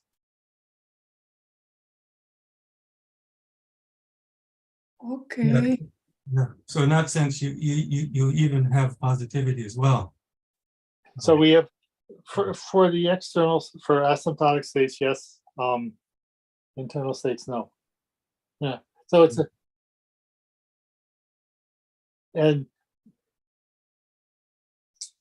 but of course in this particular example, the one with the 4 derivative interactions, the external state with 3 massless particles resonates through one of the heavy ghosts.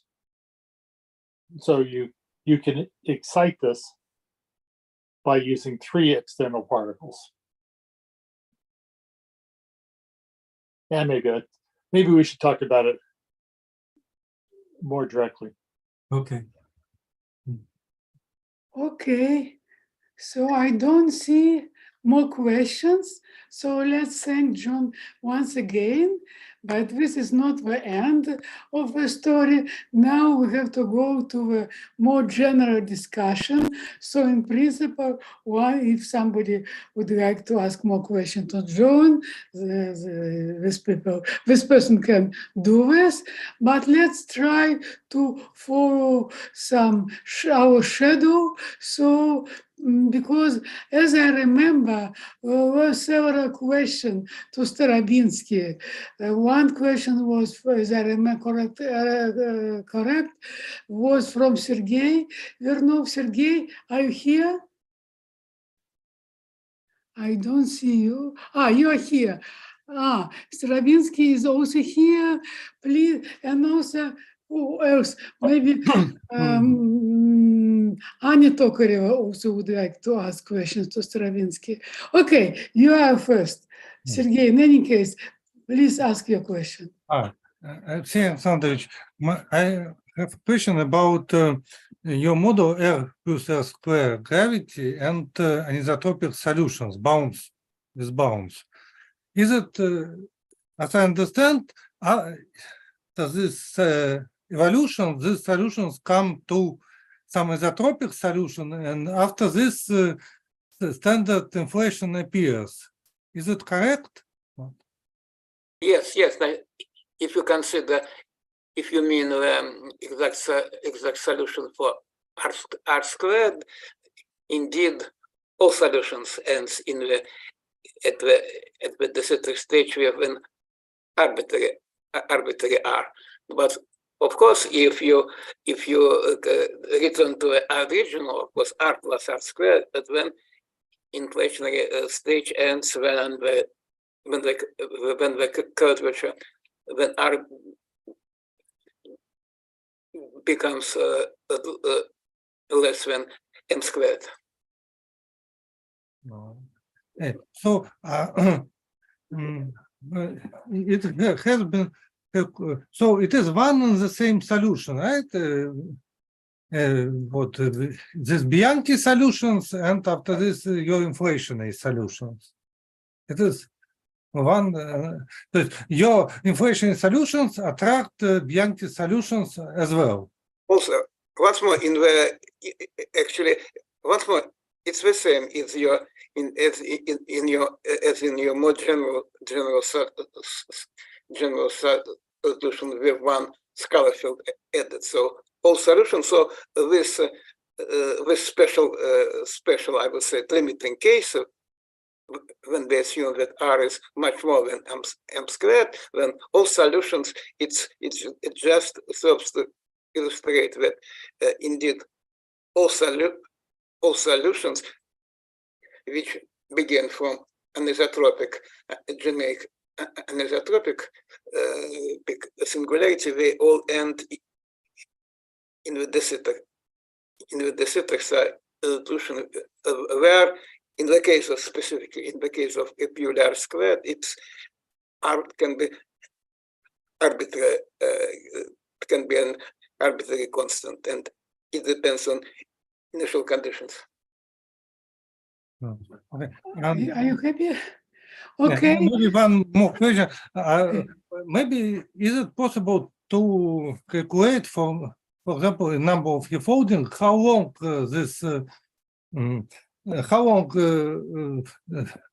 period from bounds to, for example, end of deflation. Once more, in this case,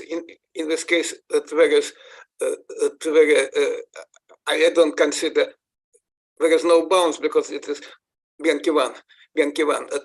To consider your question, one it's a separately interesting problem to consider purely R squared, but in case of Bianchi-9.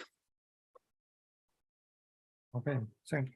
Okay, we have one more person from the morning queue to asking question. This is Anna Tokareva. Anya, please ask your questions. And after that, we will follow the people from this line. Okay.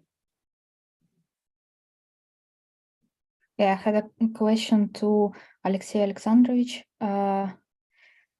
Could you please comment on whether these bouncing solutions, whether they live in the range of validity of the theories, like of the Lagrangian aim to describe them?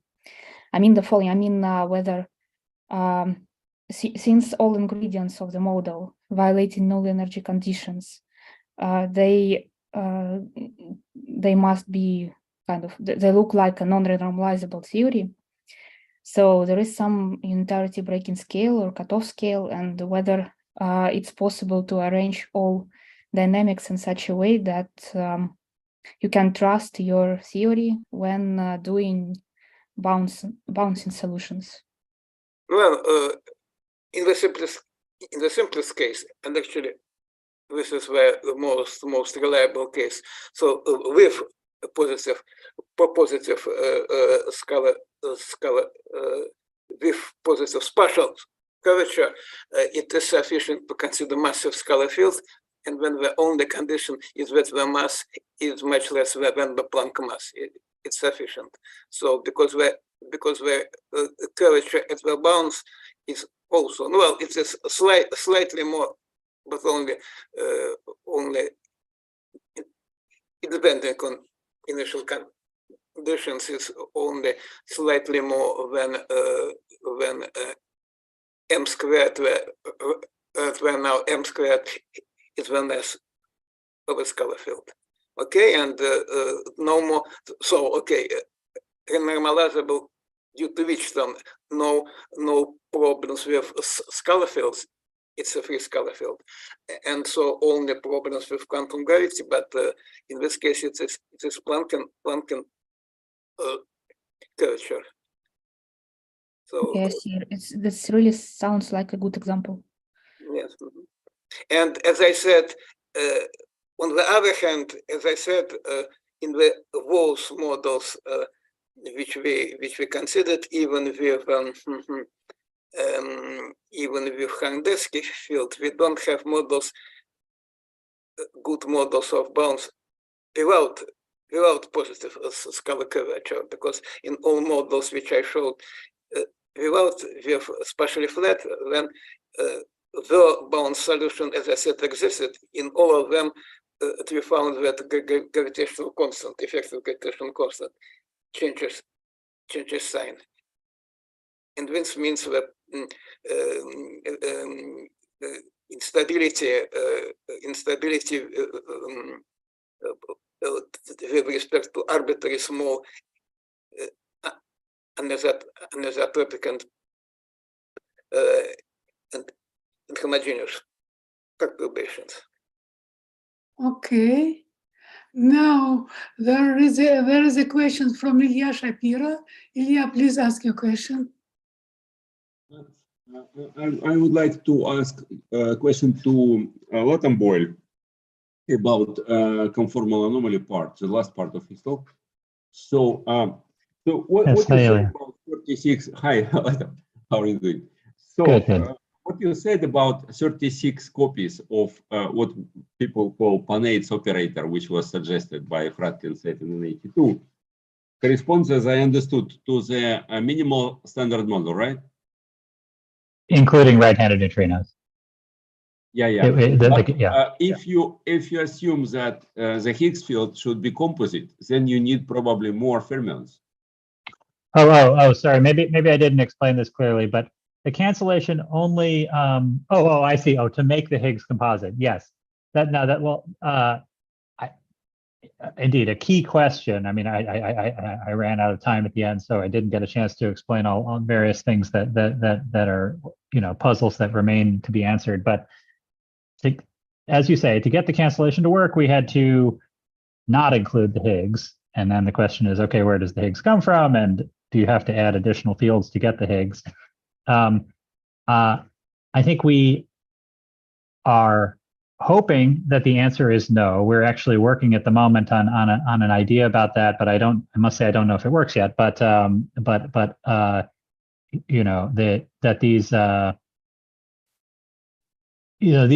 dimensionless scalar fields, they even if they're free, they have an anomalous dimension because they're dimensionless. So it's analogous to on the string world sheet, the coordinates are, the target space coordinates are like dimensionless scalar fields, but they have an anomalous dimension. So you take e to the I, or e to the something times those fields, and you get an operator that does have a non-trivial dimension, and you build the vertex operators, the dimensionful target space fields from operators like that. So I think we're hoping to, so you can take operators like e to the something appropriate coefficient times these dimensionless scalars, and then times a pair of standard model fermions, and get fields with the right dimensions and charges to be the Higgs. And we're hoping that maybe something like that is what the Higgs is, that it's built just from the existing fields in that cancellation argument without adding extra stuff. But one would have every right to be skeptical about whether that would work without some good checks of it. But that's so we're hoping to explain the Higgs without adding extra stuff. But I must say I don't know whether that works or not. But I don't know whether you are aware, because we had paper like 15 years ago with the same cancellation, but using not only Panay's field, but there is also a 3-derivative fermion field, which also gives opposite sign. And then it works perfectly well. At least these two coefficients you can cancel. You cannot cancel the local part, which Manuel has already discussed in the morning. Okay, but it's sorry. What does it? Say it again. What you cancel? What exactly? You cancel both coefficients of anomaly of Weil square and the Gauss-Bonnet. But because this 3-derivative fermion field has also opposite sign. It was, by the way, invented by Fradkin and Satan in I think in the same paper, but we just corrected it a little bit. So then how you interpret it is a different question, but in principle, it's possible. Okay. And one thing I just want to be sure, what you mean by vacuum energy is for force divergences, right? In cutoff. Well, I guess yes. And also I was just I think the way Fradkin and Zeitlin were doing it was just essentially a counting of degrees of freedom at the free field level. So I mean it's a 4-derivative theory, so it has 2 independent degrees of freedom, and they're bosonic, so they each contribute 1/2 h bar omega per vacuum mode, whereas the fermions come with the opposite sign. But so just to say quickly, indeed, there's other ways to get negative coefficients in the anomaly, like you say. I thank you for pointing out I'll have to go look at your paper about that.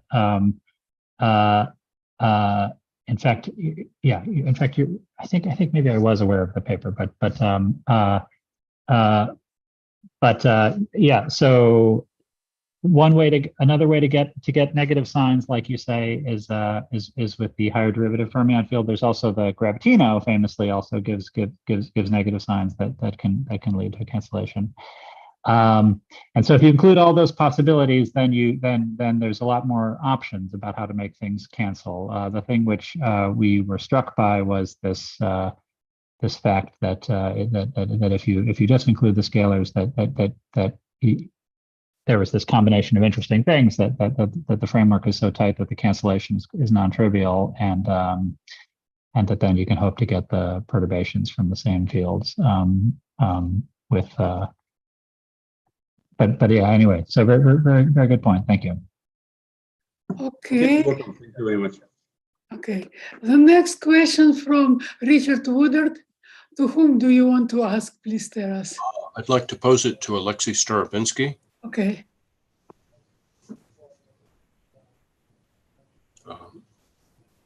Is he with us? Yes, he is with us. Very good. My question is, a lot of people have wondered about Bunch-Davies vacuum or approximate Bunch-Davies vacuum. Is there anything about the pre-Big Bang or the pre-inflationary state that can explain why it is that the modes of the universe wind up in approximately Bunch-Davies vacuum? Well, of course, so if you want, okay, in which context? If you want to speak about some bouncing models, then it is sufficient when, in some sense, for a non-zero measure of initial conditions for arbitrary state, for which the energy density of the scalar field is less than the curvature at the moment of bounce, then inflation begins, and it is straightforward to see that indeed the state, all contribution from particles, and not specifically particles, if your initial state is not an particle state. For any state, it's very simply exponentially approaches the Bunch-Davies state. So actually, indeed, Bunch-Davies state is actually, as I always say, it is not an initial, it is not an in state. Actually, it's out state. It's out state for sufficiently long inflation. Okay. So it's not the pre-Big Bang, not the pre-inflationary state that does this. It's the period of inflation that does this. Yes. Because you're. Once more, I'm speaking about most interesting case where the mass is less than the Hubble parameter, and the condition. No, well, once more, for almost all conditions for which energy density is less than m squared particles, m squared Planck.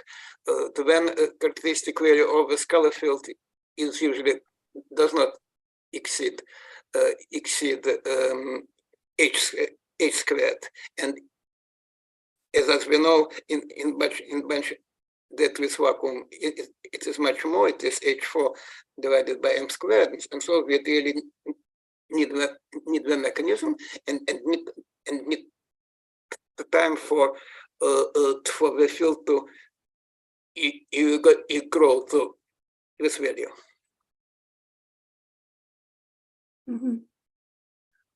Okay.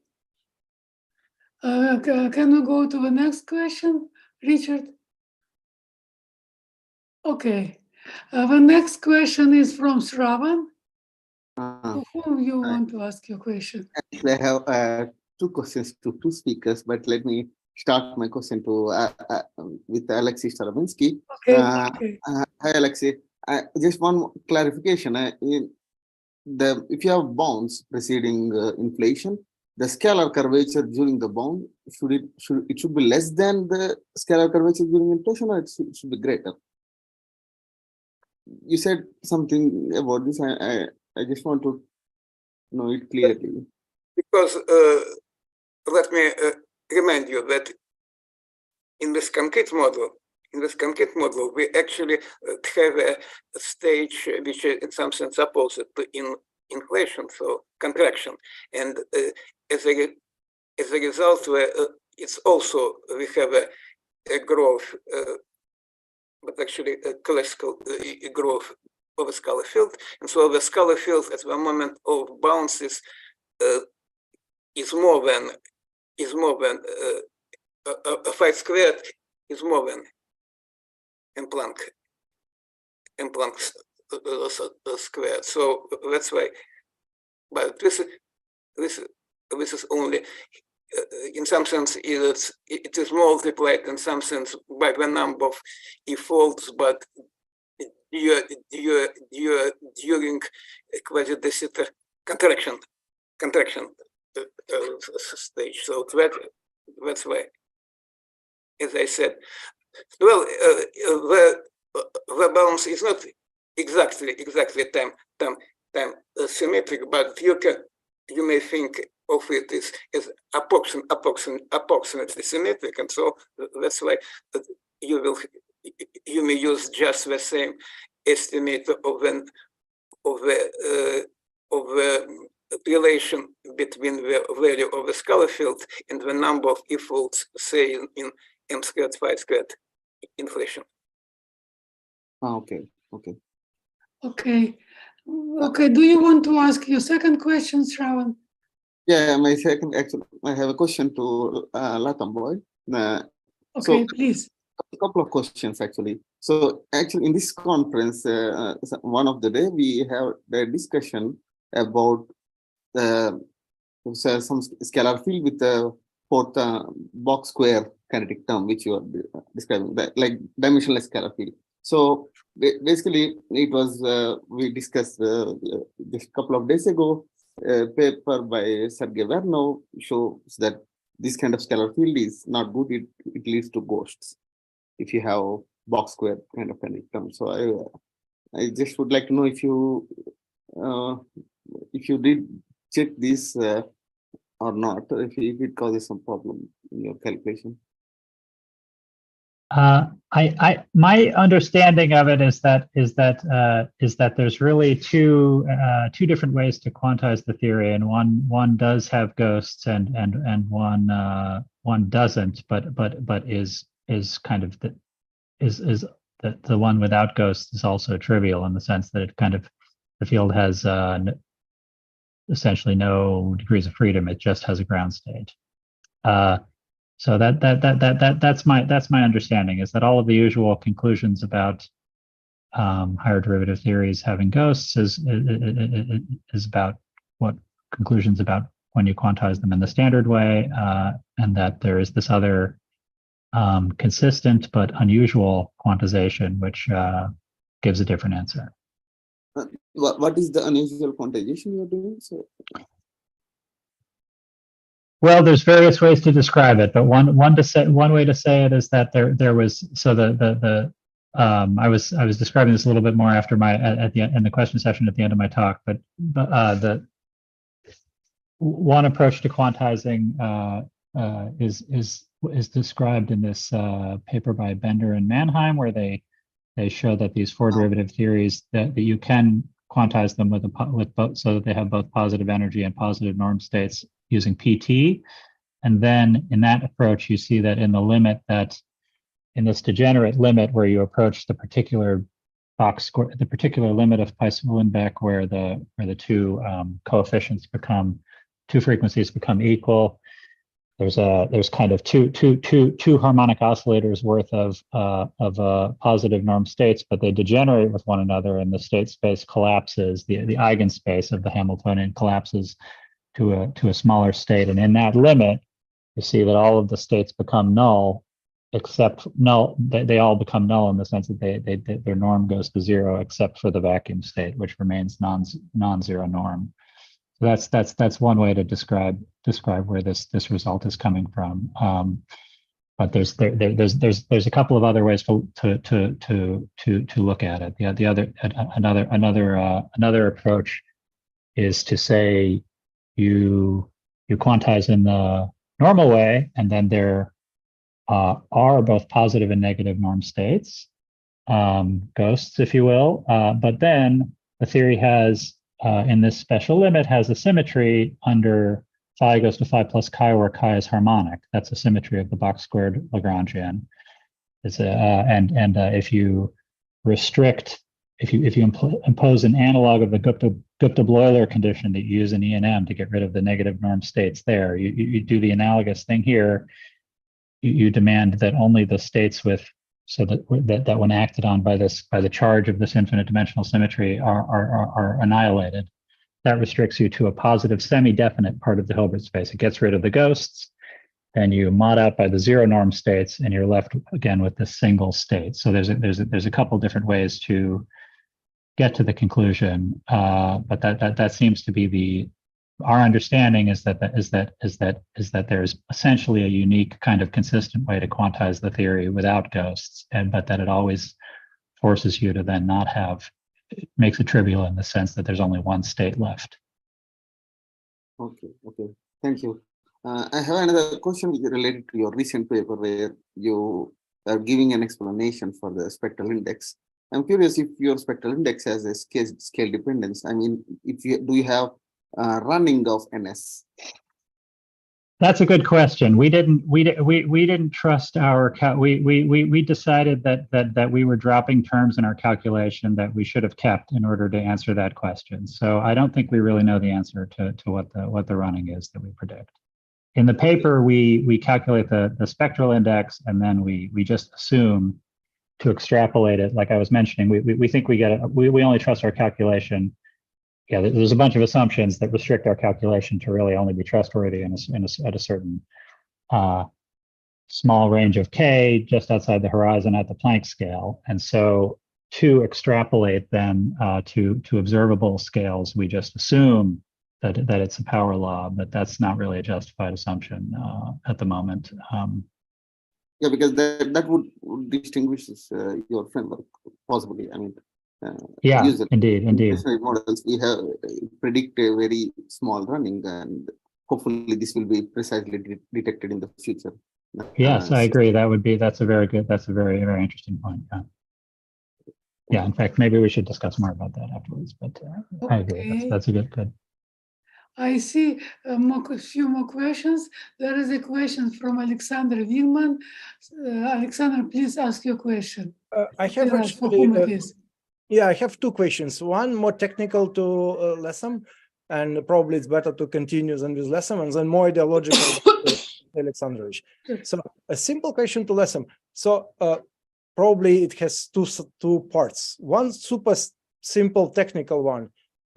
If Bogolyubov, Logunov, and Todorov were able to show that there's just one state, but I bet you they were considering only phi. They were not considering gravitons.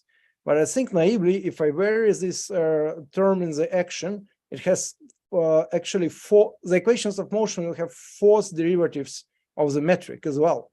That implies that inside your gravitons are also ghosty, I suspect. Have you analyzed this issue there? I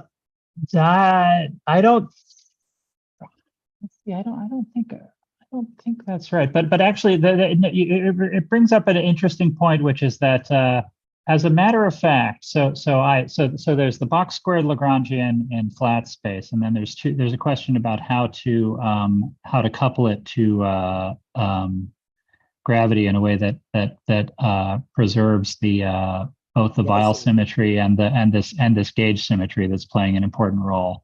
And as a matter of fact, so there's another way to do that, which is not the way that one way to do it is to add all of these curvature terms that supplement the coupling. But then another way to do that is to include the Weyl gauge field, like in the Weyl had this other way of making the Lagrangian Weyl invariant by just including in everywhere you used to have the Christoffel symbol, you also include Christoffel symbol plus a gauge field that gauges the conformal factor of the metric, and that way makes it that way certainly makes it easier to see how the gauge symmetry is preserved on a curved background. It may also be preserved on for this other coupling that I showed on my slide, but actually we have not been able to show that yet. And so for a couple of different reasons, we think that with that other approach where you add the Weil gauge field but then don't give it a kinetic term is another promising route. And so that is another possible route that might avoid the problem you're mentioning. Although I'm not, now that you mentioned it, I think that, no, because you see, very, well, it's an very, interesting question. Yeah, but yeah. see, very yeah. naively, I mean, I could buy the opportunity to introduce negative norm states and then cut them out because the series is quadratic. There's just phi, and that's kind of a way which, from the point of view of phi, you can just kill it, you know. But once you have an interacting theory, it would require there to be really some non-trivial thing about the theory that. Yeah. It's very true. I mean, you know, the whole question of about how all of these conclusions extend to interacting theories is a very interesting one that I must say we don't have much results about. So it's more that we have kind of intriguing results that hold at the free field level, like you said. So that's a very important point. I will say that you know, this is treated in a couple of those earlier papers. For example, in the paper by Salvio and Strumia, where they show how to do this Dirac-Pauli alternative quantization of the what they call the Dirac-Pauli quantization of the Pais-Uhlenbeck Lagrangian, which is this one I mentioned, where you do the canonical splitting into two derivative fields, but then you promote one to a Hermitian operator and the other to an anti-Hermitian operator. They then show how to introduce interactions in a way that where everything still remains stable. The conclusion that the states are all positive norm and positive energy remains true. Now that's that analysis is at the that part of the paper is at the level of quantum mechanics, not at the level of quantum field theory. So I'm not sure that there's any examples that have been given and really worked through to rigorously show this working at the quantum field theory level, but it at least is a suggestive point about exactly what conditions the interactions have to satisfy in order for the various conclusions to be preserved at the interacting level. But it's a very good question of whether that is actually, if you include all the interaction vertices with gravity in the operator that I showed in the talk, if those are satisfied. It's a good question. I'd need to check that. Yeah, but you see, I think the point is with Pais-Uhlenbeck is kind of, in a sense, triviality. When you start quantizing things using anti-unitary operators, anti-Hermitian, operators, you can, from the very beginning, introduce I in your classical formulas, and then it will be just Pais-Uhlenbeck will be just two decoupled normal positive definite oscillators. There wouldn't be any cancellations of anything. It's just two oscillators. There is nothing else there to study. Mm-hmm. I'm sitting outside and there are some dogs barking, so it's not me. Just okay. And then I have a more ideological. By the way, thanks, lesson for reply. It's quite interesting. I need to look more. And then more ideological question to Alexei Alexandrovich. Like, what do you think would be the best potential signature of any pre-inflationary stage? Like anything. It's kind of related to what Richard was asking regarding this short scale would-be Bunch-Davis vacuum.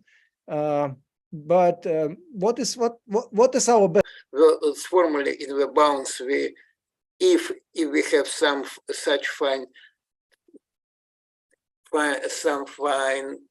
tuning of initial conditions that the bounds occurs, that the number of e-folds during inflation are so-called just so that when we could explain some features at low multiples. But unfortunately, it appears that the possible sign would be, I would say, enormously large quadrupole, but unfortunately we don't have.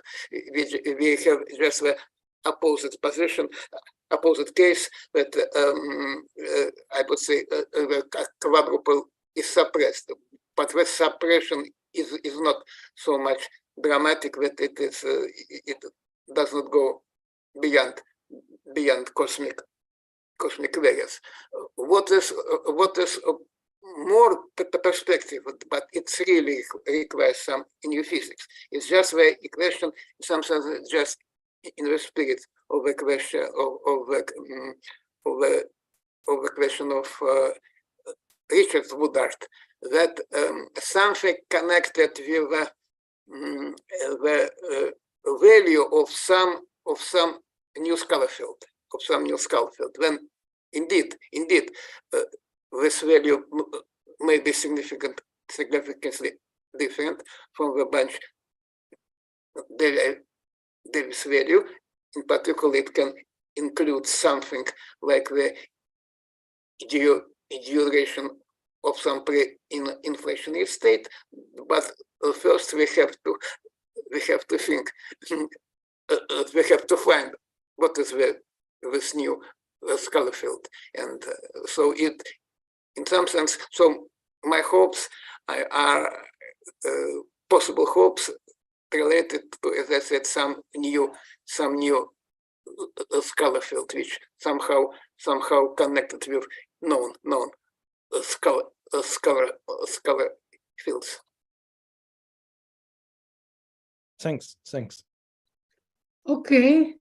There is a next question from Hong Wu. Please ask your question.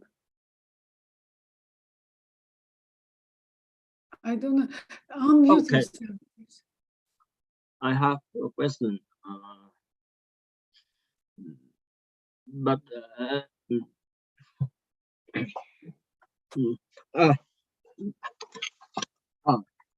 this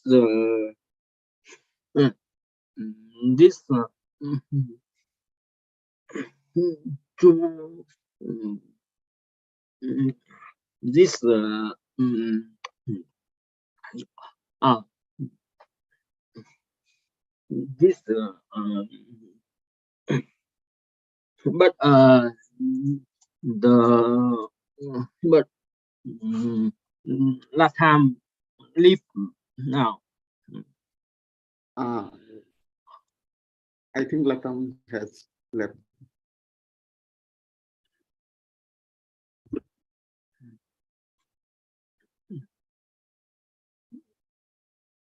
No. Maybe you can write in chat your question. Yeah. Okay. His question is to Latam Boyle. He already left. He already sent a message in the chat. I don't hear you. Looks like indeed Latam decoupled. Yes. I think I don't see more question. I saw previously Anna Tokareva questions, but maybe she decided not to ask. That's Okay. because Latam Boyle decoupled. So Okay, I understand. Okay, that's all. So let me close the discussion section and also closed the second part of today's section, and this is still not the end of the conference. The organizer would like to say few words for us, but on behalf of all participants, I would like to thank organizer for organizing this very interesting conference. And what is the more insertion, the program is well organized, and we have enough space, enough time to have discussion. And I hope very much then in the next conference we can meet in person. Okay. Okay, thank you very much. So now maybe organizer will continue. I don't know who will speak.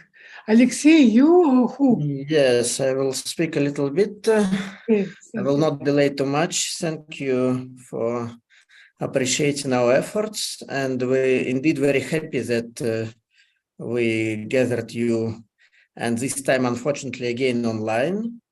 But what we now can say certainly is that next year we aim to organize next edition of this conference with a great probability in Shanghai. And I think we will have a lot of opportunities to welcome you here. And we indeed very much hope that it will be the same intense discussion in person around all these questions. And well, it still have to be understood when and what are the details. Preliminary, roughly the same time in April, around Easter vacation in Europe. So this is a preliminary plan, and we very much hope to see most of you next year again. And thank you very much for very actively participating and discussing a lot of questions around. Thank you. Mm-hmm. I have some technical questions. Do you suppose to have some, I don't know, some volume with our talk, or what do you think? This is not so necessary. What do you think?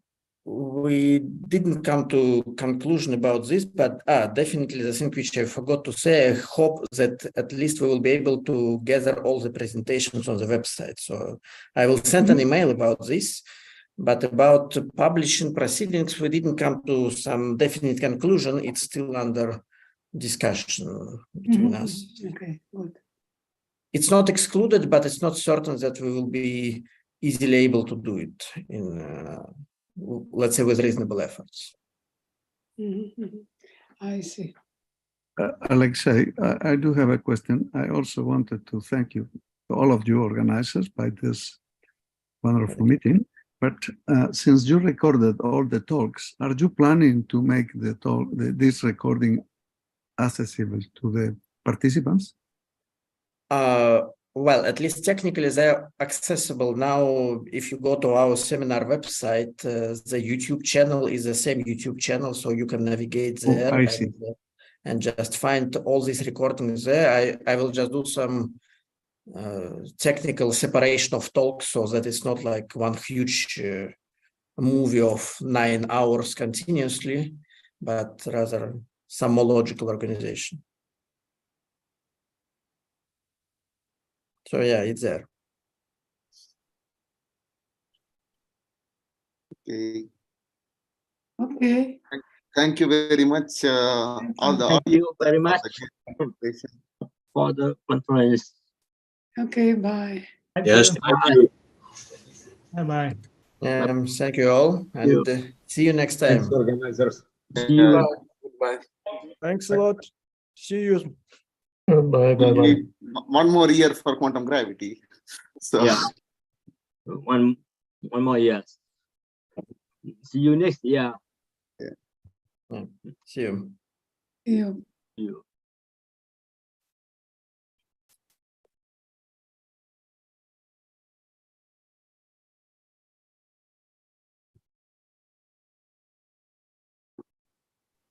Alexei, Yes.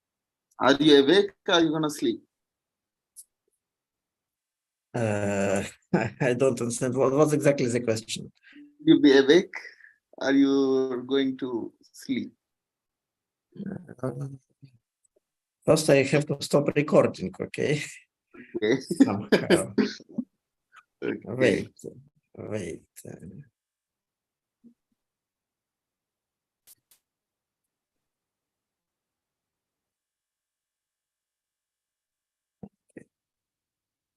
Because on top of all of this possible, how to say this,